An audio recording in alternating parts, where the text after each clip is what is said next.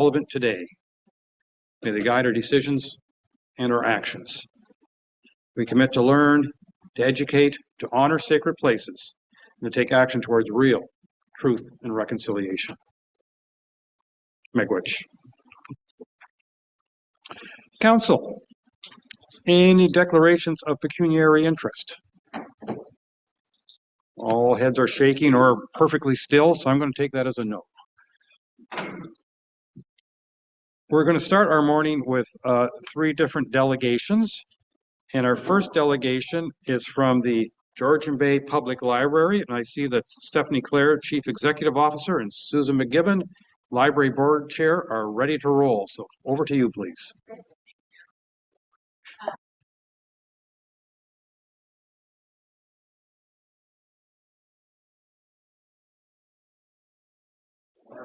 Can you hear us? No. I don't know how to turn it on. The silver button. The silver one. There. How's that? Closer. There we go. All right, Steph's going to set us up. It's really nice to be here in person, the 2 of us, to see all of you in person. So thanks for having us. We have some exciting news to share with you today. We've been working hard with our board on our strategic plan, and today we're going to show you one element of our new strategy as we continue to grow as a library system. So the background from our perspective is, as you all know, we've had enormous change and growth in the last number of years, but in a very, very positive way. And resident growth, of course, is helping to drive the needs and the expectations of what we are able to offer. We now have 3 very robust branches serving residents across the township in Honey Harbor, Port Severn, and McTier. And all of those 3 key points really led us as a board to consider our own brand and the role of it going forward. We did not feel for a while, and it sort of came forward in the last year in our conversations, that our name did not feel representative of what we are, and our brand identity felt a little tired, a little old, and a little uninspiring based on the movement we're having as being a bigger, brighter library system. So why a new library brand? We feel it's important based on the investment that we have made in developing the branches to send a signal of change and growth to our communities. We would like to position our library system in a stronger way in the greater universe of what we call the rural Northern Ontario branches, which there's a number of them. We wanted to also pay tribute to and recognize the individual uniqueness of each branch. You all know that there's a Honey Harbor way, a Port Severn way, a McTier way, and that's very important to recognize and celebrate. So we wanted to do something that celebrated the uniqueness of having those 3 branches in 3 different places. So the process we went through was very fulsome. We made a decision as a board to modernize our outward expression through a new name and a new logo. And it was done through a process of involvement with all of the board members and all of the library staff. So it was very collaborative. We reviewed, as a first step, all of the other Northern library systems to have a look at how do they express themselves, how do they talk about themselves, how do they position themselves. And we ended up remarkably with a unanimous team decision between the board and staff, which we were really, really happy with. Mm-hmm. So just for context for you guys, the world of logos, of course, is interesting and challenging, but we found it a really good process with the board and the staff to look at how all of the other library systems that are around us are expressing themselves, and some are obviously playing very strongly on the elements of Georgian Bay and the windswept pine. Some have moved, and we're seeing this in the library world a lot, where there's these conceptual things that people are trying to put forward to sort of express the growth of their library systems and the difference. So it was an interesting exercise for all of us to look at that and determine, what do we think of all of this? And we had a lot of working and creative sessions with the board and the staff on what did we want to sort of hang our hat on in terms of a creative expression. Okay. So the name change. So currently, depending on where we talk about the library and in what medium, we're either called the Georgian Bay Public Library or the Township of Georgian Bay Public Library. The concern we had about that going forward is it does not indicate that there are multiple branches. It sounds like we have one location.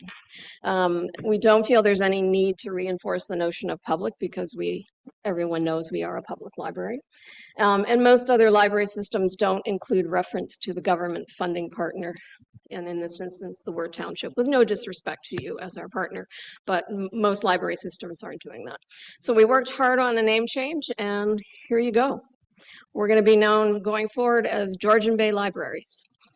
So keeping the notion of, obviously we're in Georgian Bay, but taking that notion of being more plural and including all three branches in the system.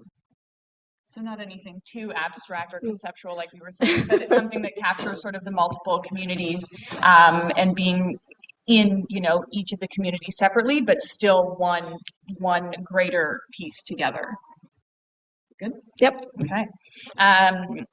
So from the name change, we look to update our logo. Our old logo is in the top left of the presentation, so you can take a look there before we get on to the new one. But we wanted something that was very representative of our roots in Georgian Bay. This came up again, Susan mentioned, unanimously across the board and staff. We wanted something, that represents the roots here, and colors that are natural and native to our environment. We have such a strong connection with the environment in this area that we really wanted to represent that. You can see in the previous logo slide, colors are always a contentious issue, but I think we're pretty much all on the same page with how we wanted ourselves to look. So we had iconic symbols.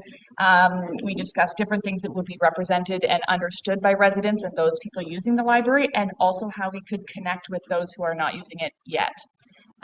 We wanted something that felt new and modern, that would take us into the future and sort of keep up with the changes in the library world and new things that we're doing, but continued again to carry on with that heritage feel that we really feel strongly about in the area. Councillor Boychuk, I think you've been the longest. Do you have any idea when the original library logo was done? We couldn't find anything. As long as you can remember. That's what I said to Stephanie too, and Stephen as well. So we were curious if you had any recollection. Yeah. Oh wow. Yeah.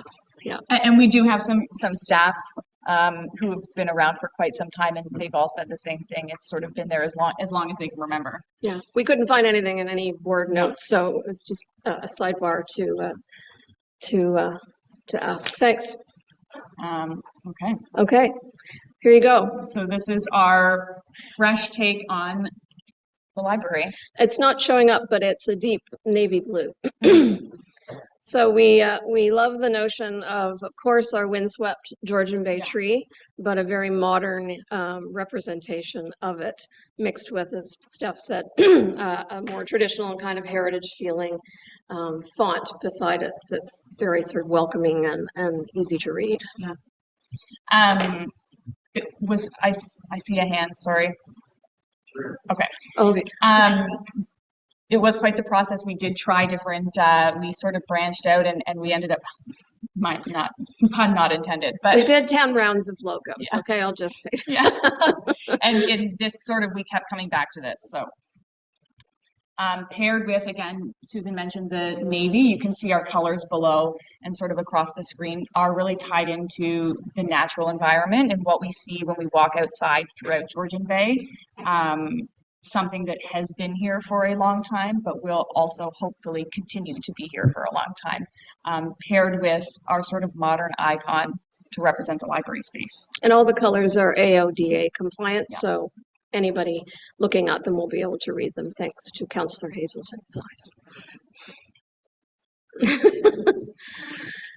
Again, some more deep diving that we did with the process here, but we've got 3 branches on our pine. We represent the 3 branches across the community, and you take that pine and you start to rotate it and you see different things throughout the natural world and how it can be used in different spaces. So we go from something as simple as, a pine tree, but something that really connects us in a greater way. So wind, water, rock and sky, birds in flight, waves crashing on the rocks. Councillor Jarvis has another, you can say what you see. Oh yeah, I had the unique perception that it was also stacked boats, canoes, but I'm not sure why it's not listed. With a prop at the bottom where the tree is. And then we're not sure yet how we're going to use the icons, but it's going to be part of our whole identity system. And we don't know whether we'll assign one to each branch or not, but we're going to have a fulsome identity system through the icons and the color palette. Another example of sort of the logo in use in a way that would be a physical piece within the spaces, signage, just to show that we now have this modern logo that can be applied in different ways, never mind just because it's visually modern, but because technically we have a design file that can be used in various settings. As we sort of discovered, the original logo is quite old and very difficult to apply in design and even just technical settings, you know, website, physical items, all those things. So with this new logo comes the new ability to be able to actually use the logo in a way it's intended.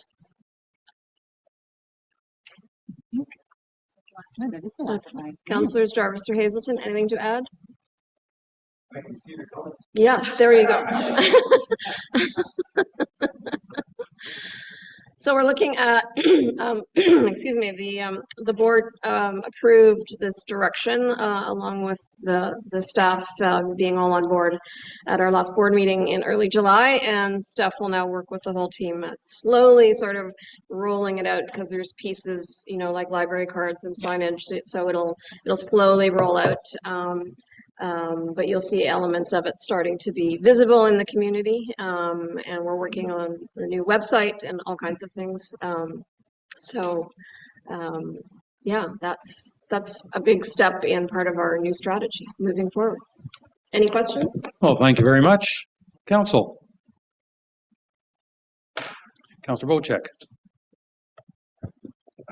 Thank you for the presentation, and I think this is fantastic. Thank you.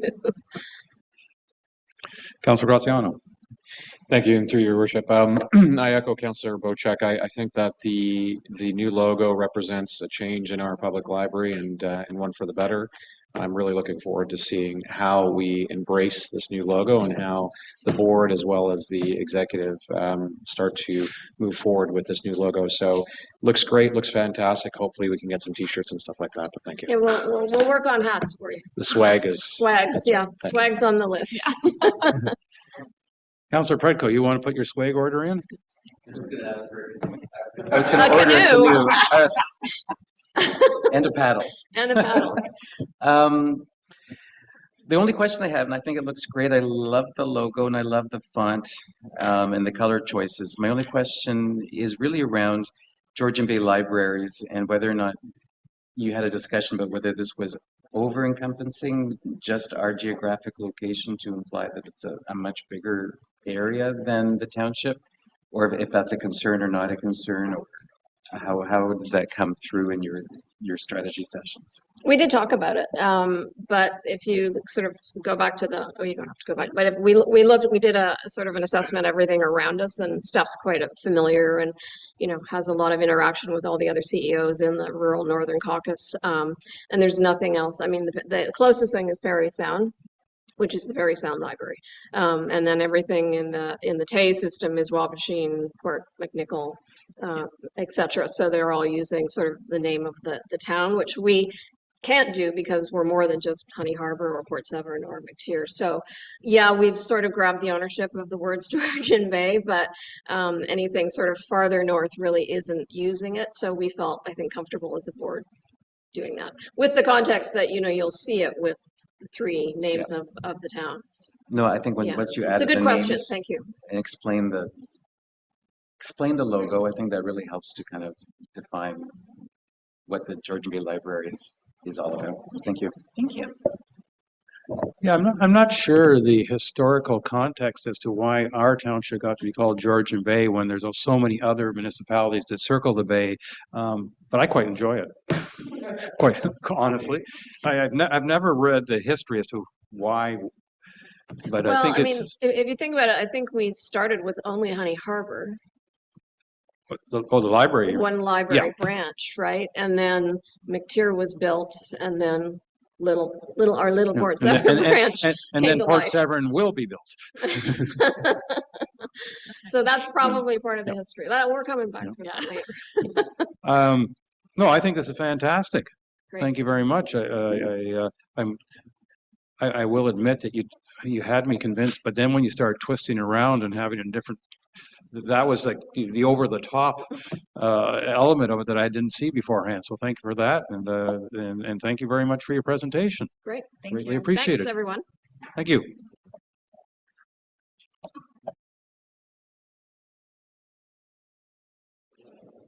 All right, so that was a 15 minutes, including presentation and questions and answers. If we can do the other two as quickly, I think we'd be shining. So with that, we're going to go to item 2, which is the Ontario Pump Storage Project, and a presentation by John Mikkelsen, Project Director for TC Energy.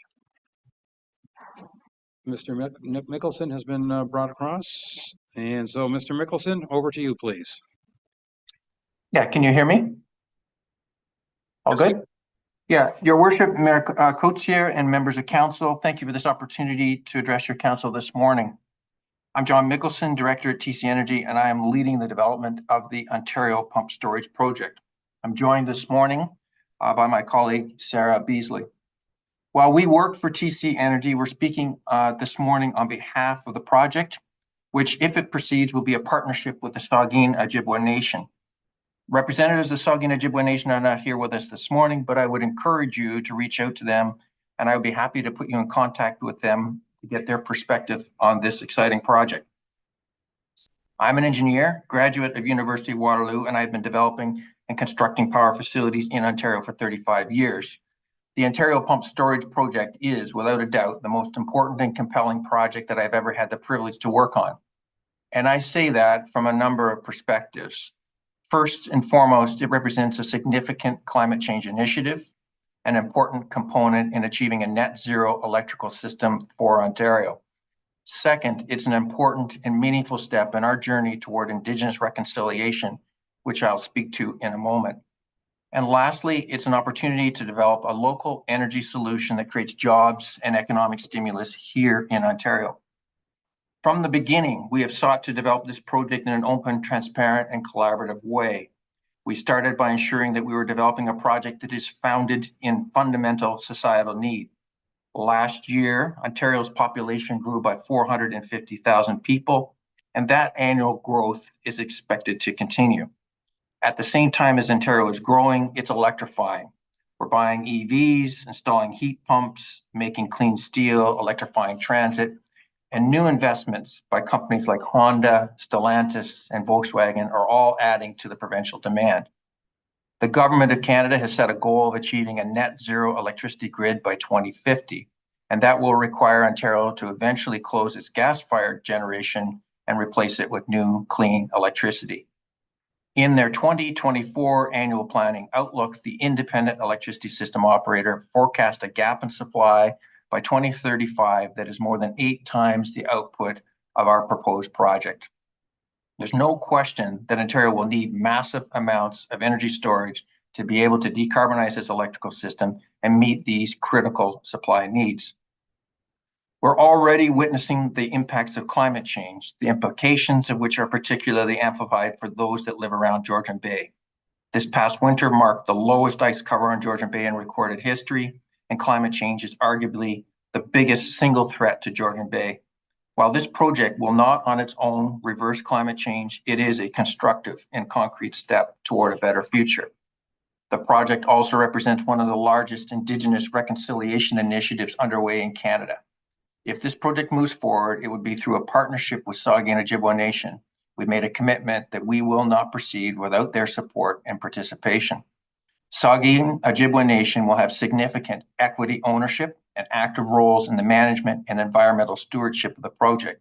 And we've made commitments to ensuring Saugeen Ojibwa Nation will have opportunities for employment, training, contracting, and supplying to the project. Through their ownership in the project, a stable, long-term source of income will be created for the nations that would have significant impacts in improving services infrastructure, and the quality of life within the Saugeen Ojibwe Nation communities. Saugeen Ojibwe Nation has a very special relationship with Georgian Bay. They have a responsibility as caretakers of the lands and waters within their territory to protect it and have been doing so for hundreds of years. And that's why they've had a leading role in the design of this project and have been doing their own independent environmental assessment review. The Saugeen Ojibwe Nation will not allow this project to move forward if we cannot demonstrate that we're protecting Georgian Bay. In the next deputation this morning, you're going to hear arguments why this project should not be advancing. I would like to underscore that this project remains in a conceptual phase, that we have a full regulatory assessment process ahead of us. Both federal and provincial impact assessments are required before the project can advance, and we anticipate that these assessments will take over 3 years to complete. No construction can take place before this important work is completed. From an economic perspective, the importance of the project to Ontario's future was validated in the Minister of Energy's letter in January. The Minister of Energy has asked for a more refined capital cost estimate, and he's also seeking further information related to the project's broader societal and economic benefits. The process outlined in the Minister's letter is designed to ensure that the project provides an overall economic benefit for Ontario to inform a final decision on advancing. You'll hear arguments that we should be utilizing batteries to meet our future needs, and I thought it would be valuable to understand the differences between this project and battery technologies. Ontario will need massive amounts of energy storage to decarbonize its electricity system. Batteries are and will play an important role in meeting this need. It's not a case of either pump storage or batteries, but rather pump storage and batteries. Batteries are limited to shorter durations, ideally suited to the operations of 4 hours versus our project, which is designed to operate for 11 hours. As the penetration of 4-hour batteries increases and the peak in Ontario's demand is flattened, future storage additions need to be longer duration to be able to provide meaningful value to the system. The independent electricity system operator has recognized this fact. After procuring almost 3,000 megawatts of batteries, the independent electricity system operator has now indicated that they're going to be looking exclusively for storage that is long duration going forward. And when it comes to long duration energy storage at scale, pumped hydro storage is the most proven and environmentally responsible energy storage solution. There are other good reasons why we would want to add pump storage to Ontario's grid. Pump storage facilities are a long life asset. The project is expected to have an economic life of 80 years, which compares with batteries, which would have a life between 15 and 20 years. From a societal and economic perspective, over 80% of the investment in the pumped hydro storage would be in Canada. In contrast, the domestic content for the implementation of lithium-ion batteries is about 20%. In a recent study by the Canadian Centre for Economic Analysis, indicated that the Ontario Pumped Storage Project is expected to create twice as many jobs and twice the economic stimulus and equivalent lithium-ion battery capacity. You'll hear arguments about species at risk. For 3 years, we've been building a baseline of environmental conditions at the site, including identification of species at risk. We have been accompanied throughout this work by experts in species at risk from the Saugeen Ojibwe Nation. Before this project moves forward, we will need to demonstrate to the satisfaction of the federal and provincial agencies and to the Saugeen Ojibwe Nation that we have a design and a construction plan that will protect species at risk. You'll hear arguments about contamination from past military activities. Our current site has been chosen specifically to avoid areas that have been used for military activities that are more likely to have produced unexploded ordnance or to have contamination. We've been actively engaged with D&D to understand site conditions, and we've engaged our own unexploded ordnance and environmental experts to conduct detailed studies of the project area. We are obligated by D&D, federal and provincial regulations to identify, isolate, and manage any potential contamination and unexploded ordnance issues before and during construction to ensure protection of the environment, including the waters of Georgian Bay. We need to demonstrate that the project will not be a conduit of contamination to Georgian Bay before construction can begin. What you won't hear this morning is the extent to efforts that we've already undertaken and committed to address concerns that were raised by citizens in the development of this project. Based on feedback that we received from Saugeen Ojibwe Nation and the public, we completed a significant redesign of this project in 2020. And except for the reservoir, we have relocated all major infrastructure, either underground or underwater, virtually eliminating noise and vastly diminishing any visual impacts.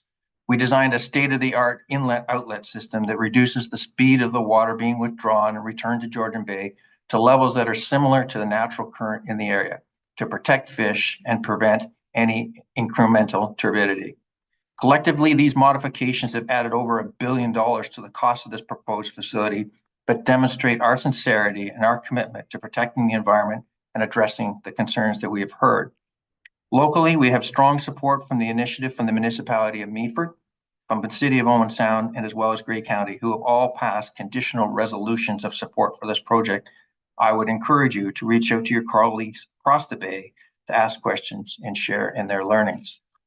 Again, I want to thank you for this opportunity to share information about this project today. I hope this has been helpful. I'm happy to answer any questions you may have either during our session this morning or through a follow-up meeting. Thank you. Thank you. Council, any questions or comments?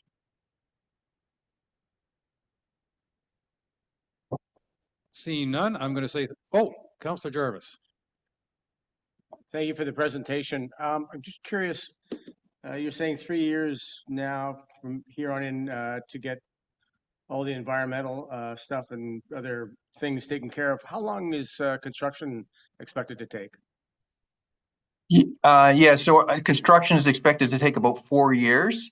We would be employing something like 1,700 people throughout that exercise. So in service is, in the early 2030s. Thank you very much. All right. Thank you very much, Mr. Mikkelsen, for your information and all that you shared with us, as well as the presentation, the slides that we were able to review in advance of this meeting. We appreciate it. We appreciate you coming to visit. Thank you. Thank you for having me. Thank you. Bye-bye. All right. Next on our list, Ontario Pump Storage Project, Save Georgian Bay Association. Kellie Haslam. Over to you, please.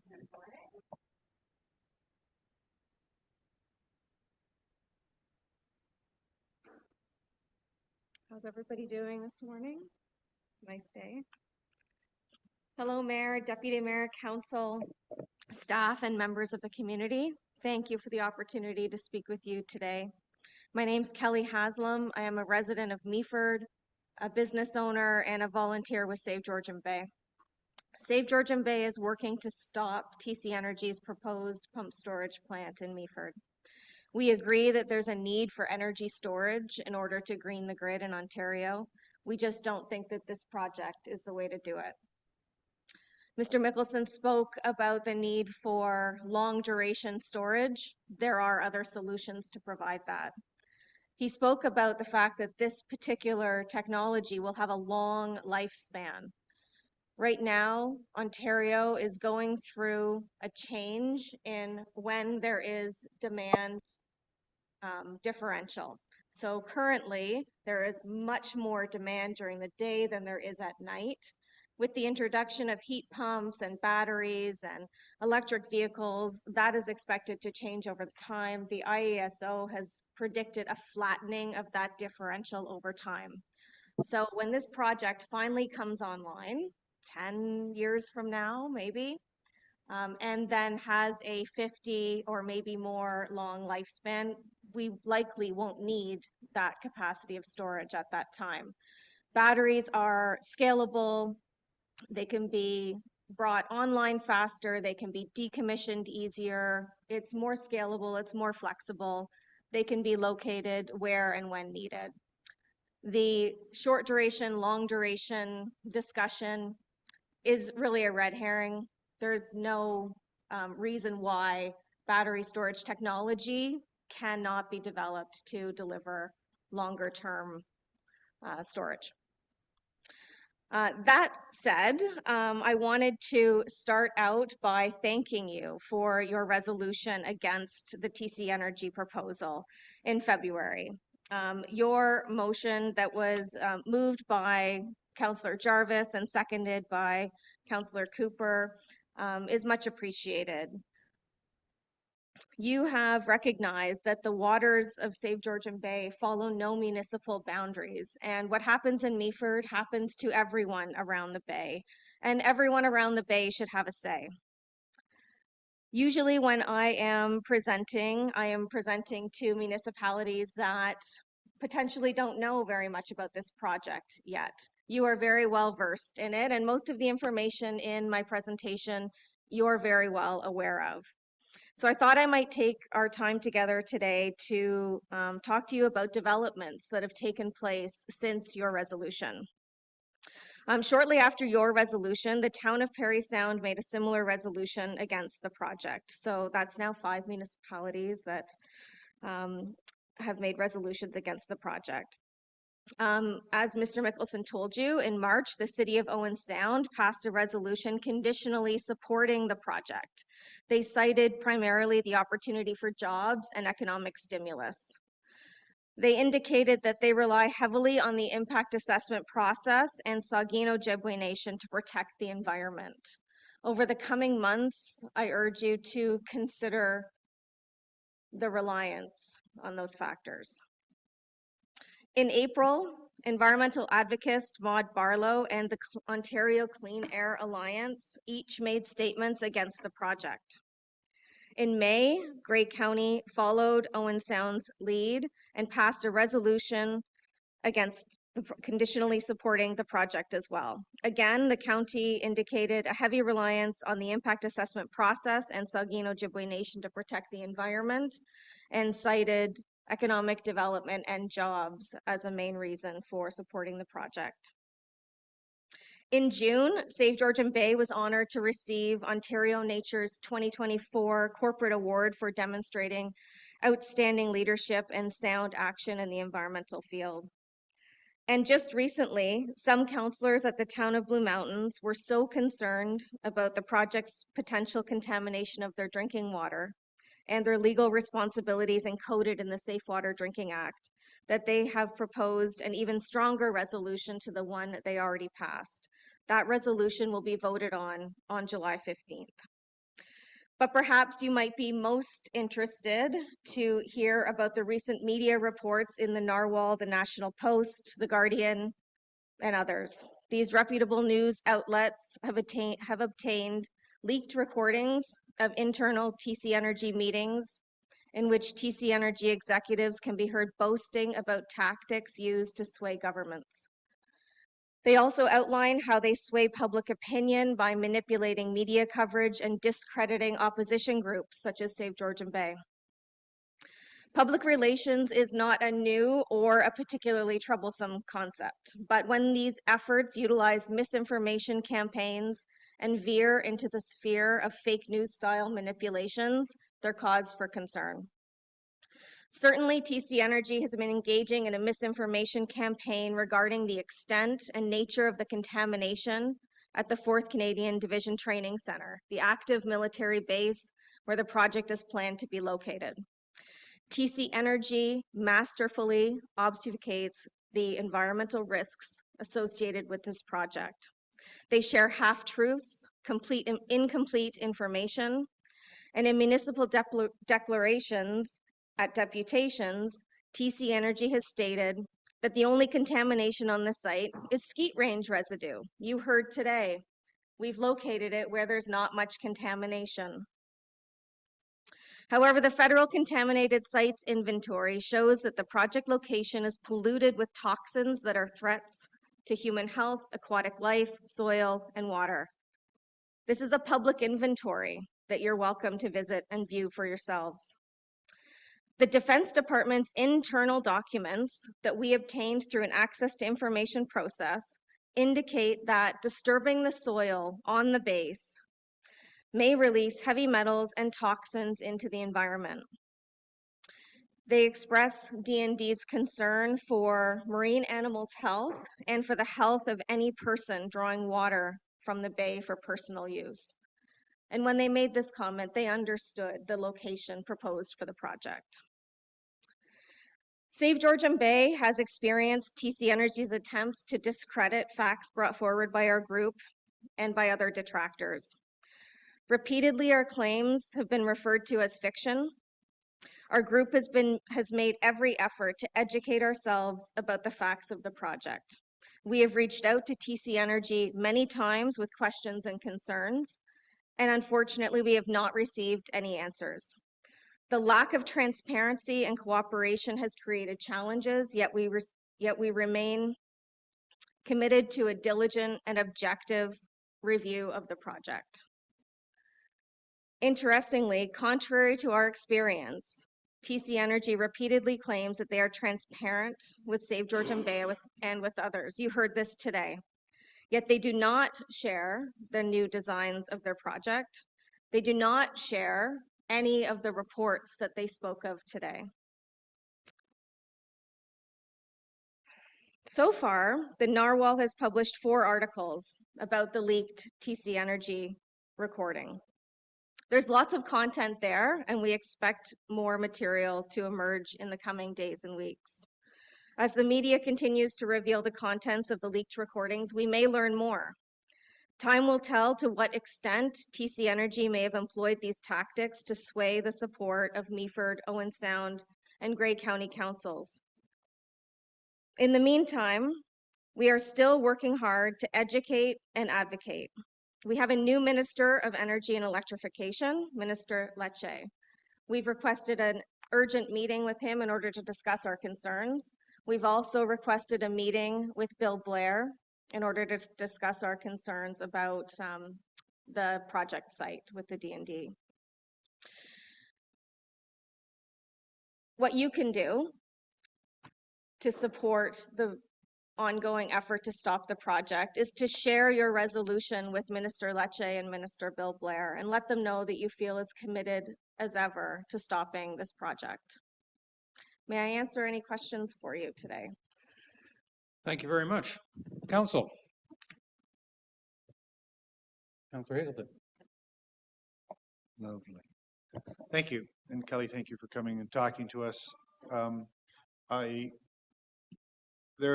Anytime you're battling something, there are several thrusts that you can take, and I see and hear the environmental ones. You used a phrase, flattening the energy use, and for me, hello. For me, that's the number one issue, because I don't believe we have heard the accurate projections of the future use. We have heard from countless sources that we don't have the power today to fuel all of these so-called, to fill all of these so-called electric vehicles that we are going to be demanded to have by 35. And so we don't have the power for that, and yet we want to consume 3,000 megawatts to put in, electricity into the storage compound, and yet everybody's going to be charging their homes charging their cars in the evening. Like, it just doesn't make any sense. And I think that if there was some way of getting more accurate projections on what that flattening of the energy curve is, it'll destroy their model, because they're talking about using cheap energy in the evening. Well, if people are charging their cars in the evening, it's very quickly not going to be cheap energy anymore. It's only cheap because nobody's using it. But the second we start to need it, it will no longer be cheap. So I think there's a path there, and I love your expression. And I think that if there was a way to flush out more data on that front, that might be a silver bullet to kill it. We have a document that we've produced that encompasses sort of all of the reasons that we think that the project shouldn't proceed, and this is one of them. And we did get some information about the flattening of the curve that we included in that document. It's called Why Take the Risk, and it's on our website. I'd be happy to forward it to you, and I can point out the charts that the IESO has developed showing the flattening of the demand curve over time. It's also a big unknown. That's such a long period of time away from now that this is expected to operate. But I mean, just who knows what's going to happen with the development of different technologies. Thank you very much. Thank you. Councilor Jarvis. Thank you for the presentation, Kellie. I'm curious here, a couple things. One, you are a business owner in Meaford. Yes, You live in Meaford. I do. The Meaford Council approved this. They did.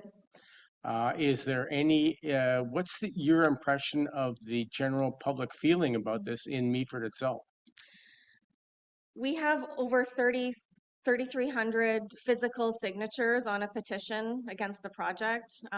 We stopped going door to door to do that because it just is so time consuming, and we decided that doing other things would be better use of our time. So we think there's strong sentiment against the project. I can also tell you that our mayor campaigned heavily against this project as part of his campaign. He referred to TCE as a poor partner choice for Meaford. He referred to the project as not required based on some of the things that we were talking about. He talked about risks to the environment, that it's outsized for the size of our town. He expressed a lot of concern about it. And then he had some meetings, including an engagement that he had at the Rural Ontario Municipality Association Conference, the ROMA conference. He came back from that and told us that he believed that the project was going to get pushed through at a much higher level, with or without their willing host declaration, and that he was made to feel fear that the project would move forward with or without their willing host declaration, and then the community benefits would go elsewhere.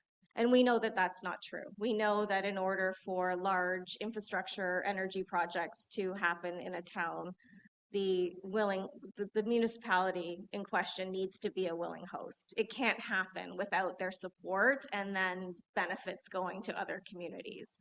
So perhaps there was some misunderstanding or misinformation there. We're working really hard to make sure that they are well informed of their ability to change their position. It's not too late. It's conditional support. I think that they might be seeing some challenges with the partnership as well. So time will tell how that plays out. All right. Thank you very much for making your presentation and coming all the way over to our area. It was a to do beautiful it. drive. Thank you for Hopefully the your drive back time. is it's just as beautiful. Yeah. Thank you.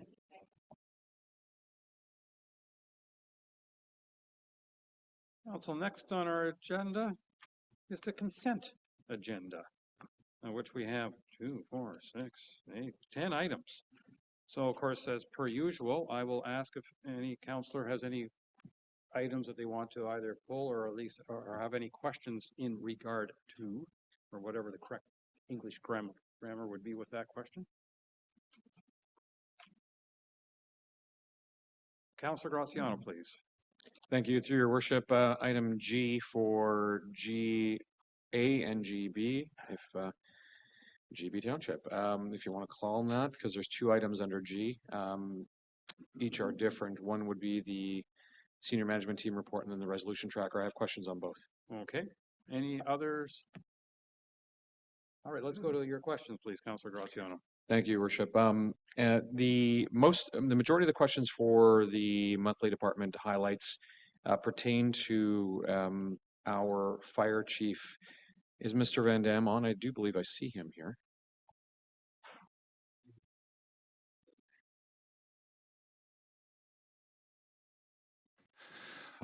I'm here. Okay, great. Thank you, Tony. With regards to, and I'm just going to skip over to the actual report itself. So on page 10 of the report, you had advised that 1,869 burn permits to date, generating $15,670 in revenue for February, approved in February. I'm curious to know, so relative to last year, are we up in burn permits or are we down in burn permits so far? I believe we are up in burn permits. Do we happen to know by how much? Just give me 1 second and I'll get you that number. Thank you.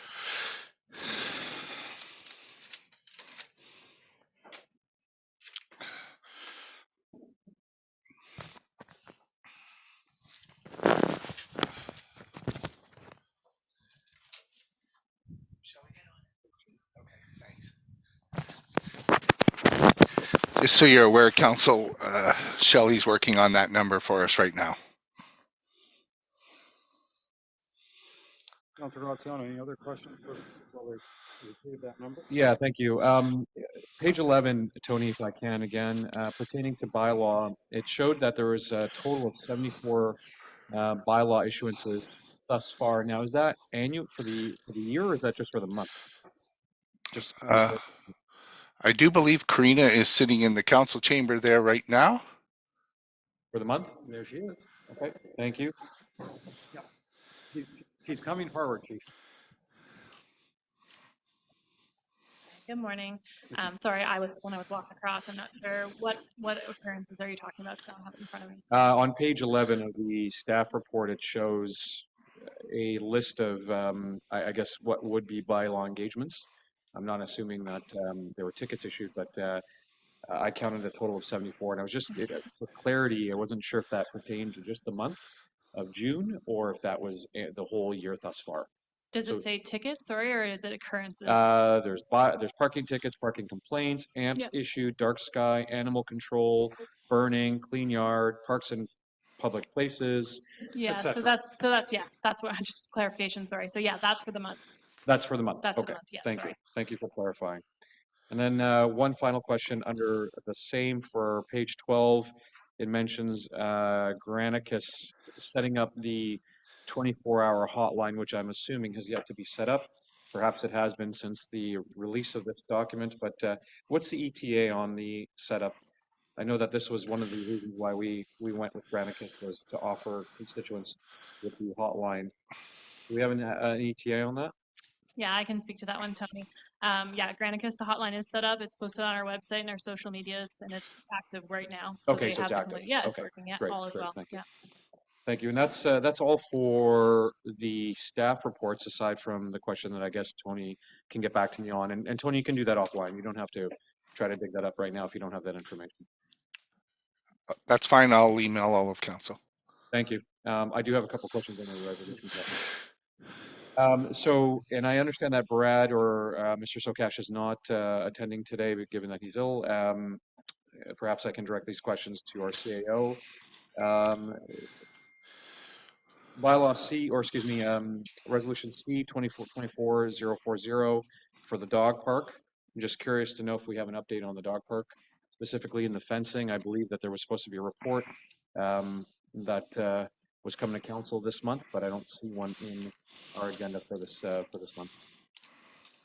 Through you, Mr. Mayor, yeah, as council can see, Mr. Sokash has done a few reports this month, and the dog park wasn't one of them. So we're trying to prioritize based on the work plan.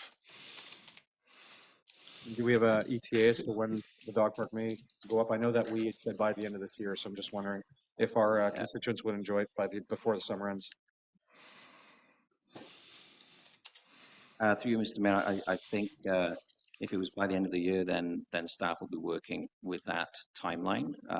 However, I will have to wait for Mr. Sokash to come back, and maybe he can email council with an update when he's feeling better. Okay, great.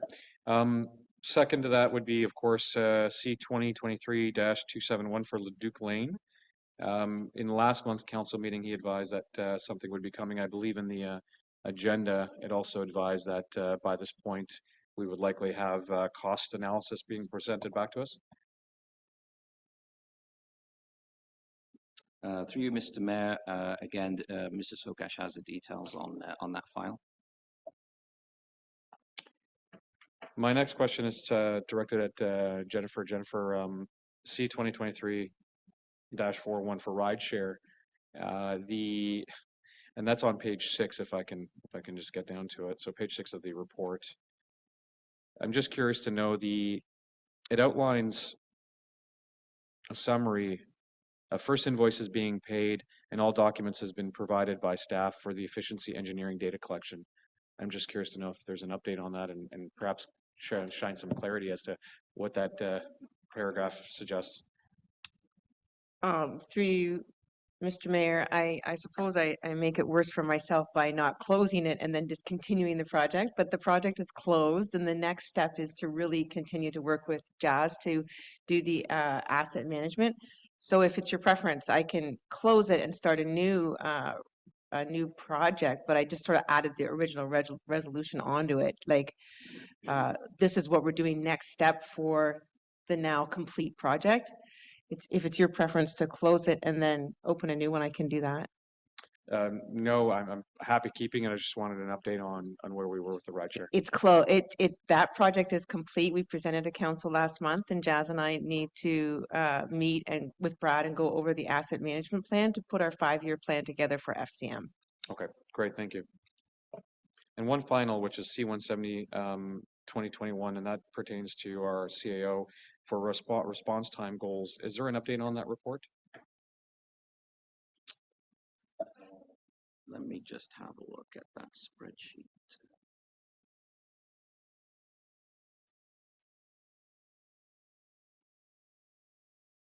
So what was that number again? 1702021. And this was, I believe, brought up 2 months ago in council. Perhaps it was last month, if memory, I can't recall. What was that last number? 201? 2021. So C-170-2021. I don't see it on the spreadsheet here. Oh, this is from 2021? Correct. Oh, okay. Let's have a look. Let's go back to 2021. 2021. See, and that is 220. What's the number? 220.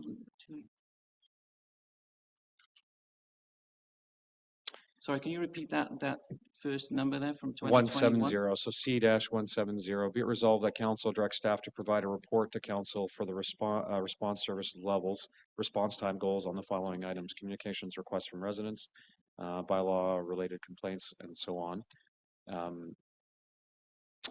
And the last update was that report coming February, March 2022. Yes, that's right. And I believe at the last meeting, I did say that now staff is bringing up monthly reports, monthly update reports. And that, as far as I was concerned, this is actually closed. So my apologies for not closing that item out from 2021. I'm sorry, I'm just trying to understand this communications request from councillors, building department related complaints. So this pertains to communication. Yeah, so exactly. So now council has every month stats from bylaw, planning, building,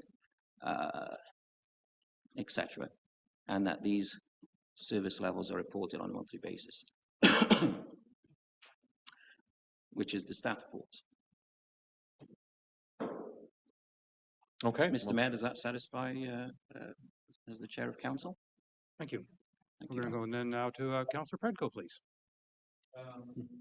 Thank you, and through your worship, just really a point of expansion and clarification on Chief Van Dam's report. And actually, my question will be to Jazz, our treasurer, this morning. We have, I think, reported about $30,000 of revenue from licenses on short-term rental properties.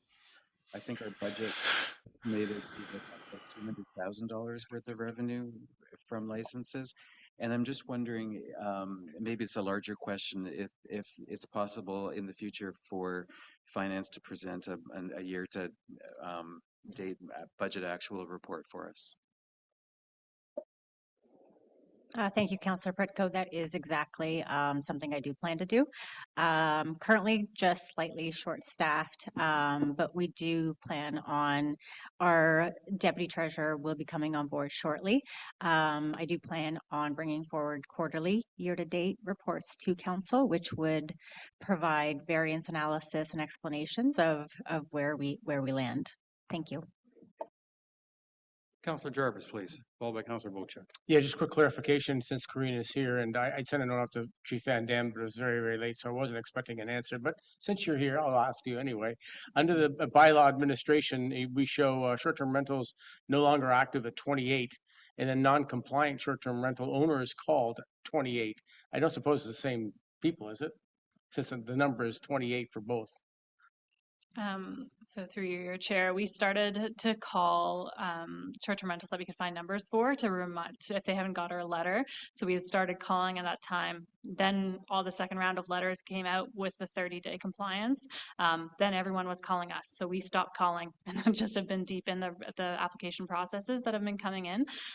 As we go through this process, once people learn how the bylaw is and what they are needed to do, a lot of people some are selling cottages, some are no longer renting because there's just not the demand that there was when this all began. Some people are dropping off on their own, regardless of what we're doing, or with a bit of pressure from having to abide by the bylaw. So that's the 28 is people have decided to no longer rent and remove their listings. Okay, so the short-term rental is no longer active, and the non-compliant short-term rental owners being 28 are not the same 28. It's just coincidence the numbers are the same. Yes. Thank you. Councillor Bocek. Thank you. And through you, Mr. Mayor, when you asked if we would like anything pulled from the consent agenda, I should have asked for Jay to be pulled for questions. And my questions, with your permission, my questions will go to Karina from Bylaw. In May, this topic was brought to the Committee of the Whole for discussion, and unfortunately I missed this committee meeting. And I think that there's still questions that need to be asked and answered. And I can put this to you or to our CAO or to anybody in finance. In reading the report, I didn't see anywhere where you had explained to council that you had investigated through our insurance company to find out what the cost of a rider would be to ensure that swimming, diving, and fishing would be allowed on our municipal docks. I may have missed it in the report, but I don't think diligence was done in an effort to try to find ways that we could keep swimming, diving, and fishing available to our residents and to tourists within our township. We found a way to stop this action from happening by using the finance part of this, saying that, or saying that our insurance company was not in favor of us continuing with this practice, and that we should discontinue this practice. So this is a very, very important matter for the residents, and the cottagers, and the seasonal residents. It's been brought to my attention a dozen times. I've talked to staff throughout the last week, to our mayor and to other councillors, and I feel that we're rushing this forward in a manner that is not serving our constituents. And that's the reason I'd like this pulled today. And I understand, if I'm not mistaken, that we may have a conversation on this later today, if I'm not mistaken. And if we are going to have that conversation later today, I'll stop now.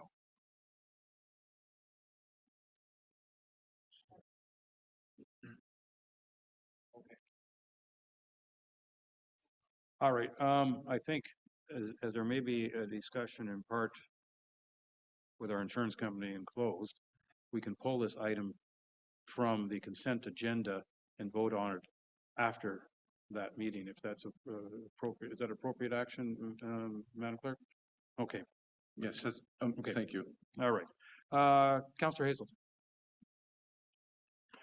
Thank you. And Karina, while you're sitting there in the hot seat, so to speak, and more building on what Councillor Bocek was just talking about, do you have stats on issues with people fishing, swimming, diving off of any dock in our township? And if you do have, can you give us the stats on that? Through your chair, that's not something we have statistics on. It's not a common problem. However, when we were asked to look at this, because I think we started in April, Karen, correct me if I'm wrong, but we were looking to have the docks bylaw done to support the boats coming into the Port of Honey Harbor. So that's when we started this process. Then we decided it should be a standalone docks bylaw to allow us to do the permitting of those commercial boats on our docks. So that's something when we started researching, I put it in this information report. So for our information there, some of the municipalities that I researched, they had the no fishing, no swimming. To me, when I looked at the docks that are in the township, although there's lots of them, most of them are used to access water only water access only properties. So they're more boat launching docks that are coming in and out. I didn't think they were appropriate for swimming. So that's something I put in there at the time that was brought through council and passed at that time. So that answers your questions. There aren't statistics. It's something that if we saw someone doing something unsafe, we would recommend, obviously ask them to stop and that purposes. For the insurance, that was something that I investigated after I realized that there was concern from council and from constituents to see whether that's a prohibition that they believe should remain in the bylaw, which they did. So I didn't look at the waivers or how much it would cost extra. That's not something I dug into with the short amount of time I had to do this research. I just simply asked them, is that a prohibition that you would support to make sure there's not that risk?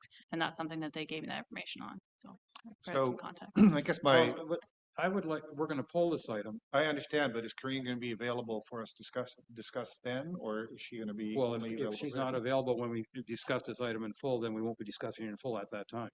But we want to discuss it in full.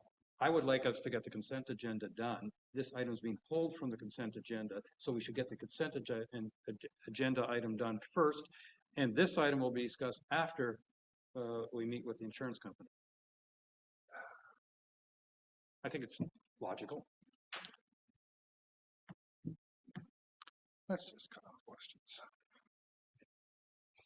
All right. So, as frustrated as you may be, I think it's appropriate that we gather more information before we have a complete And that's what I'm trying to do, Mayor. I'm trying to get more information from our staff in the process of understanding the issue. Yes, you are, but we're going to get it has to be delayed, and I don't want you gather information now and then we talk about it later. We'll end up talking about it a second time. Okay, so where are we at here? Sorry? Yeah. No, but I want to keep talking.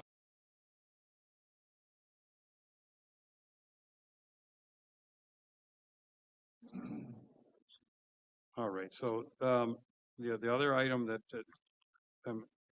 should be perhaps pulled or discussed separately is under the sustainable advisory motions.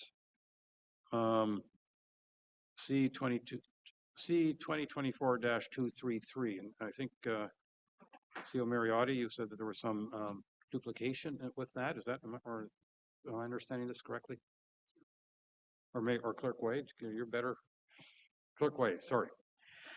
The one resolution, SCAG 2024-011, references amending the terms of reference for the committee to include green building standards. It's my understanding that this direction has already been provided to planning staff, and so staff are requesting that this motion not be adopted because it would be a duplication of the process. Okay. So therefore, I'm going to have. But then we have to do this with exceptions, right? Okay, so we want to pull item J from the consent agenda.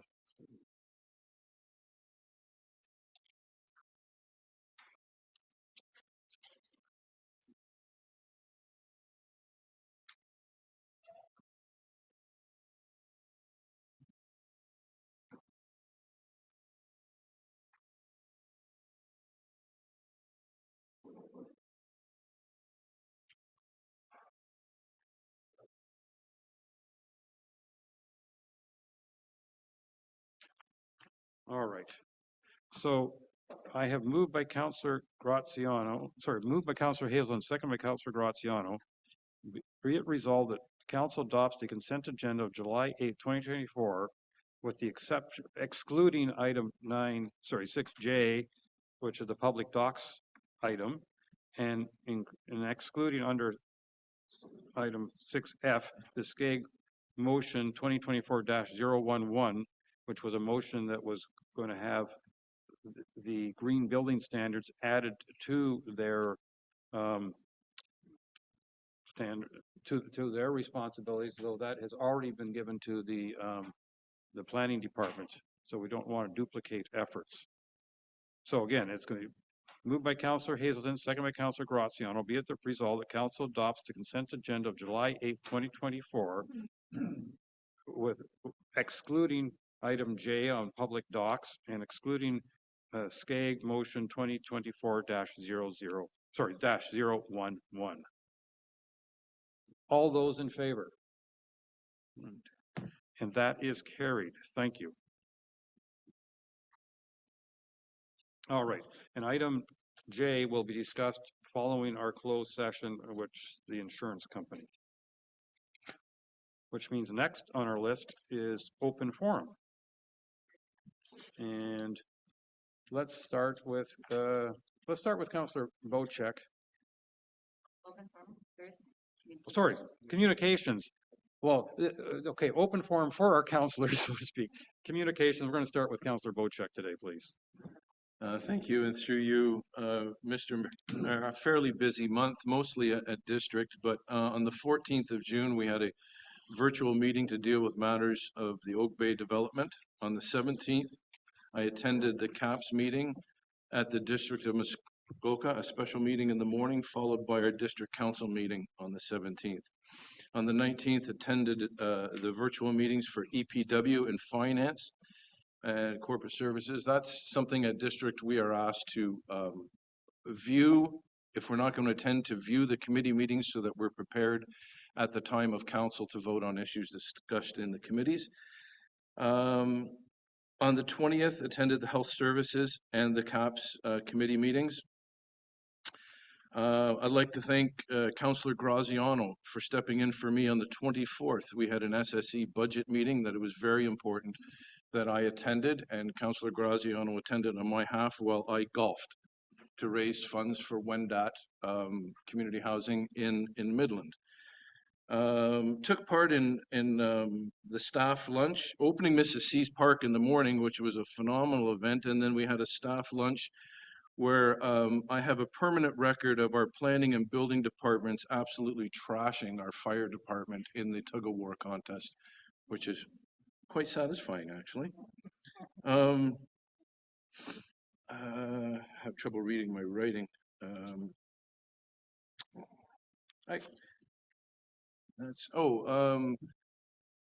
I attended the Kellie Shire breast cancer pink dinghy race in Honey Harbor on the weekend, and Carrie Moran and myself were the MCs, and we set the boaters off and to raise funds for breast cancer awareness. Quite a few other small events happening over the years, but one was a celebration of 12 members of the Port Severn community that turned 65 years old this year, of which I was one of them. And we celebrated on Friday by getting together with 858 years of local history, not to mention the parents and the grandparents that passed it down to us. So in the group we had this weekend, we had a lot of talks about the history of Port Severn and where we're headed. So that's my month in a wrap up. Thank you. Thank you. Councillor Pradko, please. Thank you, and through you, Chair.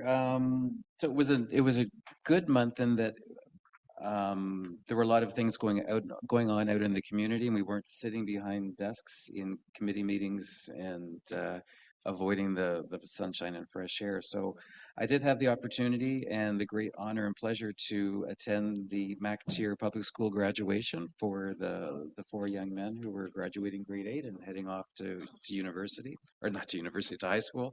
And it really was a marvelous moment because you got to sense the involvement and the warmth and caring of the staff that is at the school and how bonded they are to the children there. So it was a great experience.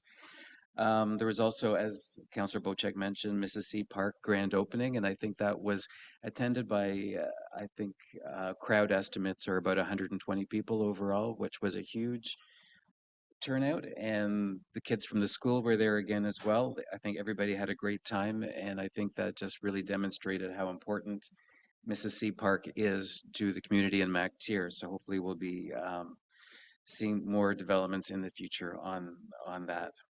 Again, it was a staff appreciation lunch. Great time to get together with the staff and everybody else around in the township. And attended the Go Home Lake Cottage Association AGM, and I think we were able to have a good conversation with them about parking, the future of garbage bins and waste collections, And library made a presentation that was excellent and well received by them as well. I know Councillor Bocek and Graziano met with some community members in MacTier on Friday, which I was unfortunately unable to attend this meeting that they had. But it really is around the concerns in the community about ambulance service and the potential closing and moving of the ambulance station that's in MacTier.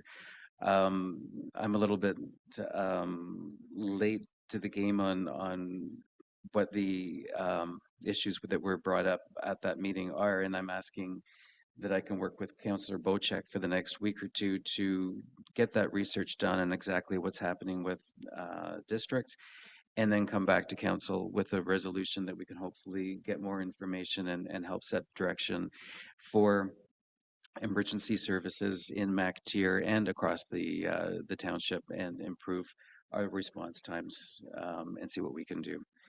So that's it. That's my month in a nutshell. Thank you. Councillor Jarvis.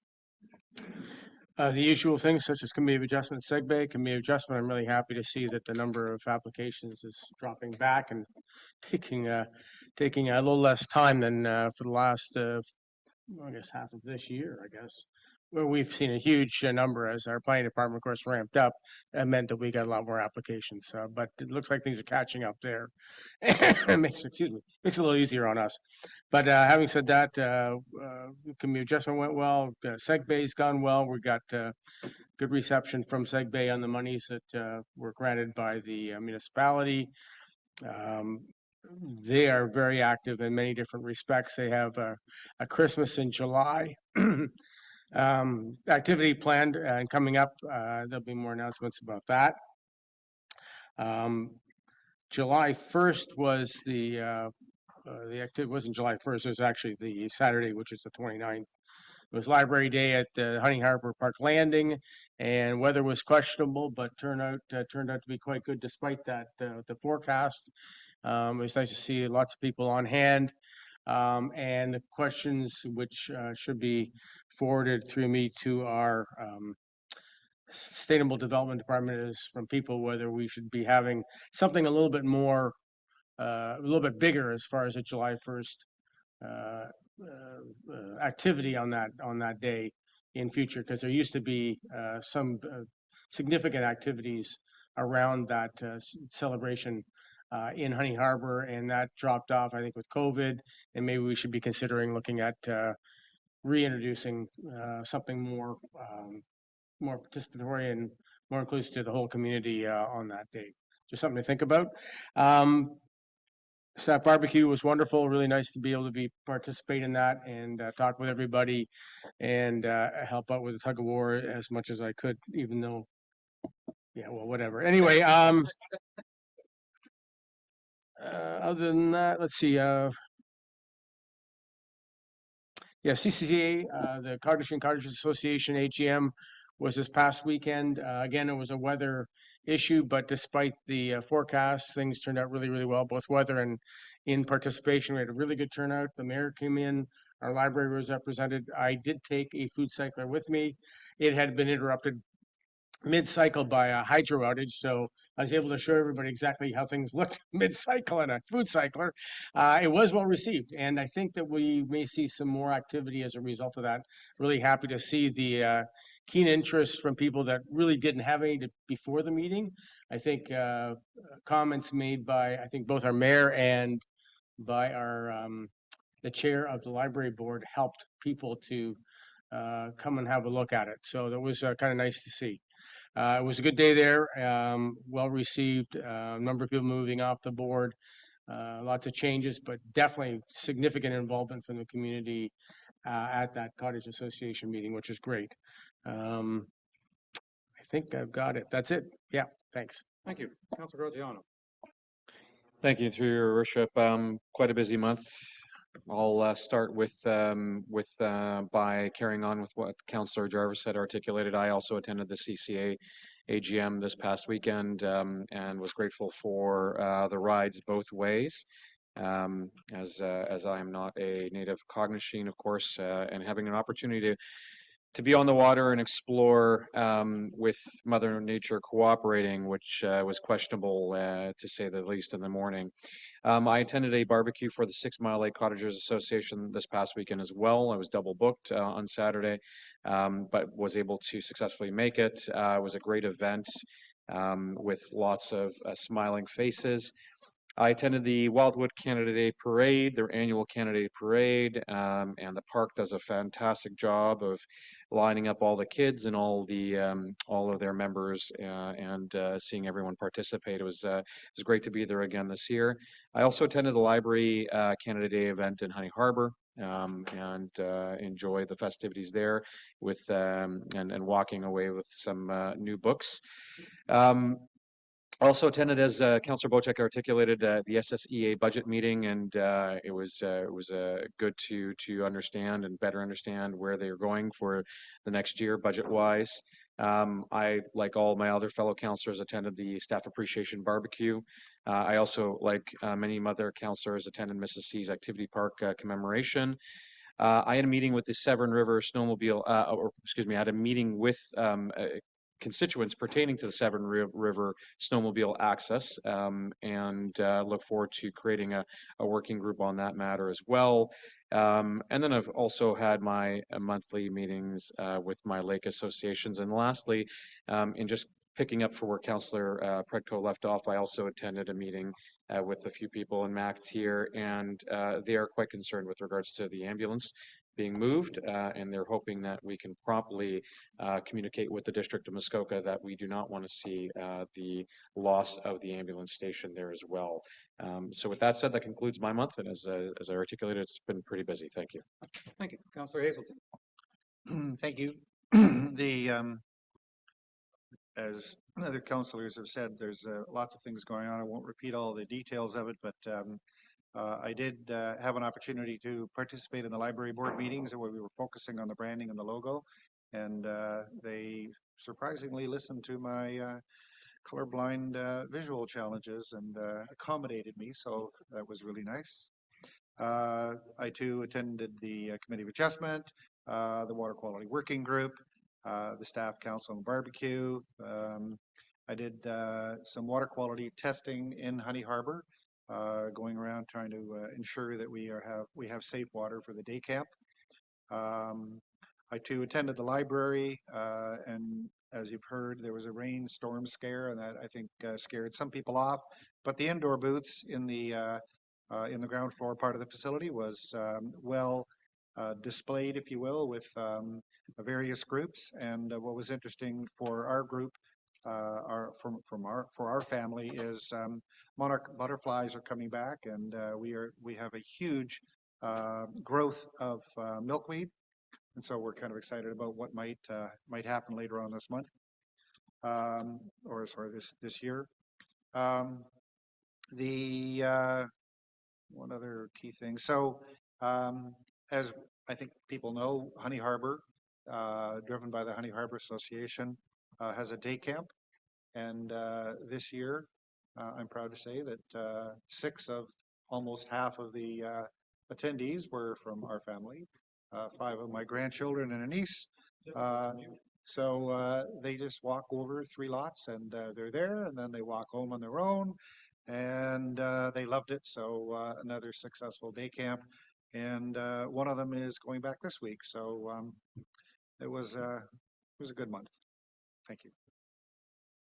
Thank you. Councillor Cooper, please. Thank you, Mayor. Busy times, as everybody has identified. Just try and run through this with as quickly as possible. Since following up on our last month meetings, attended things like just on Zoom, by the way, but Committee of Adjustment, watched that. Very interested in that kind of thing. On the 7th, actually on the 6th, though, I attended an event related to the Georgian Bay Land Trust in Toronto, and basically cocktails in Rosedale, so that was kind of nice. And the next thing, there's a lot of district meetings in the week of the 17th of June. And then coming into July, watched the activities related to the Boddington application at the OLT for 2 days. It was a very good hearing and very interesting. I was pleasantly, not surprised, but pleased with the testimony from a very good planning expert. I think it was really good to see and watch, and positive to see that he understood the differences in some of these applications and why they are coming forward or not. So that was good. That was on the 2nd and 3rd of July. More GBLT cocktails. Boy, those guys just drink all the time. Anyway, I was a cocktail event at Lizard Island, which is right across from my island, and they had a sponsor, Georgian Bay Gin, with their gin smashes, so that was fun. Nobody got smashed, but there we go. On Saturday the 6th, I attended the Cognizine Community AGM, the CCA as it's called, and it was a very good turnout. I would say probably 75 to 100 people, and you know, or close to that. And wow, on a morning that was looking a bit questionable, I thought it was a pretty good turnout. And thank you to the mayor for attending and answering questions, and Councillor Graziano for coming over to see what goes on in Georgian Bay. So that was good, and we're now here. So thank you. Thank you, and I'll start my report with following directly up with Councillor Cooper. As Councillor Cooper made it known at the CCA AGM that it was his 50th wedding anniversary, so congratulations. I thank you, Mayor. I didn't mention that, but the interesting part of it was 50 years to the day. To the day in and that the site. location. So it And was the pretty amazing. because that was where they were married. Saturday, July 6th, 1974. Yeah. So 50 years later, and that's the church that we were married in by the family that actually donated the land. Herb Breitup was the minister, so it's kind of cool. A lot of these sort of coincidences, shall we say. Thank you. I knew the Breitups. The other thing, due to a slip of the tongue, Councillor Cooper is declared mayor for the day, and I gave everybody permission to refer to him as Your Worship. I don't know how many did, but yes. Happy to be worshipped. Thank you. There you go. I wish with this job and that what I consider rather unusual title that I can tell you it doesn't come with much worshiping. But I will share with you, because I shared with a couple of people before, if I haven't already, the origin of Your Worship for mayors was hundreds of years ago when the title was Your Worthship, as in TH, Your Worthship, because many mayors hundreds of years ago were the wealthiest individuals in their community, and that's how they became mayor. So I agree that worthship is a little more difficult to pronounce, but I never have liked Your Worship, but okay, it's one of those traditions that we sometimes try to live with. I started the past month on June 6th going to the Ice Cap workshop and celebration, and Director Schneier was also there to celebrate what Ice Cap has done with all the municipalities and First Nations in the area towards fighting greenhouse gases. Following that, met with Chief Williams-Levitt at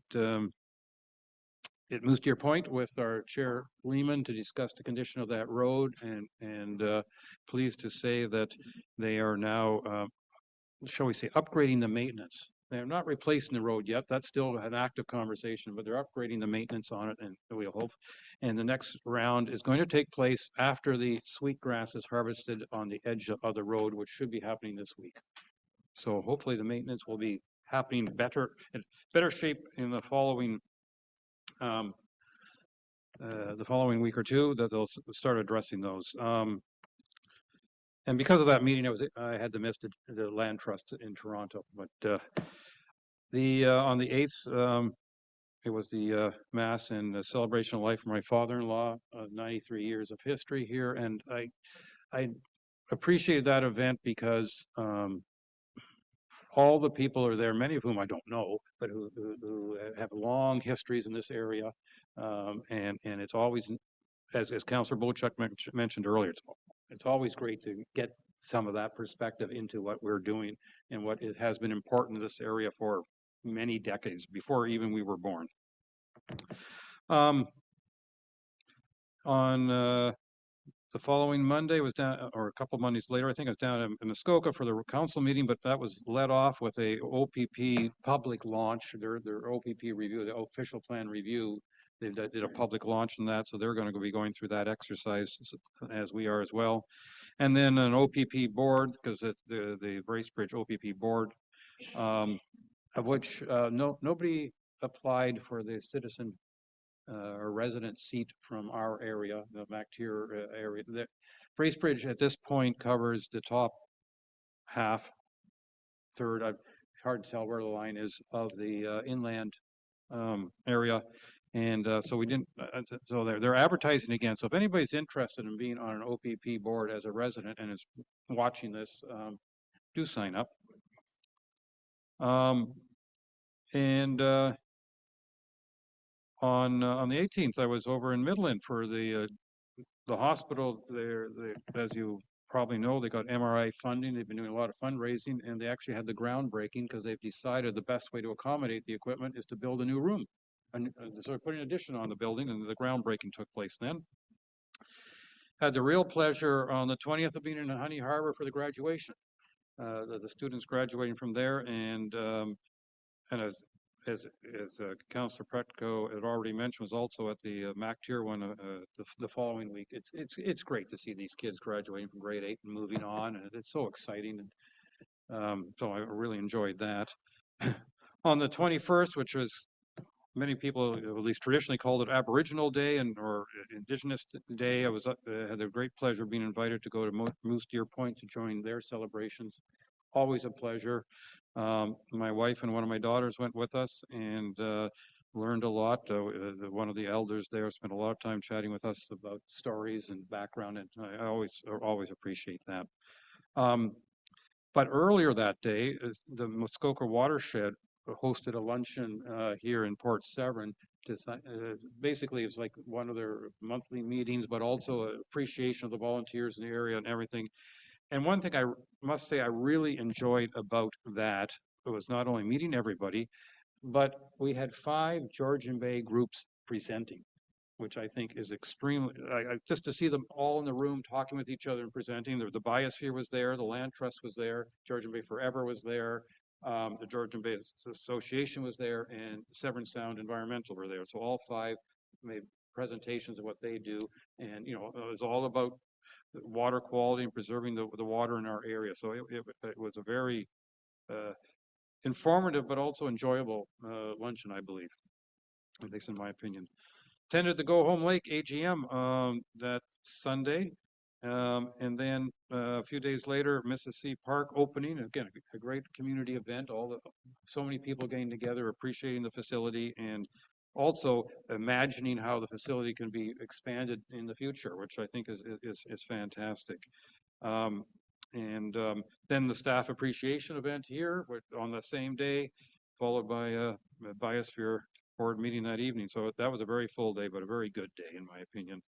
The following day, had the pleasure of attending a Indigenous cultural safety training as hosted by the health unit, and that was actually hosted at Rama, and Kellie Brownbill was the presenter.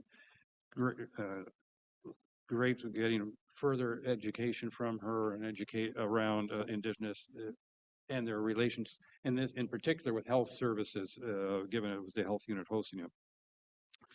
As was already mentioned, the downtown Honey Harbor on the 29th to celebrate Canada Day with the library had hosted an event there, which was terrific. And that week, and of course, numerous gatherings, which is, I always appreciate the gatherings that I had, and there's been more of them the last few weeks because of the you know, people are up and all the extra input, and I especially appreciate the input I get from, I'll call it the strangers, the people I barely know or are just meeting, because then it's a fresh perspectives on what they think is important or not important with the township. Tender the Bracebridge Powwow. The first annual Bracebridge Powwow on the 30th.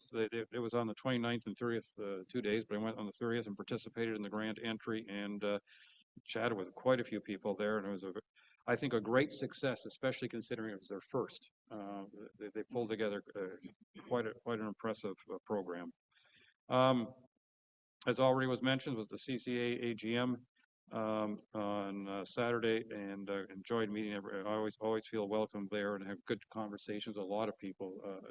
It's a very enthusiastic group of people. But then I intended another celebration of life, and I'm getting tired of these being monthly things, and especially when 2 out of the 3 are people who are younger than me. But another great opportunity to meet lots of new people. But it was a great celebration. But yeah, that's it gives you perspective on what is and isn't important. And that may show up as we continue conversations of many other things. But that's my my report. And I'm going to turn it over now to our CAO. One more item, Mr. Mayor, if I may, before we go to our CAO. Yeah. Thank you. And I just wanted to make mention that most of you know that the Weber Foundation is a foundation that works in Southeast Georgian Bay and supports a lot of charities. And last week we attended a check presentation where the Weber Foundation gave out $22.5 million in charitable donations to the services that we use here in the township of Georgian Bay. $3.3 million went to the GBGH. And the thing that's so great about this is these investments were made. I'll give you an example. The $3.3 million that was given to GBGH is put into a fund which annually will provide interest of over $300,000 to the hospital. And this will be for life. These investments are made for life. So hats off to the Weber Foundation for all the great work that they do in our township and townships around Southeast Georgian Bay. Thank you. Yeah, it's fantastic. And they did the same thing for 2 other hospitals as well as so many other organizations. Yeah, it was fantastic. CO Mariota, please.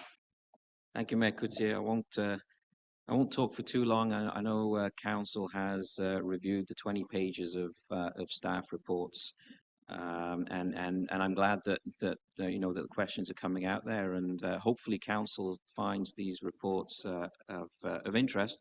And I don't want to steal Ms. Rattingen's thunder, but I did want to just highlight the fact that we do have a new deputy treasurer starting with us at the end of this month. So that's great news. Ms. Buchanan and Ms. Rattigan worked in record time to get the process done and dusted. So that's great. And just for council's benefit, I know you've received an email, but since it was raised in public forum here, I just wanted to update council with the and for the viewers with the burn permit numbers.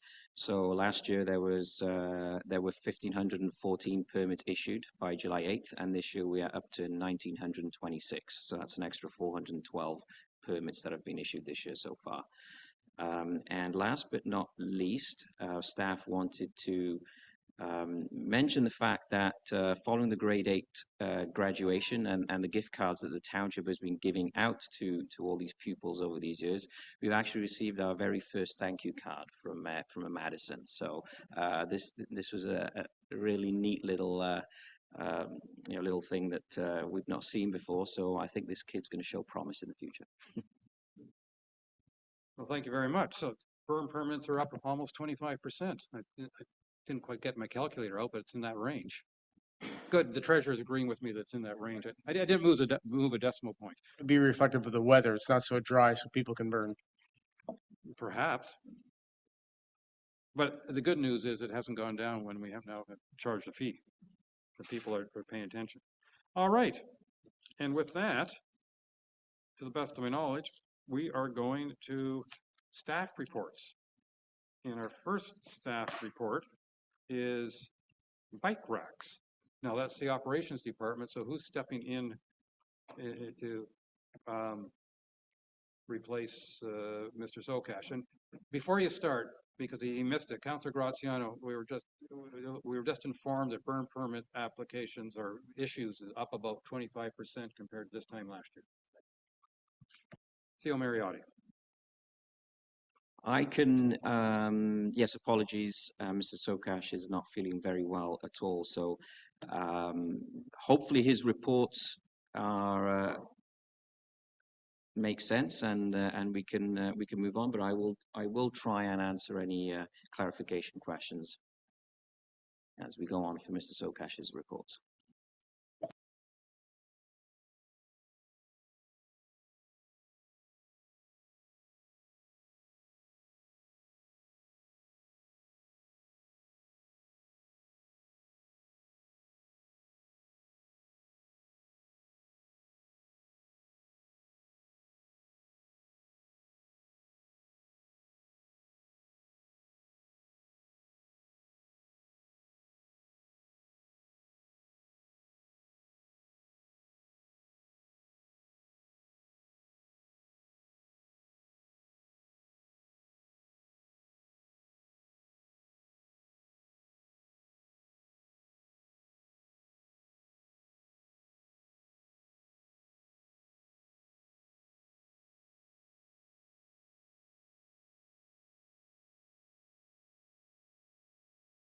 Yeah, one, I applaud. I think I applaud I do applaud the concept and the money's being set aside. What I'm concerned about is this is implying that we are a cycling community in some respect, and yet our main district road here in Honey Harbor is definitely not a road built for people on bicycles. And I think we've got to, one, consider what the implication is by putting these bike racks in from an insurance standpoint. Can't see that there'd be an issue, but I think we should consider it. And two, I think it really should push us even harder with district to get that road, this road here, which is a Muskoka road, upgraded so that cycling is and becomes a much more active part of the community. I was on the road this past week in the morning and caught up with a small group of cyclists, and which is fine. I'm a cyclist, so I understand this. They were not going the speed I was going. So traffic did back up until there was a clear way to get around them. The Honey Harbor Road is not conducive to passing. We all know that, just the way it's constructed. But there's got to be a better way to do this, and we've got to really, really push hard with the district on getting this road upgraded, among others. Thank you. Councillor Wojcik. Thank you, and thank you for fielding questions in the absence of Brad here, because I do have a few. One of the questions that I asked that I don't expect an answer for today, that I hope Brad will get back to me, is I've had a lot of questions from residents that say that they would like their children picked up by the school bus at, say, the park area at Baxter Ward Community Center, where they would take their bikes over, put them in the racks, lock them up, and then walk out to the road and be picked up by the school bus. And apparently there's a policy somewhere you have to be picked up from your home address. So that's something I would like to address with Brad or yourself. And the position of the bicycle racks, I believe, is very key as well too, because I spoke to Brad. Just setting a bicycle rack out in a parking lot isn't necessarily the right thing to do. Over at the Baxter Ward Community Center, we have a kids play area, we have a dog park area, we have a soccer field. If we could situate these things so that they're in the right spot, so bicycles could be parked there, locked up, and things like that. So position of these would be important as well too. And thank you for fielding the questions. Through Mayor Kutia, I definitely can't comment on the policy in terms of pick up and drop off for school buses. But if I'm not mistaken, I thought there was some preliminary conversation about location of bicycle racks, and if not, we will make sure that we work with the councillors involved to make sure that we pick the right spots. Councillor Graziano. Thank you, Your Worship. I, along with Councillor Bocek, have been working on this for quite some time with a very concerned constituent. And frankly speaking, I was a bit perplexed to find out that we don't have any bike racks in our public spaces. I can't think of a municipality that I'm aware of that doesn't, based on my research and as well as what I've come to know of other municipalities. So I think this is long overdue. It's not a significant cost. It's going to allow a more active lifestyle and a more eco-friendly approach to commuting, which is one of our core mandates as council here, to try to be as environmentally friendly and sensitive as possible. So with all that, the cost aside, the upside on this is huge and pays dividends. So again, I'm all for this, and I can't endeavor to understand why we haven't already put bike racks in there. Thank you. It's probably because nobody in the past have asked for the bike racks. Moved by Councillor Graziano, seconded by Councillor Bocek. Be it resolved that staff proceed with the purchase of 4 bicycle racks for installation in Port Severn and Honey Harbour, and that staff be authorized to sole source the units from Magdalen Site Furniture, Inc., and that the purchases be funded from the Parks and Natural Capital Asset Reserve. All those in favor? And that is carried. All right. Information technology update to our treasurer. Thank you, Mayor Coutier, and through you to members of council. The purpose of this report is to provide council with an update to Resolution C 2023-518 and to seek council approval to update the IT strategic plan as part of the 2025 budget deliberations process. At the special meeting of council on December 19th, 2023, council passed a resolution directing staff to explore IT cost reduction options and to investigate shared services options provided by the District of Muskoka. Staff met with district staff to explore the potential of shared services and the potential costs of those services. Currently, the district and the towns of both Bracebridge and Gravenhurst are part of an IT consortium, and that's outlined by a memorandum of understanding. Both Gravenhurst and Bracebridge are moving forward with a third-party review of their IT services, and the district had also planned a review of the IT services as well, however, have decided to hold off until the lower municipalities have completed their analysis. Based on discussions and a review of the consortium's existing framework, receiving shared services from the district would cost anywhere between $675,000 to $750,000 for the Township of Georgian Bay. Township staff do not believe the existing shared services agreement with the consortium would provide benefit or cost savings to the township at this point in time. If the district considers moving forward with providing a la carte IT services, staff do believe that there is a potential partnership to further consider as true cost savings could be realized. Now, the township implemented its first 5-year IT strategic plan in 2019 with 9 priorities, all of which have been either completed or ongoing or are in the process. As IT demands continue to grow, staff recommend proceeding with an updated master plan that is able to prioritize short and long-term goals while also providing recommendations for potential cost savings and additional efficiencies for the next 5 to 10 years. Thank you, and I'd be happy to answer any questions. Thank you very much. Councillor Graziano. Thank you, Your Worship, and thank you for your report. I'm having a hard time rationalizing why we are paying $702,000 for our annual fees or IT costs when the 3 municipalities that are about 3x of our population are paying within close proximity to what we are. So my question is, what are the other 2 municipalities, specifically Muskoka Lakes and Lake of Bays, doing to reduce their costs, at one being close to $103,000 and the other being close to $220,000? So what have they done to realize these cost savings relative to us? And in relation to population, I would say that Muskoka Lakes and Lake of Bays would likely be the closest to us, as well as municipal size. So I'm just trying to understand, what have they done to be able to save? Thank you.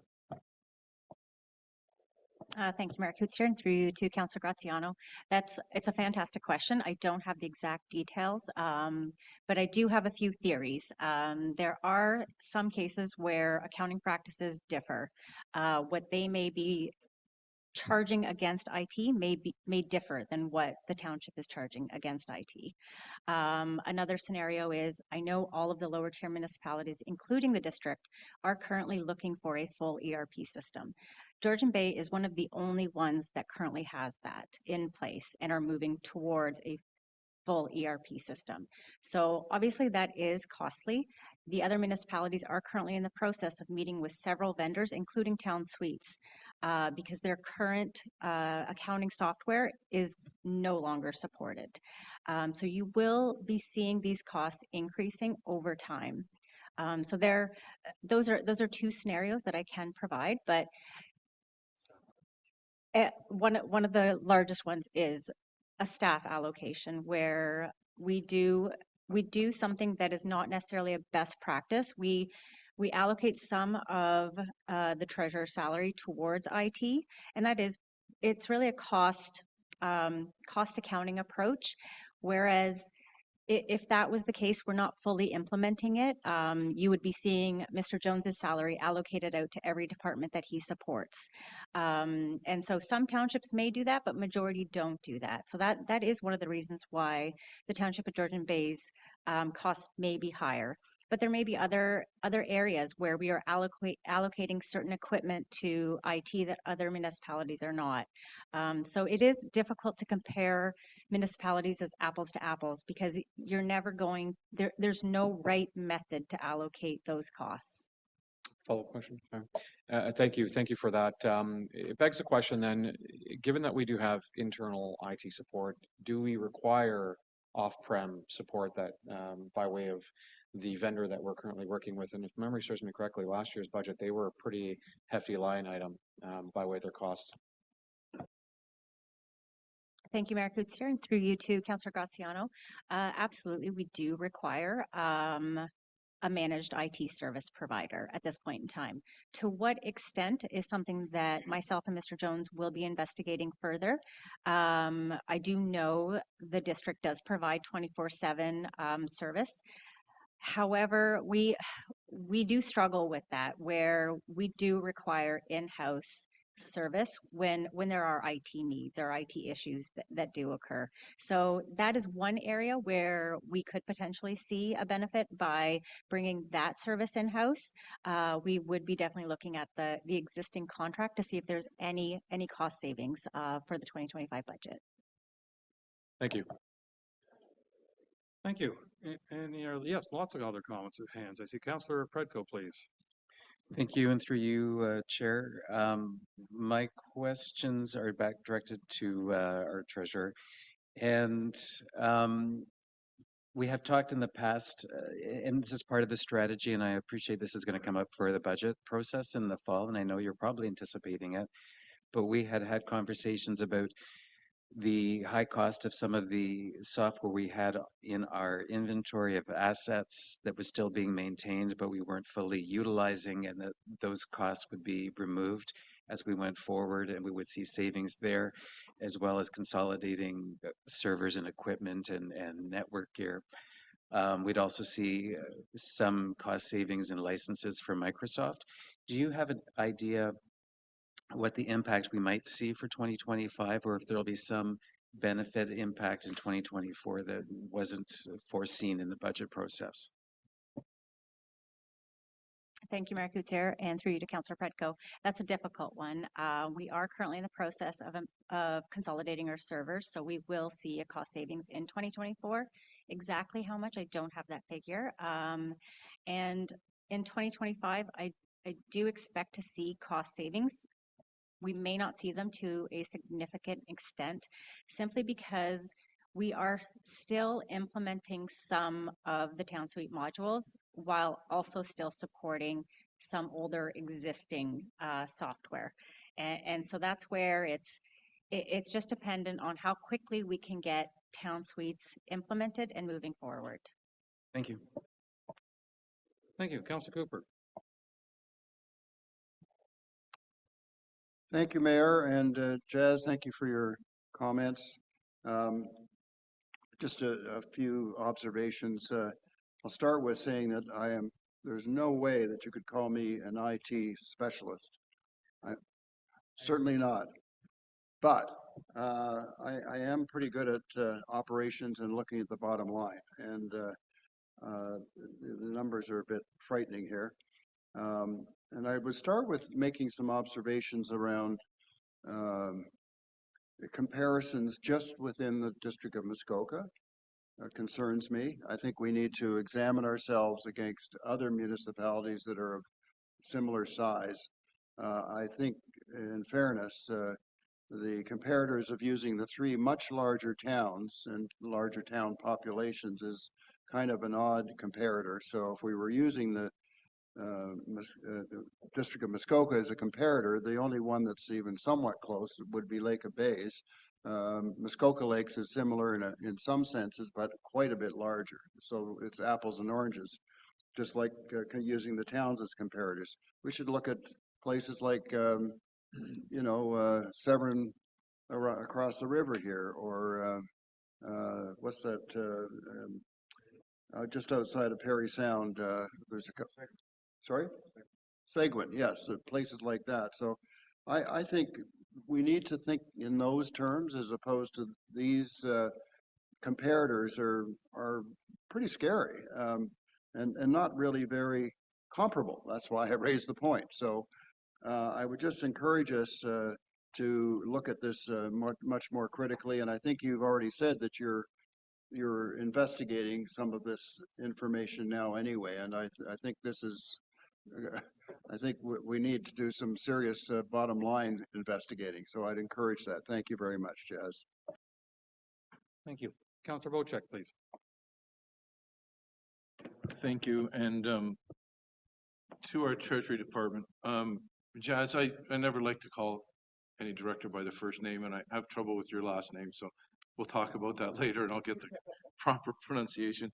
My concerns are to do with IT, are more of a questionable nature because I'm not a great IT guy either, but I'd like your feelings and I'd like your thoughts on town suites. And I think that's a more in-depth conversation that we can have here today.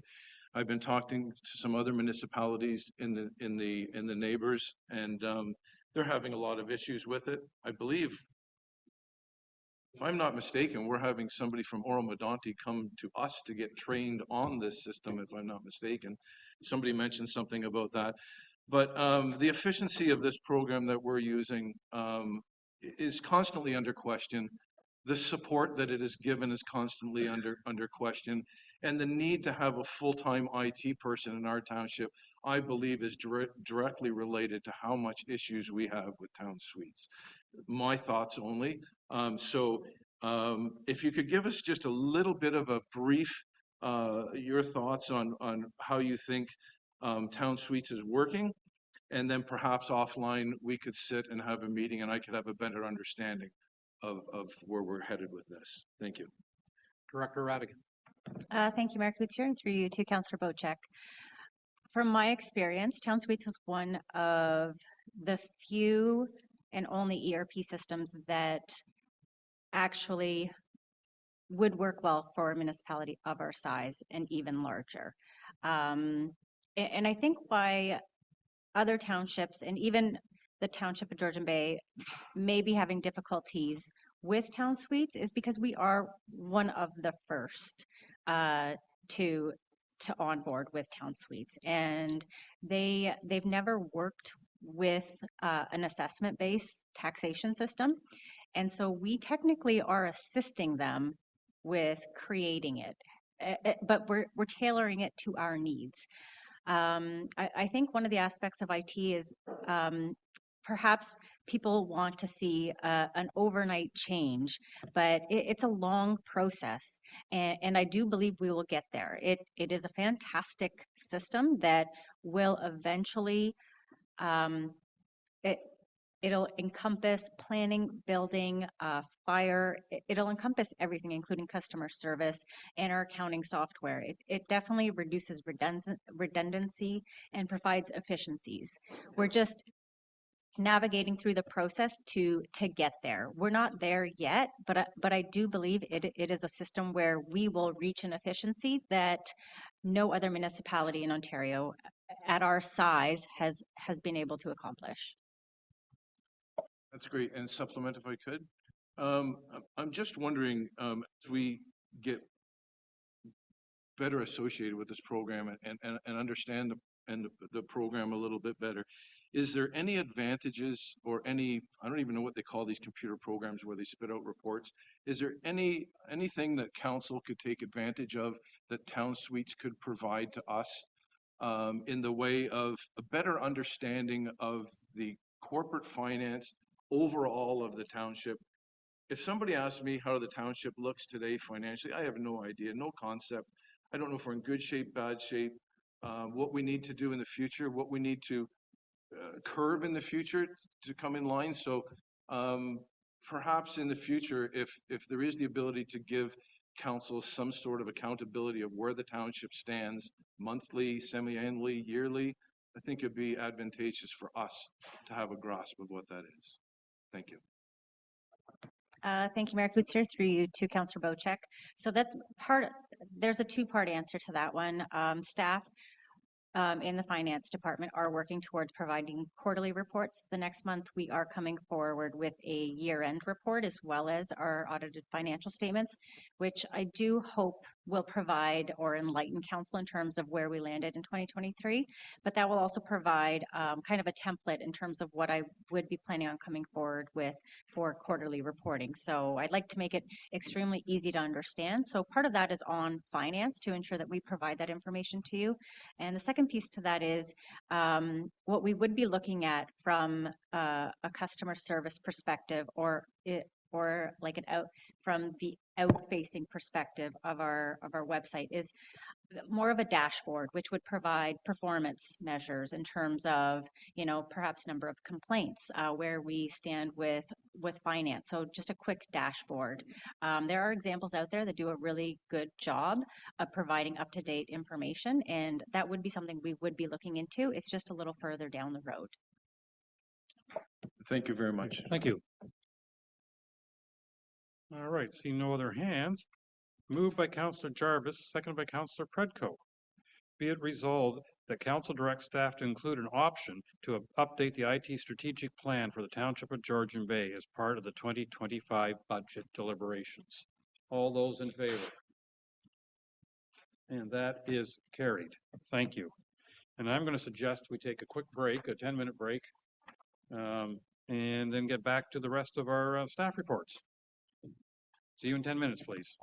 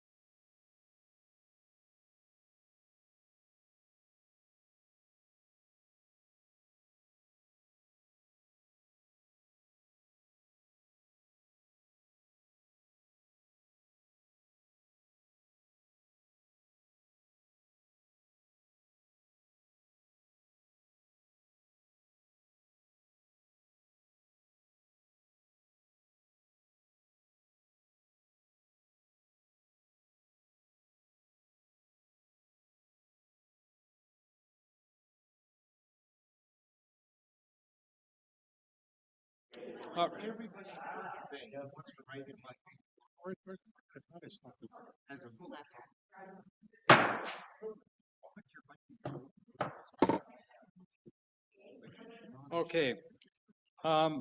Our next report is the McTier Exercise Park, and then another Brad Socash report.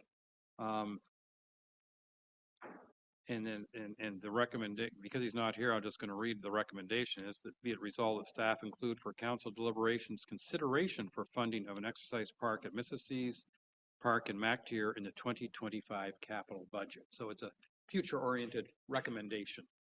But CEO Mariotti, did you want to make any comments on the report before I turn it over to council?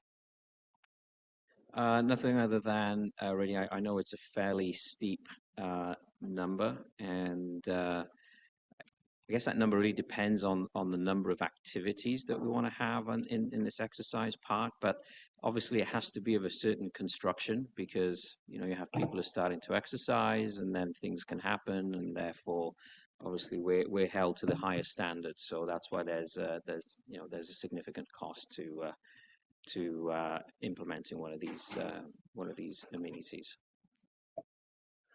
Councillor Predko.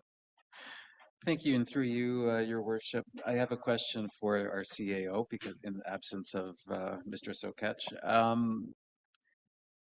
And you maybe do or don't know answers, so I'll just be kind of, I guess, hypothetically asking rhetorical questions. When we're looking at this price and what the implications are for the future budget-wise and the community, we don't really, I guess, know if we could look at this as a phased project as well. So it might be a $50,000 investment for 2025 and another $50,000 in a future year. But that's a question we would have to go back to Mr. Sokach with. The other thing is, I know there's other styles of parks too, and some places like in Toronto, they have park benches that are installed with concrete pads to make them secure, but the park fitness signs are to do different exercises with park benches rather than specialized equipment, which may be more flexible in our community, and we could probably just put a sign up next to different park benches and achieve the same sorts of things. I don't know that we have pricing on that type of approach, but I do know that Mr. Parsons, our manager of parks, has worked with this in the past before, and maybe that's an alternative from a cost perspective that we could pursue. But I would like to see some money, at least in the preliminary stages, go into the 2025 budget for consideration, and we'll have to, when we get down to the weeds, figure out whether or not it's actually feasible. Thank you. Thank you. Councillor Bocek, please. Yes, thank you. And through you, Mr. Mayor, through our CAO directed to our operations director, I would like to see if Mr. Graham would reach out to the District of Muskoka to see if there's any funding available from the district. I know there's provincial funding when it comes to fitness and participation, and I would certainly advocate at the district level for any funding for the Township of Georgian Bay to see this happen. I think physical activity is a huge part of health and welfare in a McTier. I think it'd be a great use, so thank you. I will work on that. Thank you. Councillor Graziano. Thank you, Your Worship. I was just making notes here on my talking points. $100,000 is a lot of money. And I kind of feel that we are perhaps being a little bit hasty in our approach here with respect to seeking to put this into the budget for 2025. In my last, or at least in conversations that I've had with the community, there seems to be a divergent opinions on what they prefer. Some would prefer pickleball courts and tennis courts, others a skate park for the kids. And with limited amount of money, I wonder whether it would be prudent for us prior to passing any sort of monetary budget amount to survey the community to determine what the collective community wants and prefers. Is it going to be the kinetic exercise equipment that is being presented here today? Is it going to be a pickleball court and or a skateboard park?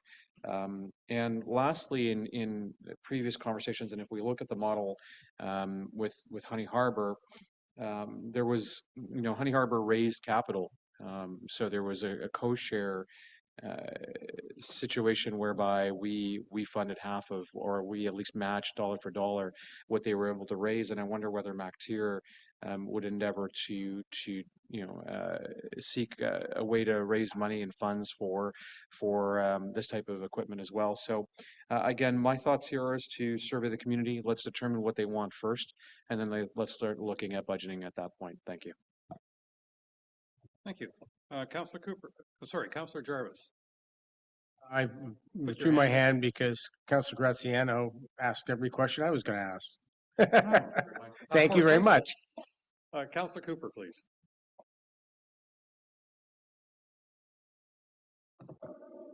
Thank you, Mayor, and I certainly want to see some exercise equipment in various communities and support good health and exercise. Having said that, this is a lot of money, and if we were to apply that to every one of our communities, we'd be talking about $1 million, not 100,000. And so I'm quite concerned about the amount of money associated with this, unless the community can and the District of Muskoka can come in and maybe we get a third of the funding from the district, a third from the community, and maybe a third from the township of Georgian Bay. And provided, because there's a point raised, is this really what the community wants? So I think we've got a lot of questions, and at the moment, one answer, but it's a very expensive answer. So I'm encouraging that we make sure that we have funding coming from a variety of sources. As I said, a third, a third, a third. Thank you. Thank you. Councillor Hazelton. Yeah, I'd like to echo what Councillor Graziano has said. I think he's hit the nail on the head on a variety of these issues. But I'd like to add in it a model that goes through my mind, and that is when you spend this kind of money, what is the number of people that you're servicing? And are you actually providing good value for the entire population with this expenditure? And we can compare that to the pickleball courts, which certainly on weekends in Honey Harbor are very busy, and it satisfies a fairly significant population.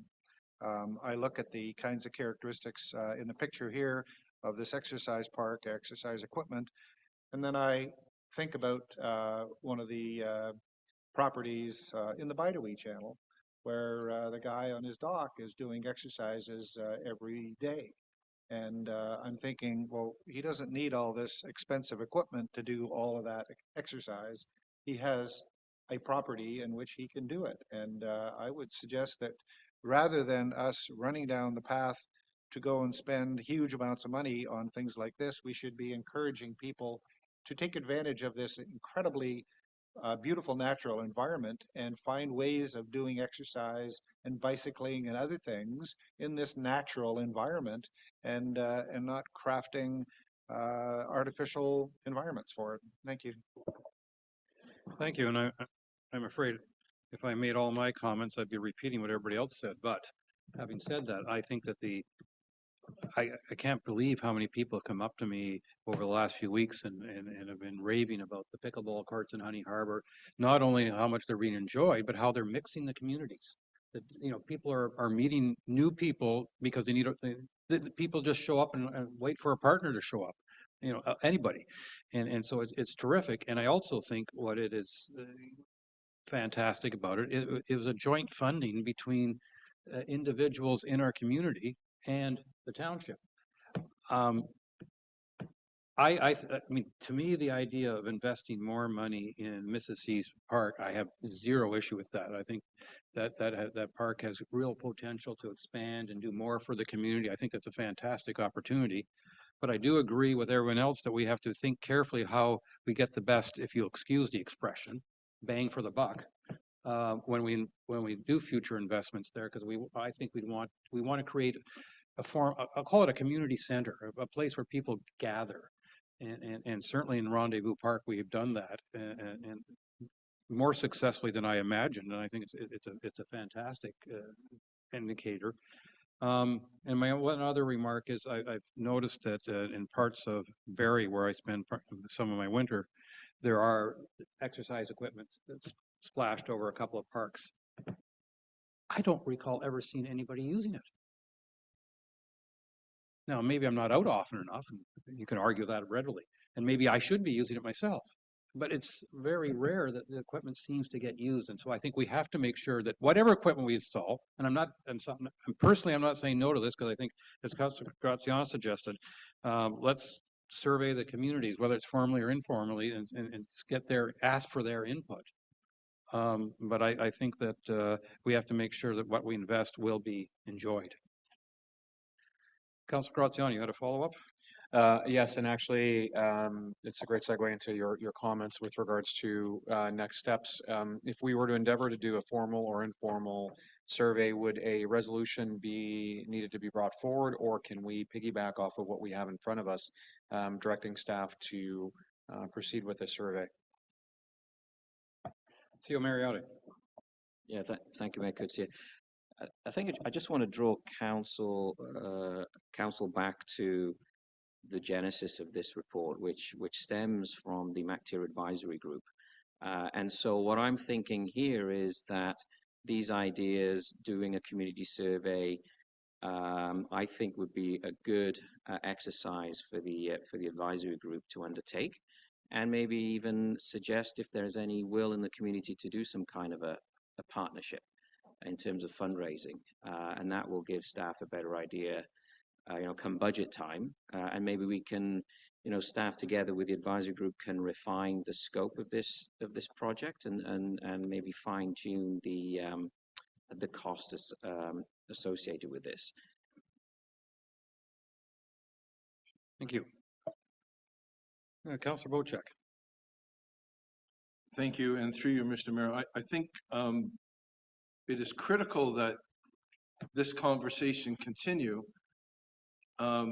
Me being a previous resident of Florida, these parks are quite prevalent in Florida. They're used 12 months of the year, year-round. They're used. 75% of our year here is not suitable for outdoor exercise, or close to it, unless you want to cross-country ski and stuff. I think council should direct this to go to our MacTier Arena Advisory Committee to discuss the possibility of an exercise fitness equipment either in Mrs. C's Park or in the arena or some. I think there's a bigger conversation to happen here. And I think with the talent that we have on our community advisory arena advisory committee up in MacTier, I believe there could be a lot of great conversations at the community level, and then a report come back to council with suggestions from the community. Thank you. Thank you. Councilor Jarvis? Yeah, notwithstanding all the discussion that's just transpired, and I'm finding myself in agreement with all of it, do we still think that we should have some funding, at least budgetarily speaking, set aside, and that's got to be part of this discussion, I think, for 2025, because inevitably, I think, there's going to be some money needs to be spent in some form or other that either helps with surveys or input or installation or whatever in 2025. So maybe we got to figure out how we set money aside or under what conditions and how much. Thank you. I want to make a couple of comments. Sorry, was your hand up, Councilor Pretko? Okay, go ahead then. I was just going to suggest that the Arena Advisory Committee would be a good place to consider this on the whole, with as well the possibility of a pickleball court or a tennis court or some other facilities with the bigger picture as to what's going on and what the community needs are. And I think probably the committee could have that discussion and formulate questions for a survey in fairly short order to return back with staff. Mr. Sokach is attends the meeting, so he'd be able to be a conduit directly back to staff with opinions and give us direction on where to go back to council with. Yeah, I'm going to suggest, I want to make a couple comments. One is when I was thinking like surveys, I don't think I was thinking of like a formal survey with all the structure and that, because we know then you get all the debate of whether or not you capture enough people and was the right percentage. I'm thinking more informally with including with the any advisory groups or informal gatherings in MacTier. It's a should be a thing of conversation, get ideas. As far as the motion that was in front of us simply said, staff include council deliberation consideration for funding in 2025. It's almost a meaningless motion in the sense that we're just throwing out the idea that when the 2025 budget comes along, we may want to set aside some money for Mrs. C's Park. But this motion is too precise in that it says exercise park, where we may or may not land there when we're done. So I'm thinking that, even though it's not, as the clerk has reminded me, it's not the mandate of the arena committee to talk about Mrs. C's Park, I don't doubt you can have informal discussion there and any other gathering. And I'm questioning whether we actually have to pass a motion at this time, given that I don't think I'm going to get everybody saying be that precise. Okay. Why don't we there needs to be direction. Okay. The recommendation is that we refer this matter to the MacTier Advisory Committee, but I'm also saying, and anybody else that wants to talk about it, because I'm sure some people from MacTier are watching us, and I'm saying to them, give us your input. How do you think our money is best invested in improving Mrs. C's Park? Because we're talking 2025 budget. We have time. Councillor Cooper. And where the funding is going to come from. That would be part of the discussion, absolutely. Pretty critical. Yeah. Okay. Be it resolved that staff, moved by Councillor Hazel and seconded by Councillor Graziano. Be it resolved that staff include for council deliberation consideration for funding of an exercise park at Mrs. C's Park in MacTier be referred to the MAAC for consideration and review. All those in favor? And that is carried. Thank you. All right. Middleton Development Top Asphalt. Acting Director of Operations, CEO Mariotti. How's that for a temporary title? Yeah, I mean, it's as far as I'm concerned, the development is progressing well. We're in the final stages here, so we're just wrapping up some technical details for the development, and really this is a recommendation that staff is bringing forward for council. Hopefully there isn't too much conversation about it. Thank you, Councillor Bocek. Just one quick question, and I'll direct it, and if Brad needs to answer it, that's fine. But when we assume a road or a subdivision where there has been paving done, is the developer, the paving company, whatever, responsible for that road for a certain amount of years? Because I know in our township, we've approved paving of roads, and then 5 years later they fall apart, and we have to have the expense of resurfacing them. So I'm just wondering if you could elaborate a little bit to us on this paving.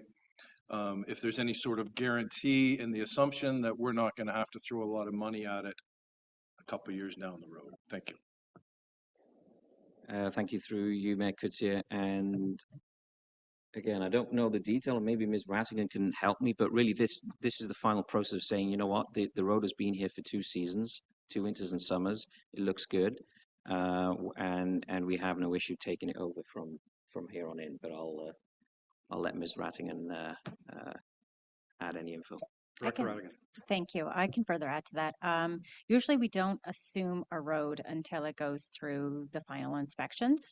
And that's why we hold these securities in place.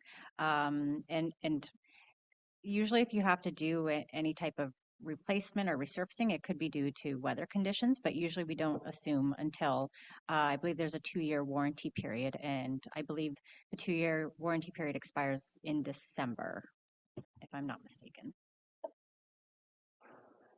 Excellent, and thank you for your answer. I appreciate it. Councilor Graziano.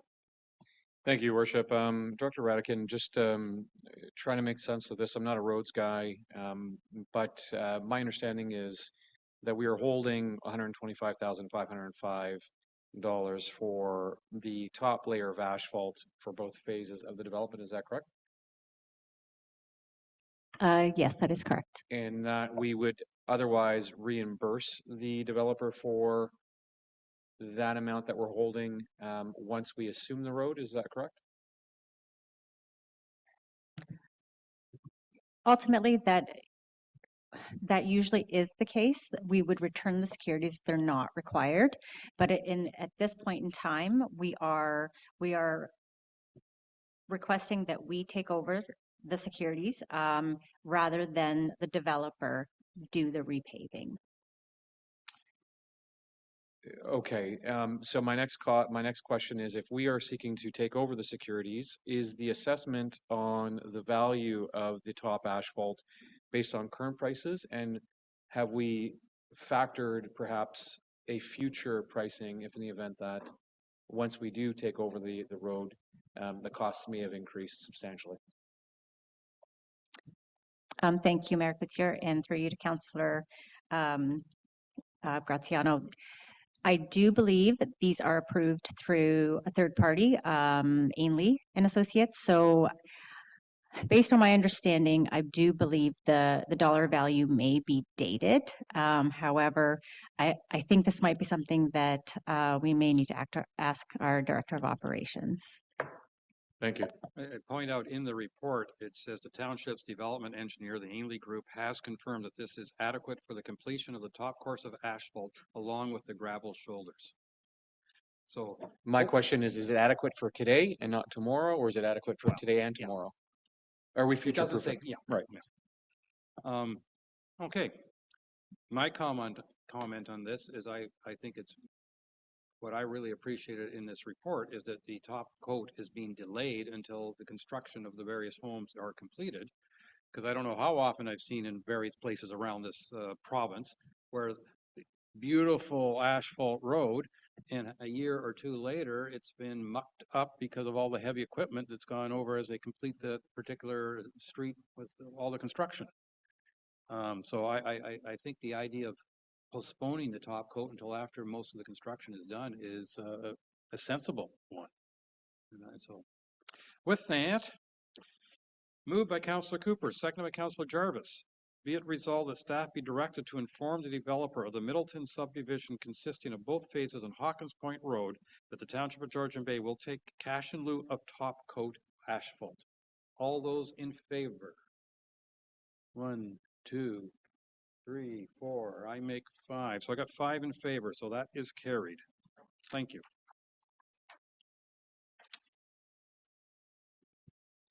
All right. Municipal funding agreement, Canada Community Building Fund. Director Rattigan. Thank you, Mayor Couture, through you to members of council. The purpose of this report is to provide council with a copy of the renewal agreement drafted by AMO that is required to be executed by the township to continue to receive Canada Community Building Fund grant. The township's current agreement with AMO is expiring, and the renewal agreement is necessary to secure the township's funding going forward. The agreement is for 10 years, effective April 1st, 2024, up to and including March 31st, 2034. The township has allocated the grant to various road infrastructure projects in the past. However, additional eligible projects may also include broadband connectivity, fire halls, recreational infrastructure, water and wastewater infrastructure, and sports or tourism infrastructure. The funding distribution is adjusted every 5 years when new census data is available. The allocations for fiscal years 2024-25 through to 2028-29 are based on 2021 census data. So that is population of approximately 3,500. Allocations for fiscal years 2029-30 through to 2033-34 will be based on the 2026 census data. Thank you, and I'd be happy to answer any questions. Thank you. Councilor Graziano. Sorry, my hand's still up from the previous. I'll take it All down. right. Thank you. So you have, sorry, is Councilor Bocha, your hand up? Go ahead, please. Thank you, and through you, Mr. Mayor, I don't know how to pose this question, but it's something that's bothered myself and Councillor Cooper and a few of us for a number of years, and that is that the funding formula at the province bases our funding on 3,500 people when we know we have over 30,000 people here for the majority of the year. And the services that these people require are funded. Now, going after funding with a population of 3,500 people, you get very little funding when our population is obviously a lot higher than that. Is there any, and this is my question, is there any way we can lobby to the province to say, you know, our population, our permanent population is such, but for more than 50% of the year, our population is this. Can we base our funding formula off of a different measurement tool? And I don't know who's responsible to do this, if it's a motion that council has to bring forward, but every time I see us going for funding, that population number always comes into play and we lose out at the province. So anything you can offer today, in the future, this is a lifelong problem that we've had here in this township, so it's not going to be solved today, but I sure would like to address it during my term on council. Thank you. Thank you, Mayor Kutsier. Through you to Councillor Bocek. I would definitely recommend lobbying upper tiers of government. It is a federal grant. It's not, we do not have to apply for this funding. It is predictable, ongoing funding. It was originally known as the Federal Gas Tax Grant, and they have just recently changed the name to the Canada Community Building Fund. From my understanding, most grants are based on permanent population, and it is a formula that's been in place for quite some time. I don't believe that it would hurt to lobby the federal government to look into changing their formula. Thank you. Thank you for that, because most of the assets that could be required with this funding would be used by our larger population. And I appreciate you taking the time to offer an answer, and we'll look at this further in the future. Thank you. CEO Mariotti. Thank you, Mayor Kutsier, and I'm sure Ms. Rattigan, again, has more info on this. It can be sometimes a double-edged sword, because as a small municipality, we also receive certain opportunities from the two upper levels of government in obtaining certain grants because of our size. So if we say we want to be deemed as a 21,000 population township, it then precludes us from applying to certain grants that are catered to smaller municipalities. So we have to weigh the option whether it's more benefit or not to us. But we can definitely lobby. There's no harm at all in council making a resolution, and as we see during our council information package, we see many municipalities that pass various resolutions asking for assistance on a variety of things. So if that's something that council would like to do, and then circulate it to the province and the federal government, and maybe obviously to the other municipalities, we can definitely do that and raise this issue. Thank you. Councillor Cooper. Thank you, Mayor. Just on this point, and it's a very good one raised by Councillor Bocek, I would just like to point out that there's sort of a distinction here between what I would describe as tourism and tourists that would visit Niagara Falls and stay for a weekend or something, or Collingwood going skiing. We have in a sense, a permanent seasonal population. So there's quite a distinction there. They own properties, they contribute to the economy, may not be here 12 months of the year, but some are here on weekends. If they can drive to their seasonal residence, they're here quite a bit.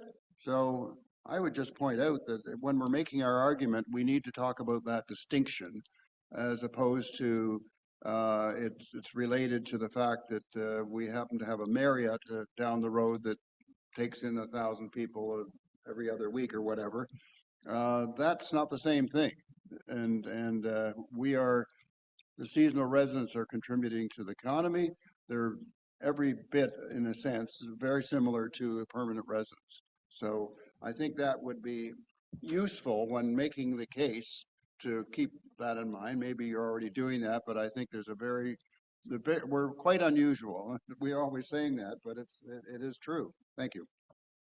Wouldn't it be nice if we, as each individual, because they're allocating it based on residents, like the number of people in the country, so to speak, and they distribute it that way. Wouldn't it be nice if we could tick off a box and say, we want 50% of ours to go to our summer home and 50% of our gas tax to go to our winter home, or something like that? Wouldn't that would be really nice, because then that would reflect the reality for some of us. Or declare which one. Yes, or it could be 100%. Yeah, absolutely. But yeah, no, I think, you know, as much as I'm not against the idea of pointing out to our upper tier levels of government that we are unusual and that we support a significantly higher population in the summer than the winter, and that includes wear on our roads and our equipment and everything else. I think it's going to be an uphill battle, but doesn't stop us from nonetheless making the case on a regular basis. But what I have is moved by Councillor Hazelton, seconded by Councillor Bocek. Be it resolved that the report regarding the municipal funding agreement, Canada Community Building Fund, be received, and that a bylaw be presented to Council to approve the CCBF municipal funding agreement bylaw at its meeting of July 8th, 2024, and that the mayor and clerk be authorized to execute the necessary agreement between the Township of Georgian Bay and the Association of Municipalities of Ontario. All those in favor? And that is carried, which allows us to get the paperwork done to collect the share that is being offered to us. Thank you. All right, another one for our Acting Director of Operations, and that is portable sign purchase for MacTier. CO Mariotti. I really have very little detail on this, so I look to the councillors who are on the committee to maybe provide a pitch for this.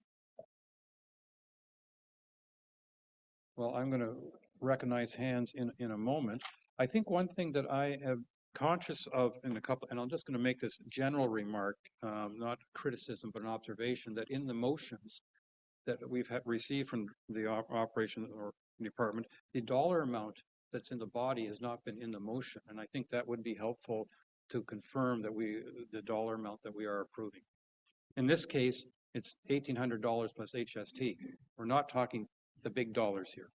Councillor Graziano, followed by Councillor Predcone Hazelton, please. Thank you, Your Worship, and as the chair of MAC, I think I'll make the pitch on behalf of Mr. Sokash.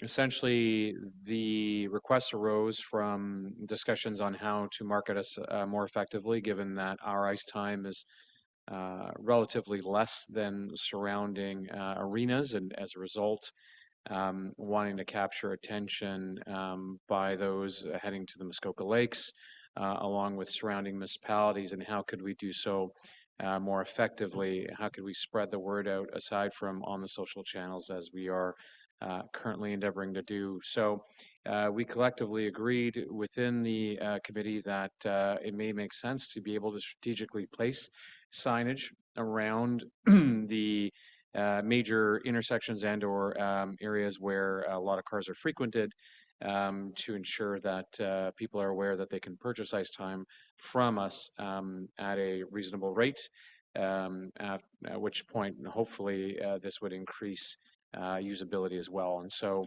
essentially this is a sign that would be we would have the ability to relocate it whenever we need it to be relocated and shift it around and make others aware as they're coming to and from their cottages. So hopefully that concludes my pitch, and if there's questions, I'd be happy to address them.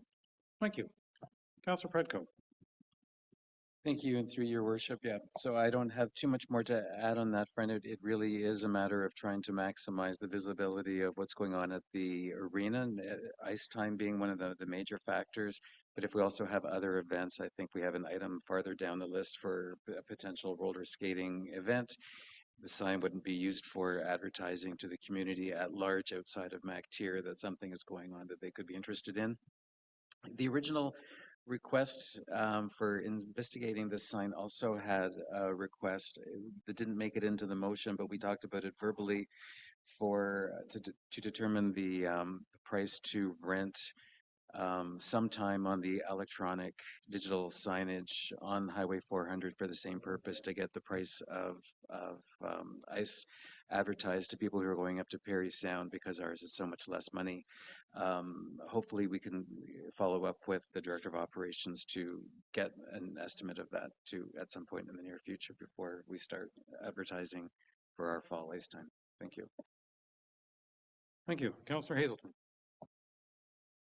Thank you. I'd like to propose a friendly amendment with a clause that would read after the that clause, and that the timing for this purchase follow the installation of the sign for the Port of Honey Harbor, which we have been waiting over 2 years for. So, can I get you to sign that? Okay. So we have a. I think that's even though I fully appreciate the sentiment, I think that's confusing two things. It's not like we can't get off the dime for the Port of Honey Harbor. Okay. We've been talking about it Right forever. now we're So talking about a sign let's dock. put a clause in Councillor here. Hazelton, this is about MacTier. I understand. I'm just introducing a timing element of it. It seems reasonable, because why would we proceed with anything in that area when we haven't done the All right. job? So at this point, you're asking for a friendly amendment. Councillor Cooper has seconded it. All those in favor? Oh, Councillor Bocek. My hand was up, and I don't mean to interrupt, but I've had multiple conversations with our planning department, and they assure me the signs will be up by the end of this week. The planning department? Well, I'm sorry, with our operations department, with Brad Sokach, and addressing this issue in depth. And it has been promised by Graham and by Brad that the signs will be up by the end of this week, by Friday. So it's an easy amendment to approve, because it'll be done. So it's a no-brainer. I have no problem with it being on there, but I'm assured that Okay, this will. I'm going to say, all those in favor of the friendly amendment? Come on. I have 2 votes. Okay. 3 votes. 3 votes. I have 3 votes. All right. Back to MacTier. Any other comments on the MacTier sign? Councillor Bocek.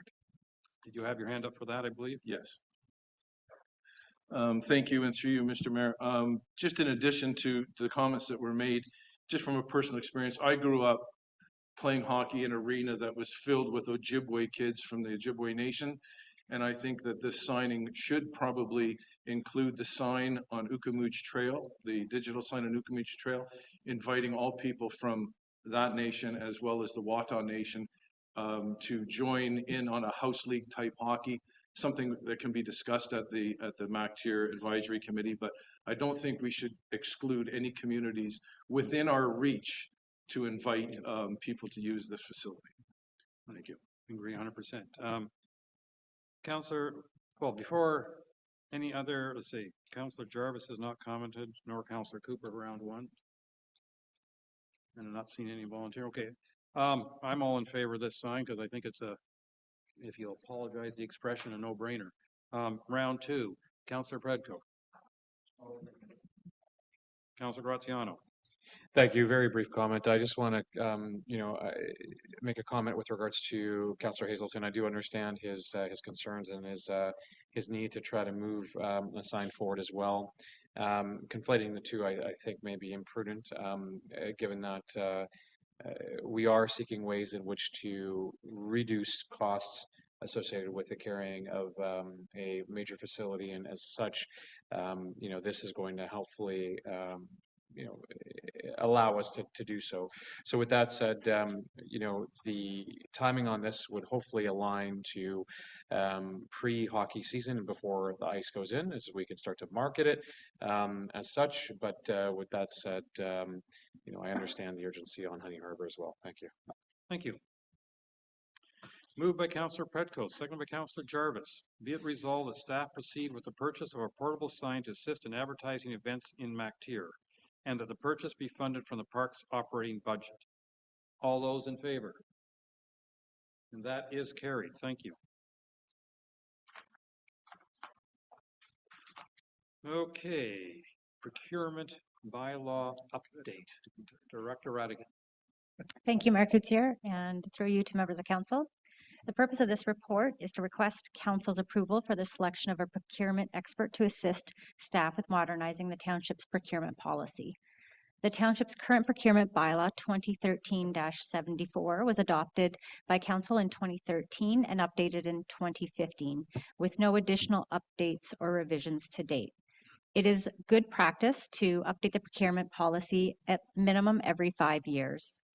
The focus of this update to the purchasing policy is to ensure procurement processes are aligned with the township's objectives of obtaining best value, service delivery, minimizing risk, and maintaining an open and fair process for procurement in an environment of open competition.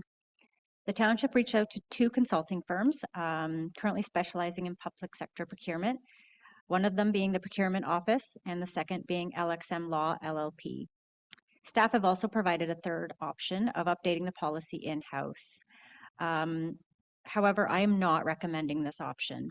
Although I have experience in procurement, I myself have used external experts to guide me through the process of updating procurement policies and procedures, as there are legal aspects that would need to be considered and would best be approached through a legal lawyer. Staff recommend retaining the services of LXM Law and partnering with Marilyn Brown to update the procurement bylaw.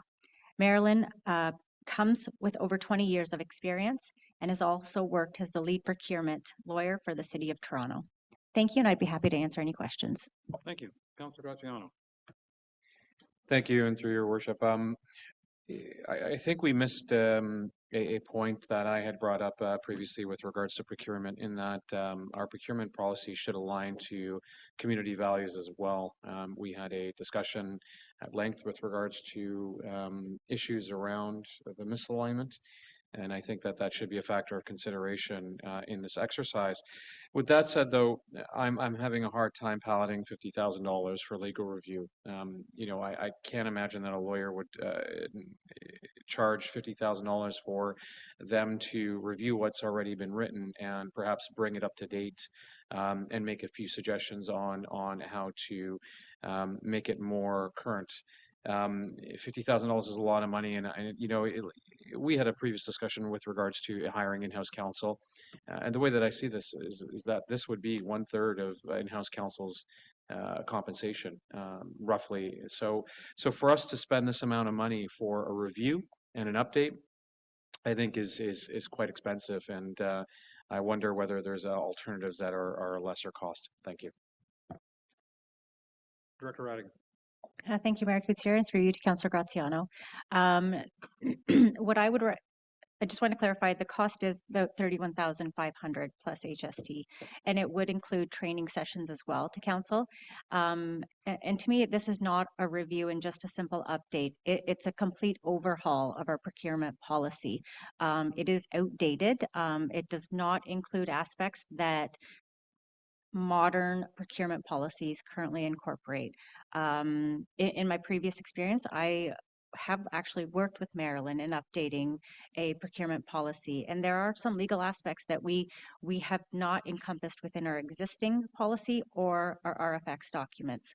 So that is why I'm recommending external expertise help assist with this aspect of it. Follow-up question, Your Worship? And thank you for that. I see option number 2, governance 2.0, 49,450 plus HST, which would likely take us over the $50,000 threshold.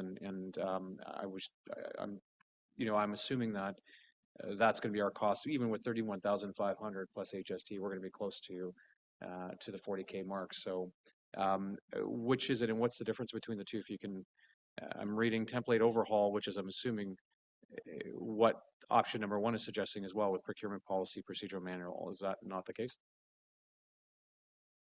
Through you, Mayor Coutier, to Councillor Graziano.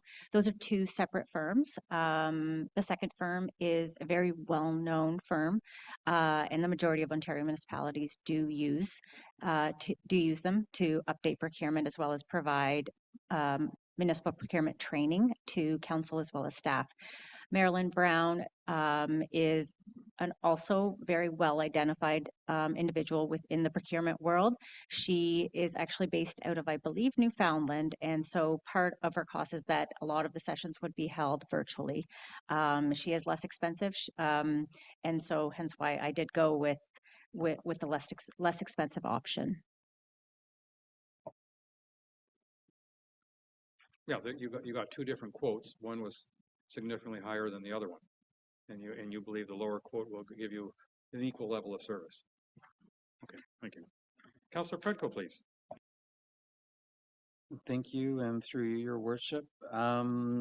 So I guess my questions are, it is seeming like a lot of money, and we don't know where we are right now in our fiscal position so far this year. So the working capital reserve, can you just confirm that that's separate from our general reserve, which we have been dipping into regularly? And as well, have we, remind me please, if we've used the working capital reserve this year, or if there are concerns about overuse of this fund? Thank you. Thank you, Mayor Coutier. Through you to Councillor Predko. The working capital reserve as well as the general reserve are the same reserve. The balance at December 31st was closer to 3.5 million. I don't believe we are overusing our reserves. The purpose of our reserves is for one-time, whether it be infrastructure or one-time costs. We're not utilizing the reserves for sustaining the municipality on an ongoing basis. So to me, that is the purpose of what these reserves are for. Thank you. Okay, thank you. Councillor Bocek. Thank you, and through you, Mr. Mayor, directed to our Director of Finances. I'm just wondering, this is a lot of money. I agree with my fellow councillors. And we sit as a second-tier government to the district, which has a huge legal department, tons of law clerks in the basement. I've been there. I've talked to them about shared services to do with things like this for cost savings, and using the team up at district for legal. And one thing that's always stuck with me, I know this is kind of a soapbox and a platform, over the years of being a councillor, is Councillor Pat Edwards said many years ago that reserves are not simply a bank account full of cash ready to be spent. That's not what reserves are meant for. And I've held those words really, really closely. So I'm wondering, and here's my question is, can we approach district and see if we can't mirror or mimic their current policies, procedure policies in purchasing, and use a very similar policy to what they have, and use their legal department to approve that? I'm just wondering if you have any comments on that. Thank you, Mayor Coutier, and through you to Councillor Bocek. That is definitely an option if council wishes to choose, but that is more geared towards the district as a whole. The idea with using a procurement lawyer would be to gear our policy towards our township and not the district's policy. And that's why I would recommend a complete overhaul of what we currently have, and also provide additional training to council in terms of what our requirements are and what we have the authority to do as staff versus council as well. And definitely it is an option to look at the district.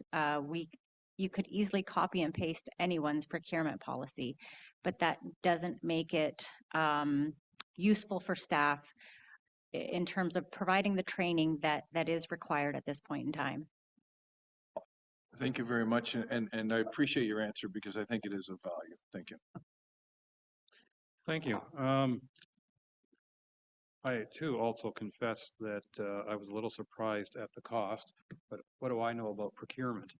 Other than, unfortunately, like so many other things, we have to cover our butts, because if we mess up, it could cost us a heck of a lot more than the cost of updating a procurement policy. And so therefore, I'm in favor of the recommendation. I'm going to say with reluctance, because it's unfortunate that we have to do this, but that is our current realities, is that we should have up-to-date policies, because the people who want to get at us often have up-to-date approaches. And with that comment, Councillor Jarvis, you got your hand up?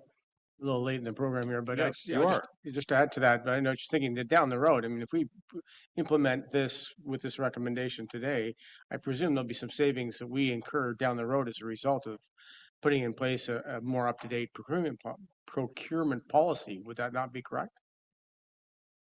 Through you, Mayor Couture, to Councillor Jarvis. Not necessarily savings. We would definitely reduce the risk, but this is a one-time cost. We would not need to overhaul our procurement policy again. It would just require in-house review. So in terms of savings, potentially savings in terms of the risks that we currently have left ourselves open to because of our procurement policy. Thank you. Councillor Graziano. Thank you, Worship. Our policies are only as good as we endeavor to follow them, and I'm just trying to understand where we lack current provisions in our procurement policy and what would significantly be different relative to what we have today. Sorry, I'm getting a notice. I wasn't finished. I'm just getting a notice pop up on my screen here saying about audio. I apologize. And again, I don't see anything that aligns to community values and being brought forward in today's report, specifically around aligning our procurement policies to align to community values as well. I'm really having a hard time with this cost, and as it stands right now, I don't feel I can support the costs associated with this. Thank you. Through you, Mayor Couture, to Councillor Graziano. So part of the concerns that I have is the legalities behind the procurement policy, as well as the RFX documents, don't currently protect us as the township. There's specific wording that I would recommend adding, but I would recommend receiving that guidance from an individual whose only role is procurement. Our current policies and procedures internally are also not to the level that I would like them to be at. So I would like to streamline the entire procurement process as a whole and ensure the documents that we do produce, whether it be on our website for bids or through bids and tenders, that they are consistent and do cover the municipality with the up-to-date treaties that are out there, and the Construction Act as well, which I am not familiar with. So there are aspects that I would feel more comfortable having procurement guidance rather than simply just copying and pasting them from other municipalities. Thank you. And can we assume that part of this review would be including whether or not, I'll call it, favoring more local vendors or more, I'll call it community valued, if I can borrow your phrase, vendors?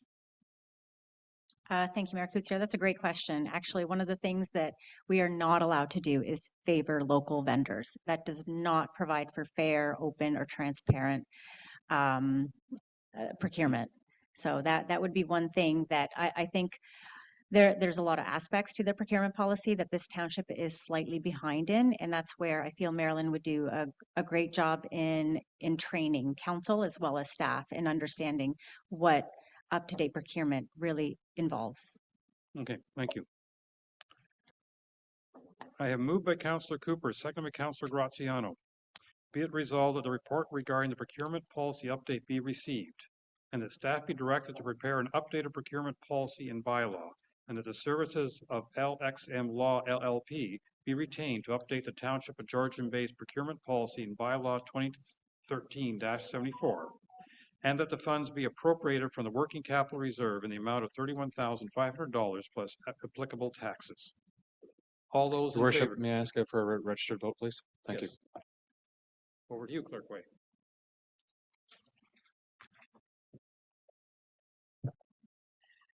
Let the record show that Councillor Graziano requested a recorded vote. Councillor Graziano, how do you vote? No. Councillor Hazelton, how do you vote? Councillor Jarvis, how do you vote? Yes. Councillor Predko, how do you vote? Yes. Councillor Bocek, how do you vote? No. Councillor Cooper, how do you vote? No. Mayor Kutsier, how do you vote? Yes. Let the record show the motion carries 4-3. You. Severn Sound Environmental Association Joint Municipal Services Board Agreement Update. CEO Mariotti, are you speaking to this one? Yes, thank you, Mayor Kutsier. Let me just bring up the report.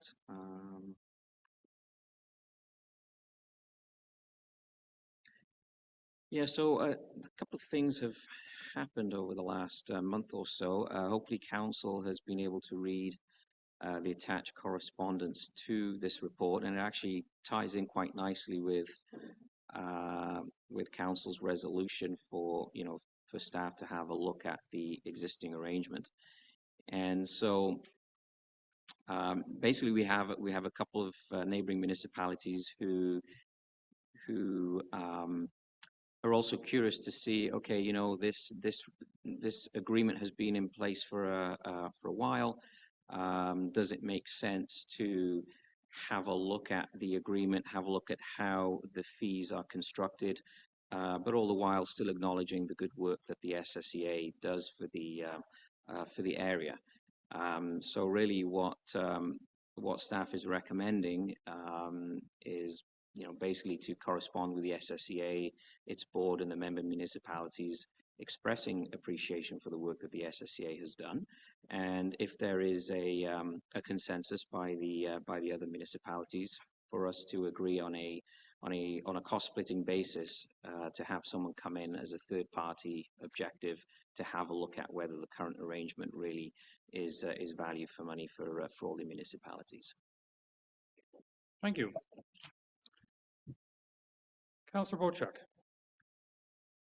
Through you, Mr. Mayor, and I want to thank you, CAO, for bringing this report forward. I know it was about a month ago that I asked for this to come forward because the mandate of SSEA had kind of reached its limit, and that was brought forward by some members of our council. So after reading the report from Severn Township, I thought I would send you an email and question what value we are receiving from SSEA today for the money we're spending.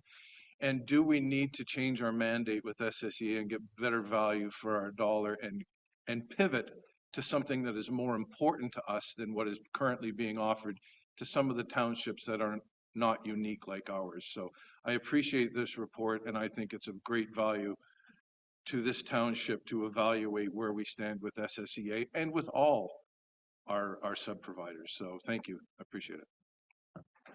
Thank you. Councillor Cooper.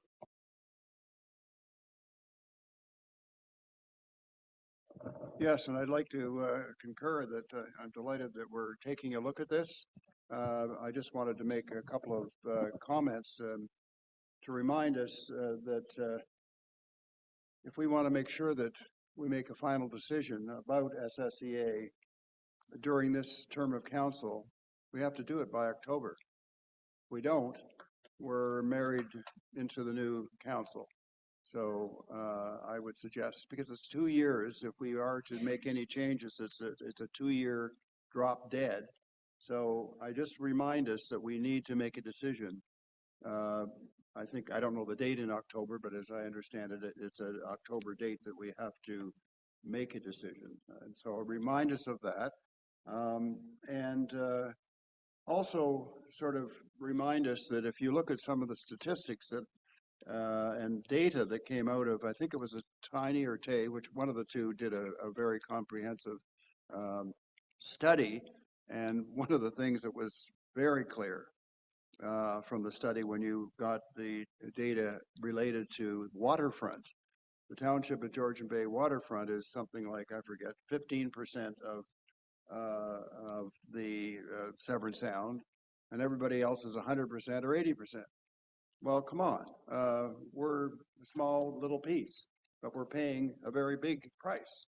So I think we need to think about that. It's just it's the reality, and we've taken over some of those responsibilities that SSEA applies to those other townships ourselves with our other programs, and so why do we need to sort of pay this amount of money? I would remind us of that, including things. Let me just remind you that I asked the last time we had a presentation from SSEA, they talked about testing wells in certain areas, and they don't test wells in our area because this, for the most part, is Canadian Shield. What wells? Or if there are wells, as we see in Honey Harbor, for example, it's a different environment. Is there any testing done by SSEA in Honey Harbor? No, there isn't. So once again, I just encourage us to get to the bottom of this with a very strong recommendation as to what we could or not support, could or could not support, I should say, but give notification by October. Thank you. Thank you. Councillor Jarvis. Yeah, Councilor Cooper basically said what I was going to say. That it is October 1, and so my question out of that is it possible within this recommendation that we request that we have this review done in time for us to make a decision on whether we participate in future years with the SSEA? Only because, yeah, it's carrying a pretty stiff deadline. If we make this motion, I don't see how SSEA could get back to us in a short period of time, which is basically what this is requesting. And we need to make that decision by October 1. And it's something we've been leaning on us for a number of years now. Councillor Cooper has brought it to the attention of council numerous times.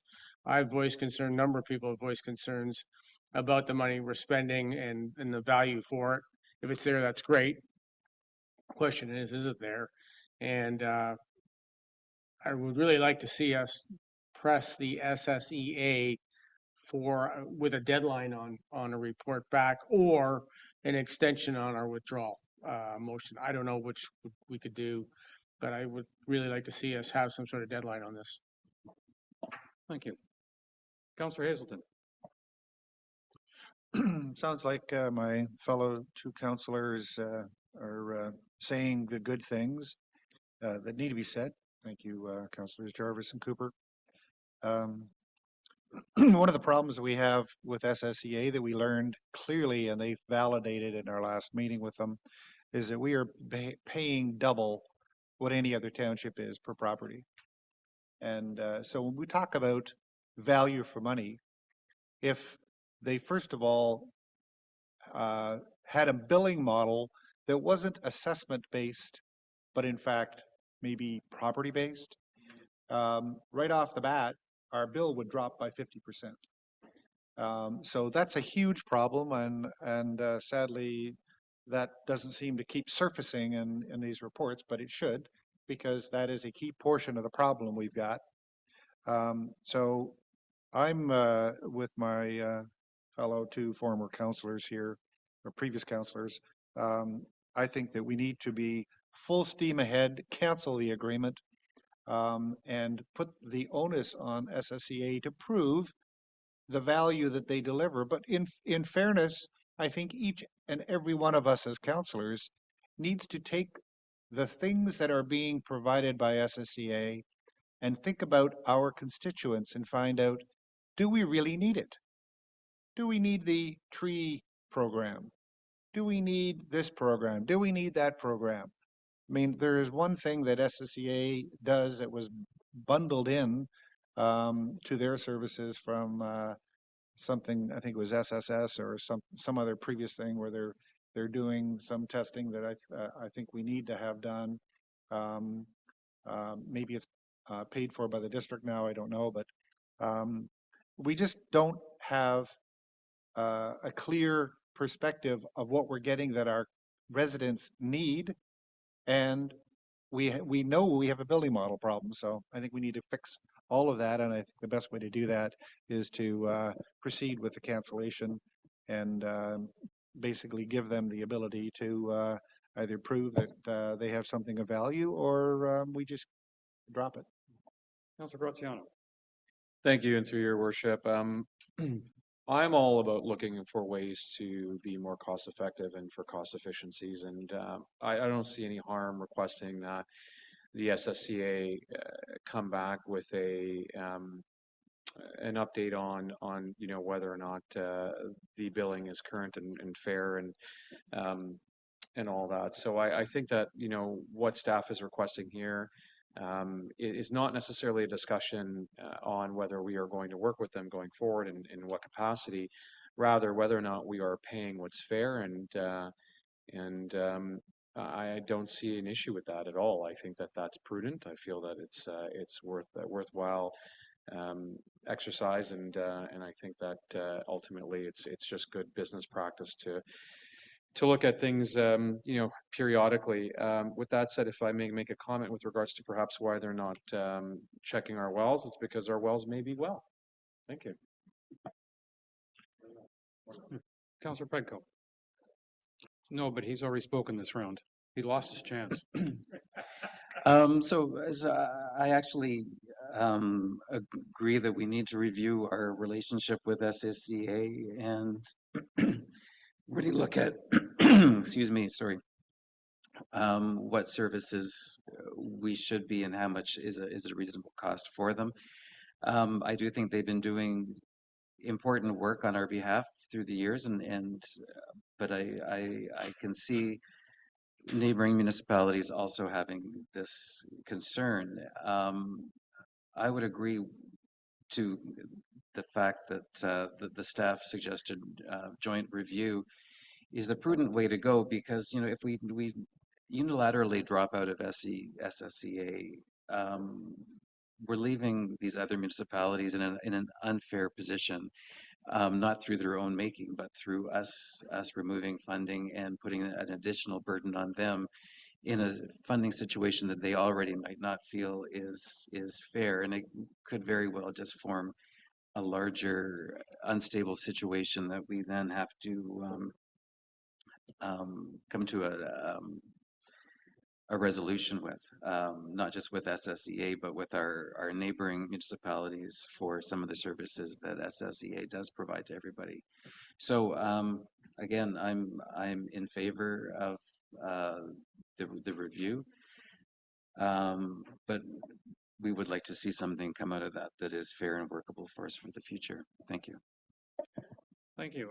I think it's interesting. Basically, all the comments we've heard is, yes, we're overdue for a review. And I think many of the other, at least a number of the other members of the SSEA are saying the same thing. In my mind, there's no, let me put it this way, there's no doubt in my mind SSEA needs a refresh. And whether or not that involves us and to what extent, time will tell. But I do have a question for you, CEO Mariotti. I thought, and maybe my memory I know is poor, but I thought when we were going through our budget deliberations that one of our resolutions spoke to giving SSEA notice that we want out in a year's time.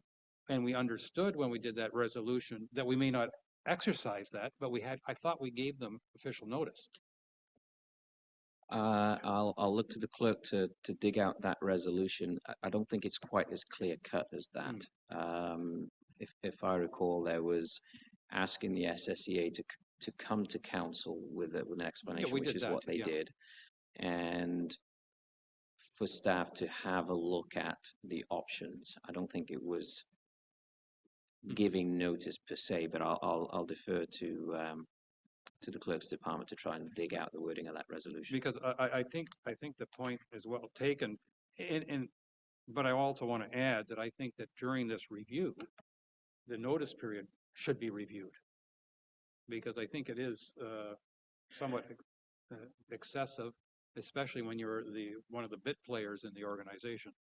But I think this review is necessary, and I think I appreciate that, you know, we're in this motion, we're expressing appreciations for work they do. I think SSEA does very good work.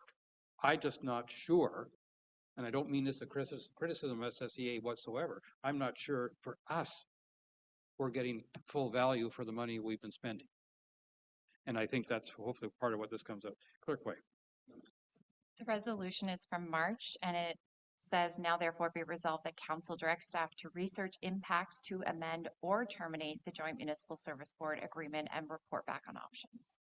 Oh, so it's not as harsh as, or not as clear as I had thought. Okay, I take that back, but I think to Councillor Cooper's point, we have to seriously consider putting a motion in place, because I don't think the study will be done before that time, so that at least that option remains open to us. Doesn't mean we have to exercise it, because we got a year to put you know, it's a year's or 15 months or whatever notice. Okay. Sorry, until October. Petition. Otherwise, we lose another year. Yeah, so Yeah. we'll be into what I was making the point. We'll be into term account. Yes. Yeah. By the time. Yeah. All right. So let us put. Can we put on our September agenda that motion for consideration?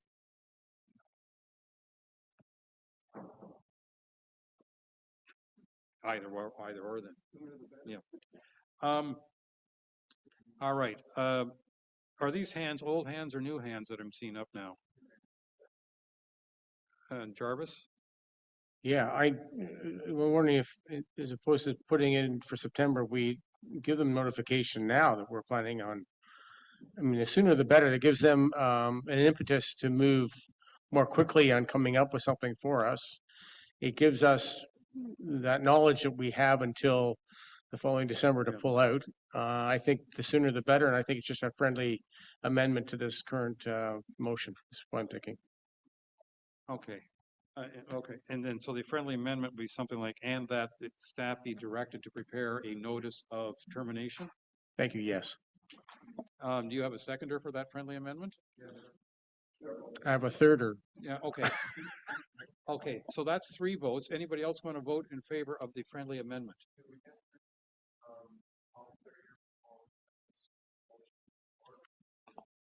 Okay. Councillor Bochek. The last time we discussed this and we talked about pulling out of SSEA, I had to bring up the point that we were provincially mandated to provide certain reports to the province, and that if we had to hire staff to do those reports for the province and become in compliance, that it would probably supersede the cost of our membership in SSEA. We know that SSEA mandate does not cover what we expect them to be doing today. In essence, we'd like to see SSEA pivot and move more towards what will serve our community better. And I think that's part of what this report is. We've got to the point where now we want to pull them off the table and shove them down the toilet and everything else. What we need to do... That's not what we said, Councillor Bochek. It sure sounds that way, and it was put forward by my fellow councillor here, Jarvis, in that manner. What I would like to do is to have this resolution stand on its own without any amendments, so that we can have a report come back to council to find out what we are receiving from SSEA, what value we're receiving from SSEA, and if it is not under our current regiment of what we'd like to see, then let's make some changes to it. But to make an addition to have the funding pulled from underneath SSEA is sure the way it sounded to me. And you can repeat, or I can go back and rewatch the video.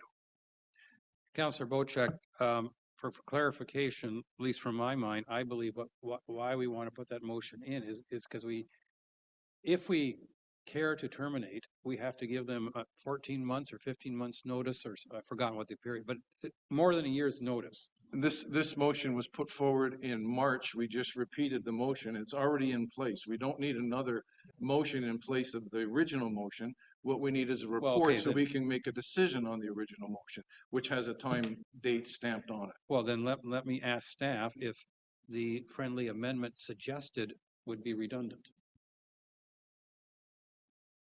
And I'll tell you where I'm coming from, is I don't expect this report to be in front of us before October that we're asking for in this motion. I expect we'll get it sometime in the winter. What I don't want is the possibility is the report in the winter we might find great.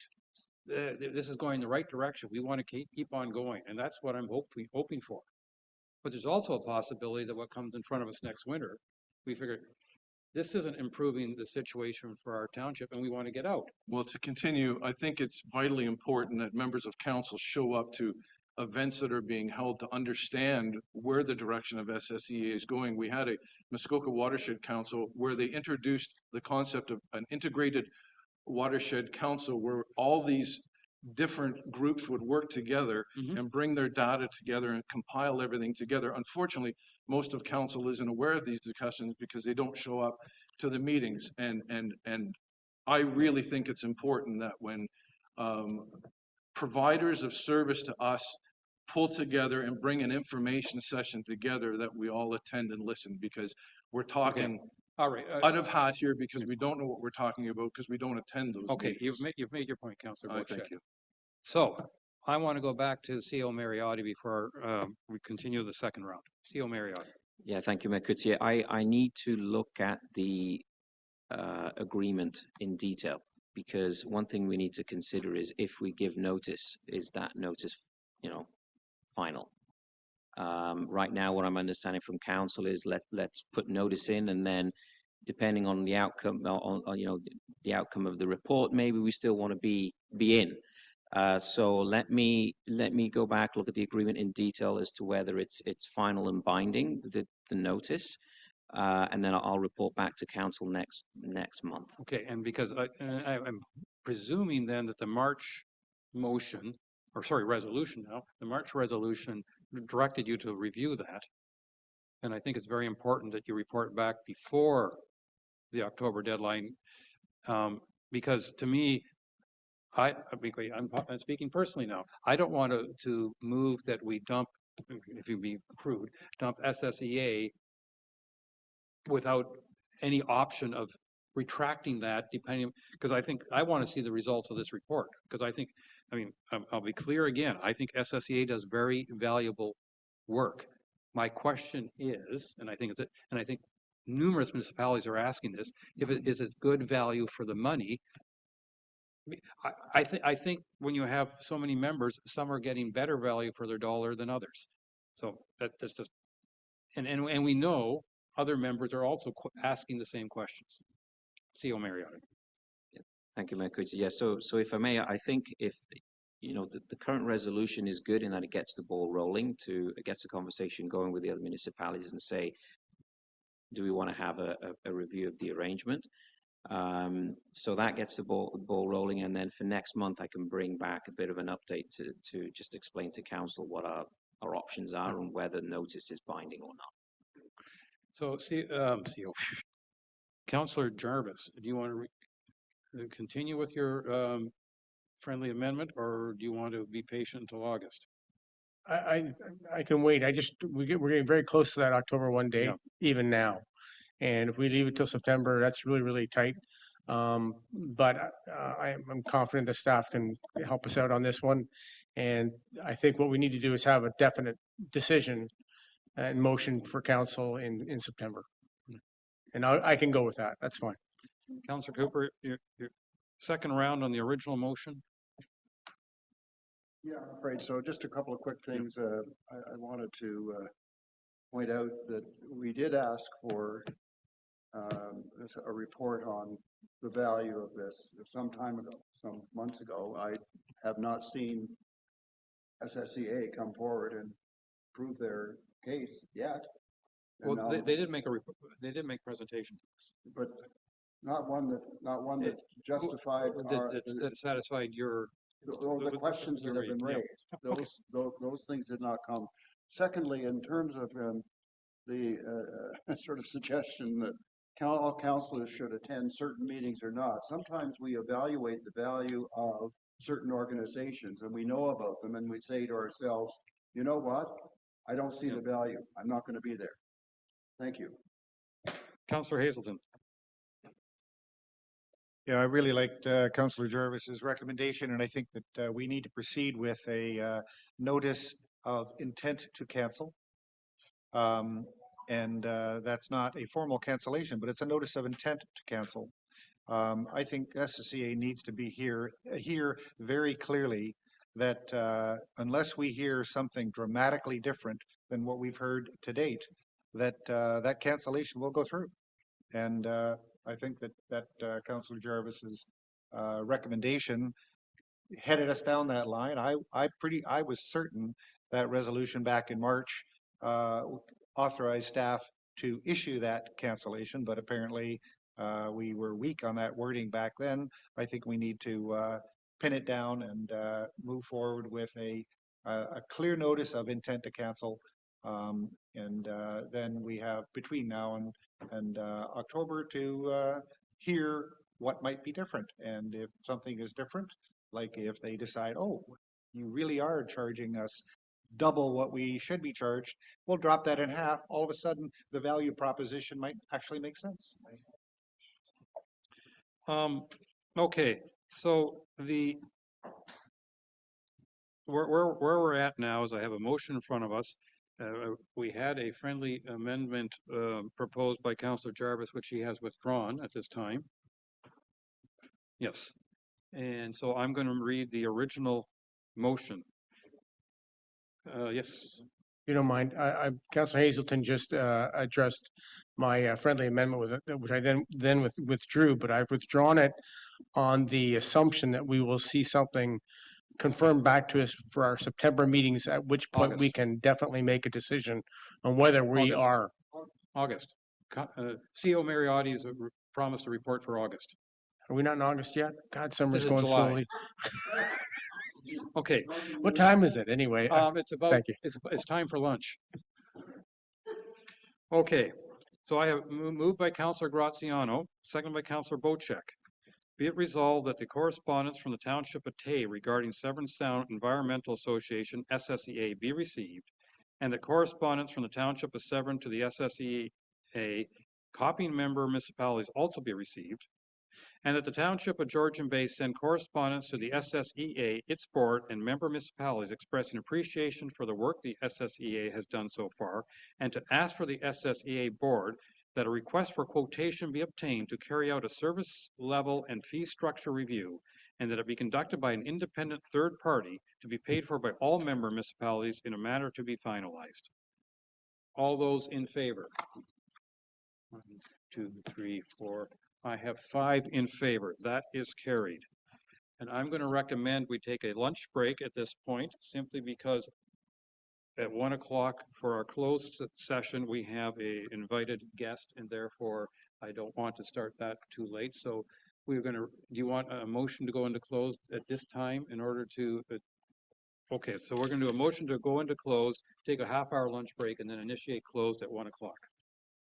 And we have 2 items left on the staff reports to look at later in the day. Thank you.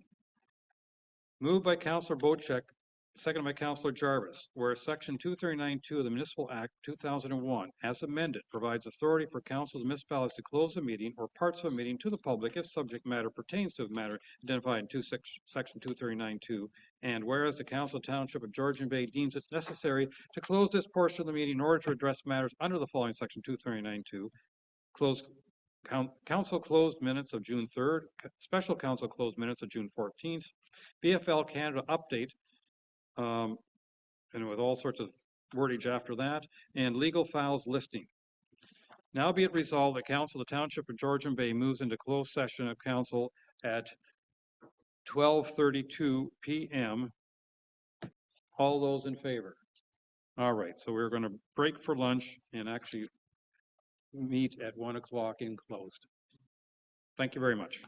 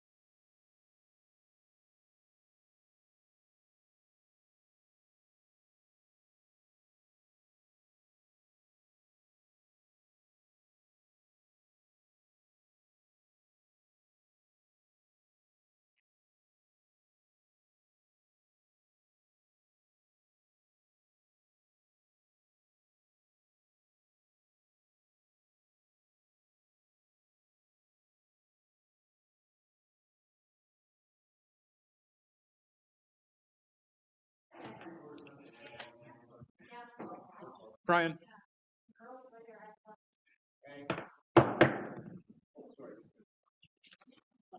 Okay.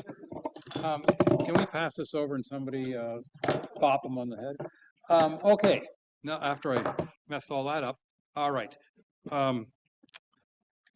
I have moves by Councillor Hazelton. It won't be seconded by Councillor Cooper, so I'm going to say Councillor Graziano.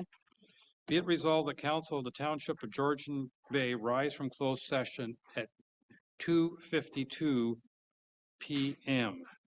All those in favor? And that is carried by more than enough to say passed. Or that is whatever we'll say. Moved by Councillor Jarvis, seconded by Councillor Predko. Be it resolved that Council adopts the Council closed minutes of June 3rd, 2024 as circulated. All those in favor? And that is carried. Thank you. Moved by Councillor Predko, seconded by Councillor Bocek. Be it resolved the Council adopts the Special Council closed minutes of June 14th, 2024 as circulated. All those in favor? And that is carried. Thank you. Moved by Councillor Graziano, seconded by Councillor Bocek. Be it resolved that Council receive the closed presentation from BFL Canada regarding the 10-year claims history loss for information. All those in favor? And that is carried. Thank you. And now we got to backtrack a little bit here. And the first item we're going to backtrack to, or was going to be public docs and Ms. King, and they're on their way. So we'll just be patient for a moment because we're going to go back to consent agenda item J, which we had pulled from the consent agenda, and Ms. King will present that and we will discuss as we see appropriate. Councillor Bocek. Through you, Your Honor, if it's okay, I'm not on the Zoom video, and I'd like to ask Sydney to accept me as a panelist. Well, we'll have to see if it's okay with her. Because if we're going to talk about item J, I really should be on that. You're not there, so you need to try the link. I have to join the link again. Yes. I did press the thing that said if you want to rejoin, press OK. Don't worry, the building department will help you through. You're not in Zoom. Go to council. Can Councillor? I didn't know I could get there through here. Forget it. Steve's well, he's supposed to, but he doesn't do a very good job. Oh, there you go. Okay, so I'm here, and now we got to get back to the agenda. I don't know. The folks at the extremes of this, yeah, are extreme. So Ms. King's on her way. Oh, they have arrived. We're anxiously awaiting. Oh, she's turned.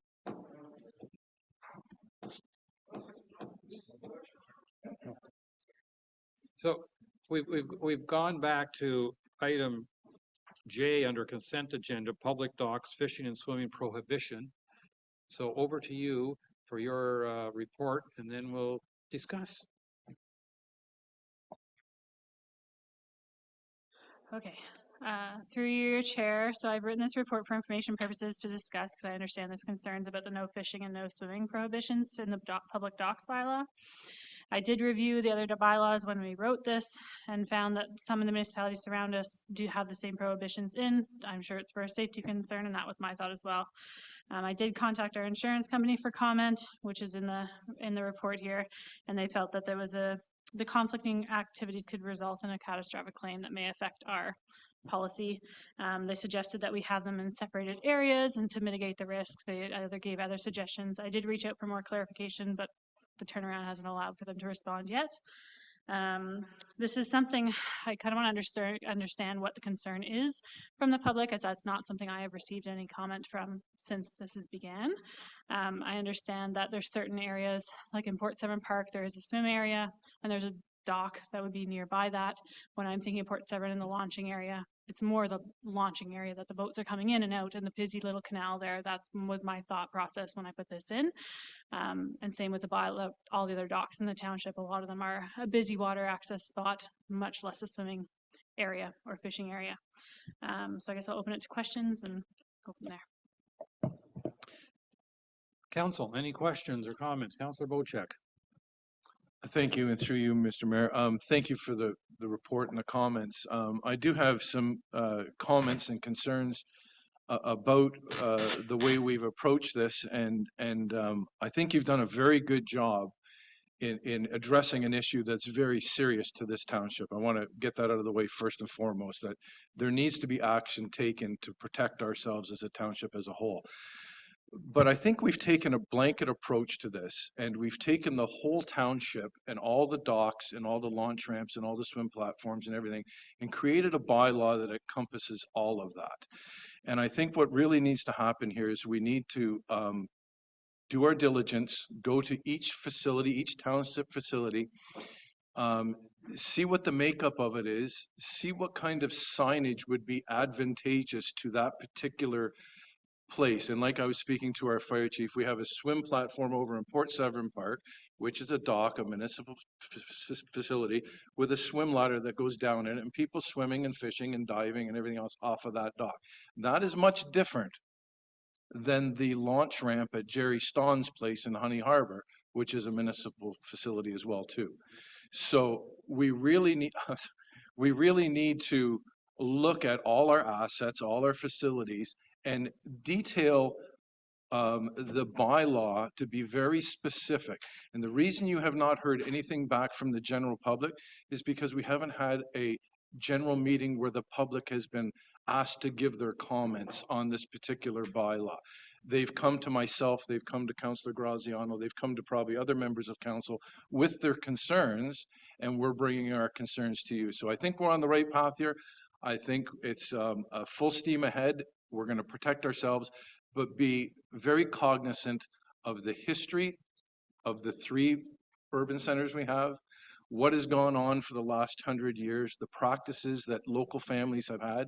Take that all into consideration. And before we go ahead and start throwing up great big signs that says, you can't swim here, or swim at your own risk, or anything else, that's not the culture of this community. And I would really like to see compassion and a lot of thought put towards what we're going to do at each facility individually. And thank you for your work, Karina. Please, go ahead, Ms. So just in response through your chair, I would agree. I think the wording can be changed to, no fishing or swimming. I can finesse it better than obviously right now in the areas that are signed prohibiting it. So, in Port of Honey Harbor, right on our big docks, no swimming, no fishing for sure. But on, those swim platforms are up at Stewart Lake, that's an appropriate action for that. I also want to say too, that's why you have human bylaw enforcement officers. If we see that and we know that people are being saved, that's something we would take into consideration while we're there. You could have a camera that we could do the same thing if there wasn't the human aspect of our jobs. So I appreciate the comments, and absolutely that we can look at each space individually and order some signage and sign where we feel is inappropriate for those activities for the safety of the public. Yeah, that's great. And I appreciate that. And I think council appreciates that this isn't just a blanket bylaw that serves everyone's needs. It's going to have to be detailed, and it's going to be probably more work for you and your department. But we really, really do not want to send the message to not only our residents, but our visitors and our seasonal residents. Don't swim off our docks. It just doesn't make sense. Docks are there for a purpose, and if they're in a swim area, they're to swim on. For sure. Right? Okay, thank you. Thank you. Councillor Graziano. Thank you, and through your worship, I'll echo comments from Councillor Bocek. However, I'll bring forward some of my own. The impetus of today's conversation arose from a motion that I had intended to get onto the floor through Cal. And here we are today discussing this. I fielded quite a few questions on this particular issue, and high-level questions as well, not just an everyday constituent, rather someone that was quite concerned that I see as instrumental in our community and developing our community values.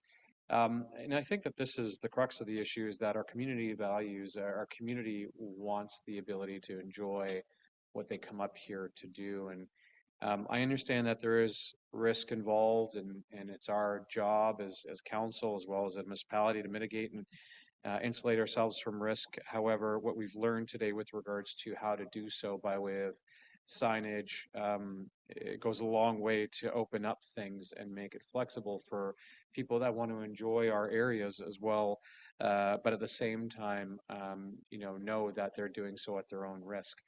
And so I am hoping that we can get this remedied sooner rather than later, and that the bylaw team will endeavor to work with council to determine which areas are open and should be accessible to swimming and fishing, and which areas shouldn't. And of course, we sign it accordingly.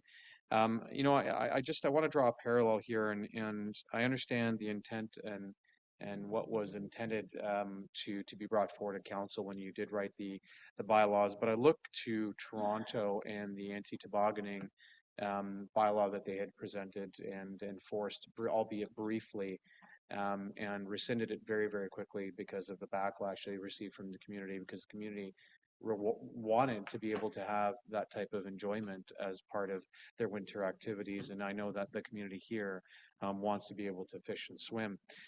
So with that being said, the only other comment that I would make is that if we are going to endeavor to prohibit swimming in certain areas, I ask that we also we do so in our bylaws. We put signage that says it's prohibited in those specific areas, but at the same time, we strongly consider removing the penalty.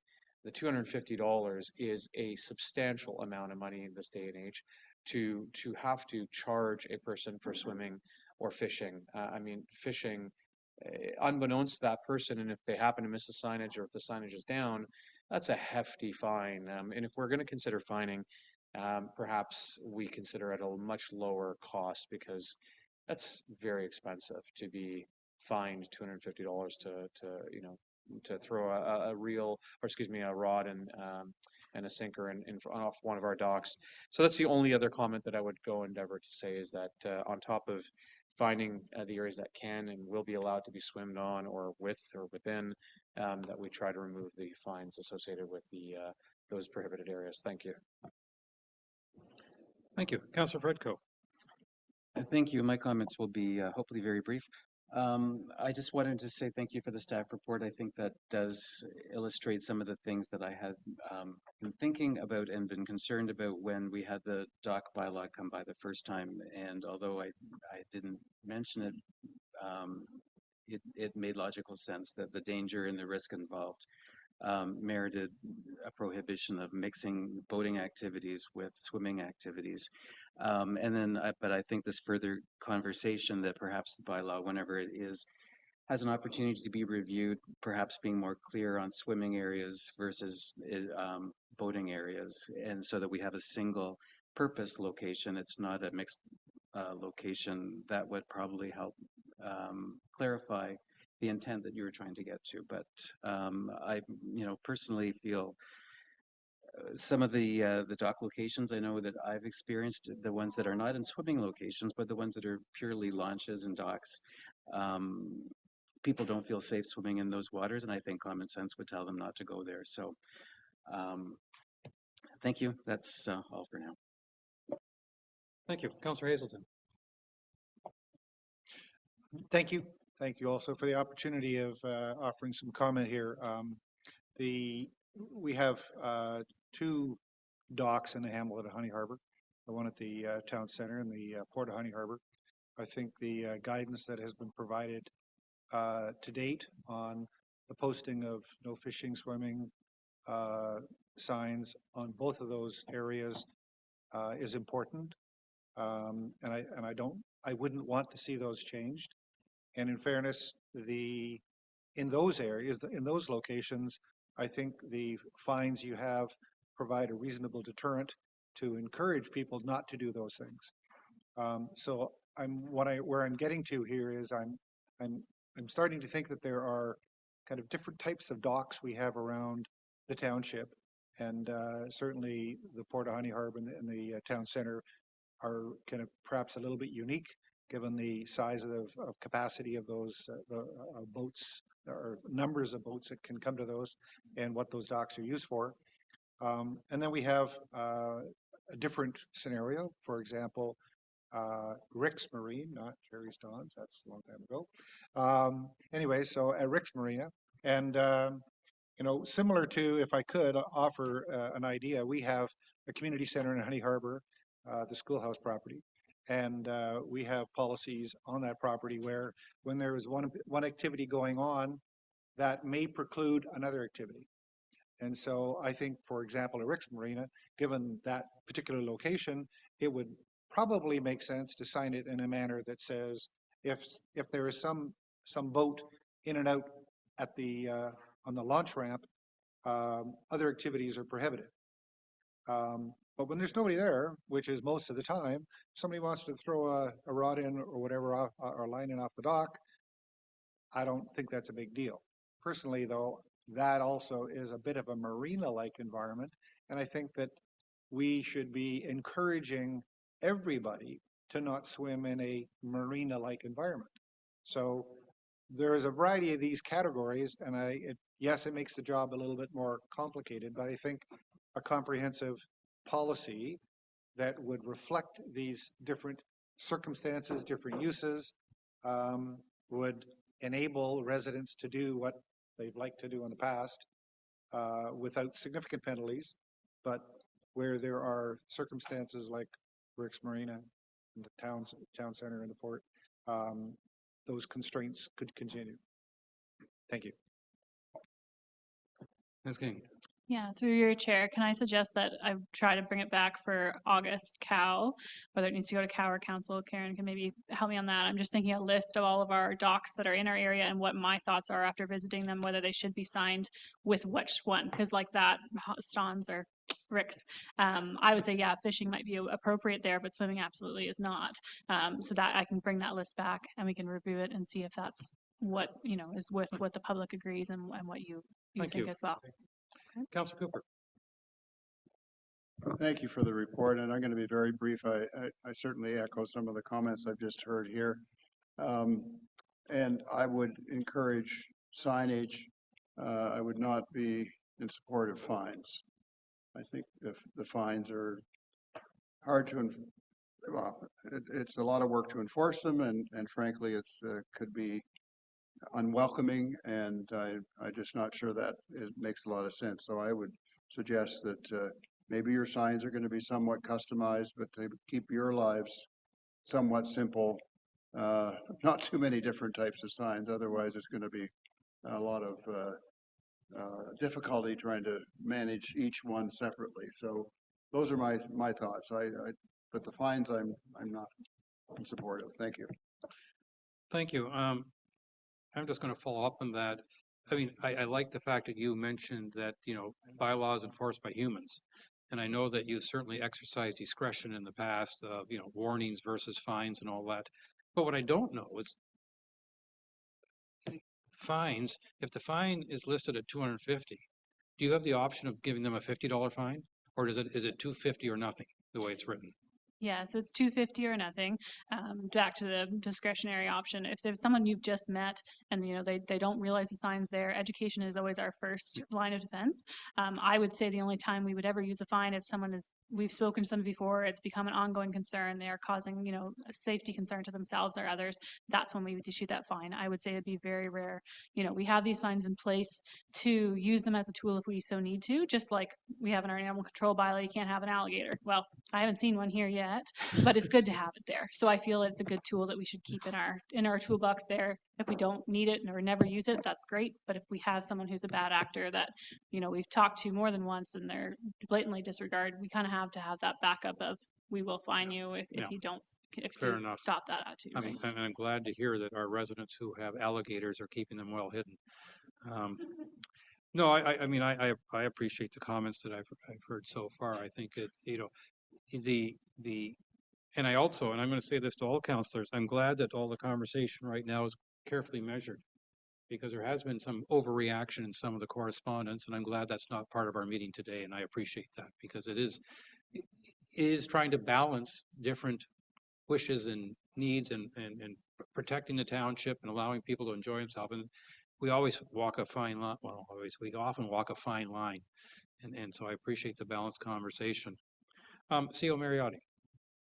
Yeah, thank you, Mayor Coetzee. I think we do need a fine as a deterrent. If $250 is too much, that's fine. Let's talk about a lower number. But we do need some form of deterrence for those individuals who. I'll give you an example. We were issuing parking tickets for youths who were jumping off the White Falls Dam there, and they were saying it's a bargain because the parking ticket's only $10, so it's $250 each for them to be diving off the dam. So we need something that is a reasonable deterrent, which also covers the cost of the bylaw enforcement officer to go out there with a vehicle and investigate. So maybe it's $100, but I strongly recommend that we do have some form of a deterrence there to give the bylaw some kind of tools. All right, thank you. Councilor Graziano.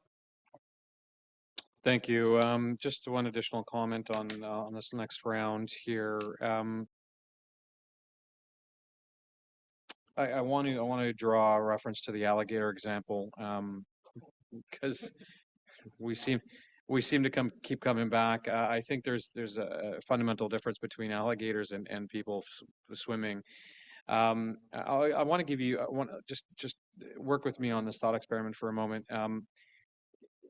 Father and son are out, canvassing our area on a hot summer day and endeavor to jump in when they see that there's no boating traffic coming or even remotely close, because it can endeavor a father wanting his son to jump in when boats are inbound. However, with that said, they jump in and a bylaw officer happens to be there and approaches them. And the bylaw officer is having a bad day, because we all have bad days, and comes across a little bit abrasive.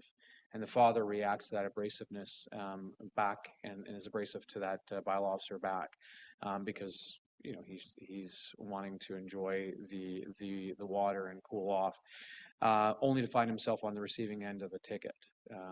I understand that in most cases there are going to be circumstances where education is first. However, the possibility does lend itself to that scenario happening, and I think that we have to understand that to Councillor Cooper's comments, the cost of a fine is very unwelcoming, especially in an area that relies on tourism as well. And it's something that I think we as a municipality shouldn't be looking to do. Now, with that said, if it's about insulating ourselves from risk and insulating ourselves from liability, I think we've already established that we can cover ourselves in that regard. There's no need to fine people. The deterrence component, I think people are going to do what they're going to do regardless of whether there's a fine posted or not. That's just how people are. I think this is an exercise of us making sure that the municipality is protected from a risk perspective and a liability perspective, and we don't need to fine. Thank you. Thank you. Councillor Bochek. Thank you, and I'll make my comments fairly short here, but when we write a bylaw for the future. Today we have a responsible fire chief, a responsible bylaw officer, and a CAO, but tomorrow we may not. But the bylaw is in place, and it's in place forever until it's rescinded. So I have all the confidence in the world that you're not going to run out and give a father and son a ticket, because you're good, reasonable people. But the next realm of people that come in to replace you might not be the same people, and we may have a real problem. So in writing the bylaw, I would like to make sure that we're protecting for the future, not just for today. And the other thing I would like you to address, which was not addressed, is the issue of Indigenous peoples using our dock facilities to spear, fish, or net.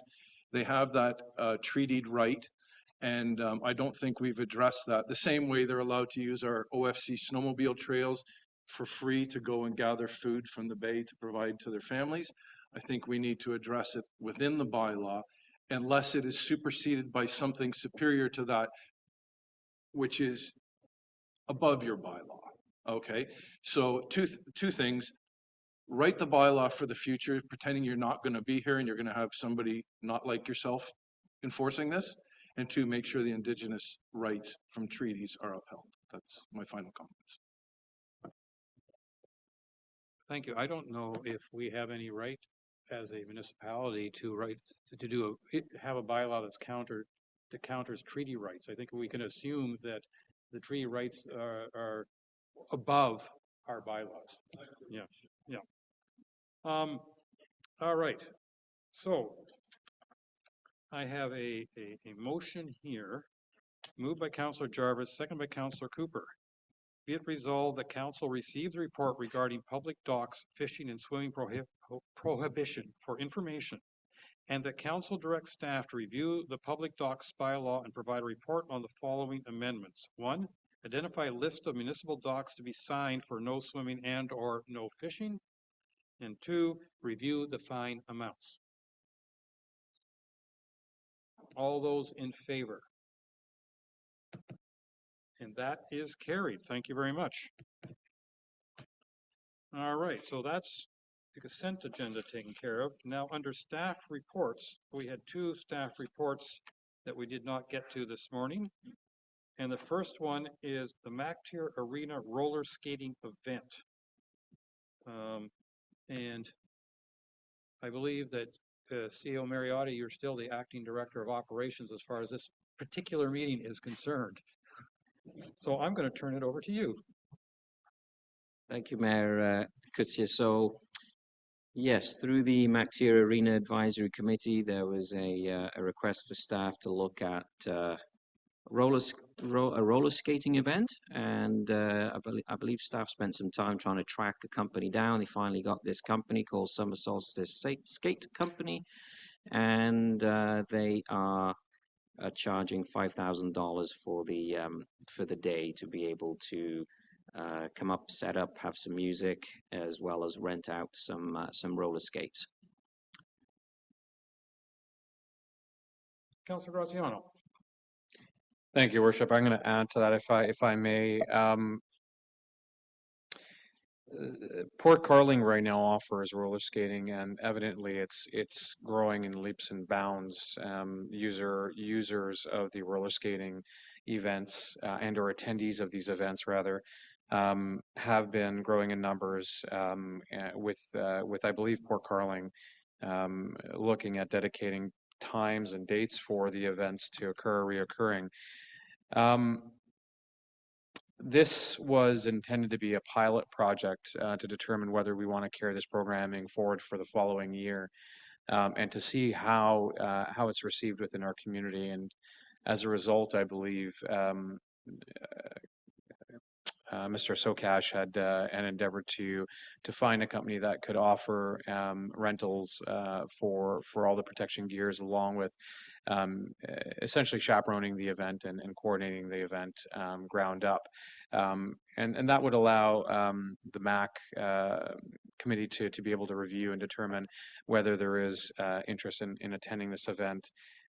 So this is really what's behind today's I guess request, is that Mr. Sokash had endeavored to find a company that will present will bring all of the information, or rather all the safety gear, my apologies, it's end of day, on our behalf to see whether the community actually enjoys an event and whether it increases usership of our arena. With that said, I have my perm ready to go, and I'm hoping that we can do an 80s night for the event. So I'm looking forward to being one of hopefully many councillors that will be there that evening. Thank you. Thank you. Councillor Predko, please. Thank you, and through you, Chair. I'm also viewing this as a pilot project opportunity to see what kind of interest and utilization we can generate for the arena. I think it has a lot of promise. I have a couple of questions about the staff report that has been provided, and I'm hoping that our acting director of operations is able to provide some insight into these questions. One, the staff report deals strictly with the cost of acquiring the service, and which includes the insurance and the safety gear and the skates, which is great, but we have to estimate a staffing cost that would go along with this. How many people would be required for how long, and if it's that overtime or is that absorbed through shift changes? I also wonder if, as part of the proposal, we had wondered about enticing a food truck to come to provide food for anybody that was there. And I don't know how that would factor into this as well. And again, there's no admission recommendation from Mr. Sokach, but I guess what we would have to do from an outcome from council today is take it back to potentially the arena committee to come up with recommendations on those items. I'm just wondering if you can clarify any of those three things. Thank you. CEO Marriott. Yeah, through you, Mayor Coetzee. Yeah, I mean, it really does depend on the time of day and the day of the week that you know, that the desire is to hold this this event, because that will impact staff timing, resources, et cetera, although if I understand correctly that, you know, Port Carling's business has gone up in leaps and bounds, then it would be good to get that data and say, you know what, Port Carling is doing really good based on this this data, and therefore it might support adding some extra overtime to cover this. And in terms of a food truck, I'm sure that we can work with with bylaw, to get all the relevant licenses and whatnot to support this as making it a good event. The last piece I think that we would need to get in place is a sign on Lake Joseph Road to advertise it. Yes, yeah. That's all for now. Thank you. Councilor Bocek, please. Thank you, and through the chair, there may be a question in here for our acting operations director as well too, but I think it's very crucial in being a part of the advisory committee. Seeing the success of what's happening in Port Carling, I think this will evolve into is people from our township going over to Port Carling and skating there, and people from Port Carling coming over and skating in MacTier. What I think we'll be really gathering people from Bala, Port Carling, everywhere coming over. And this is all about a community event. It's not about making money. It's not about profit. It's about bringing members of a community or an area together. So when it comes to cost recovery, I think the committee should maybe look at people from outside the township would have a cost, and maybe people from within the township would have a reduced cost, or people from MacTier would have a reduced cost. Because what we want to do is we want to entice people to fill the place. There's nothing worse than a roller skating party with 6 people skating around. You want to have the place full, because you have the disco ball going and you have dances and everything else. So we need to promote it. We need to engage our staff to reach out to the whole area, not just MacTier, and bring people in for this event, and then I'll talk to Ruth Nishikawa and a few other people at the district and see if we can't reciprocate back to their communities, because I think sharing between the municipalities is going to make things more successful, because we don't have a population to support this on its own. Thank you. Thank you. Councilor Cooper. Thank you, Mayor. I just have a quick question for Councillor Bocek. Are you going to be performing for us at this roller skating event and doing a bit of John Travolta, whatever his name is? Put my wig on, my bell bottom.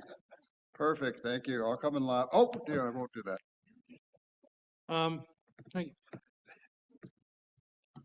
I actually have some concerns about the report, and it is basically, I read here, as there is a limit to the number of skates and safety equipment they can transport for the event, SUSO recommends limiting the event to 30-40 skaters per session, although multiple sessions will be held during the day. And I say, what are we actually hiring these folks to do? Are we going to have hour-long sessions when 30 people are in the room? I mean, it's been more than half a century since I've roller skated. Yeah, I did the math. And, you know, at those point, you had an arena full of people. I mean, and you were bouncing off the boards to try to get around the slow ones, and other ones were trying to push you out of the way because they were faster. If we're limiting this event to less than 40 people on the floor, I almost feel like that's defeating the purpose of bringing the community together for a big event. So I'm confused. CEO Mariotti. Yeah, that's a very good point that you bring up, Mayor Coetzee, and I don't think they are limiting it to 30, 40 period. I think the number limitation is because of the number of skates and safety equipment they have.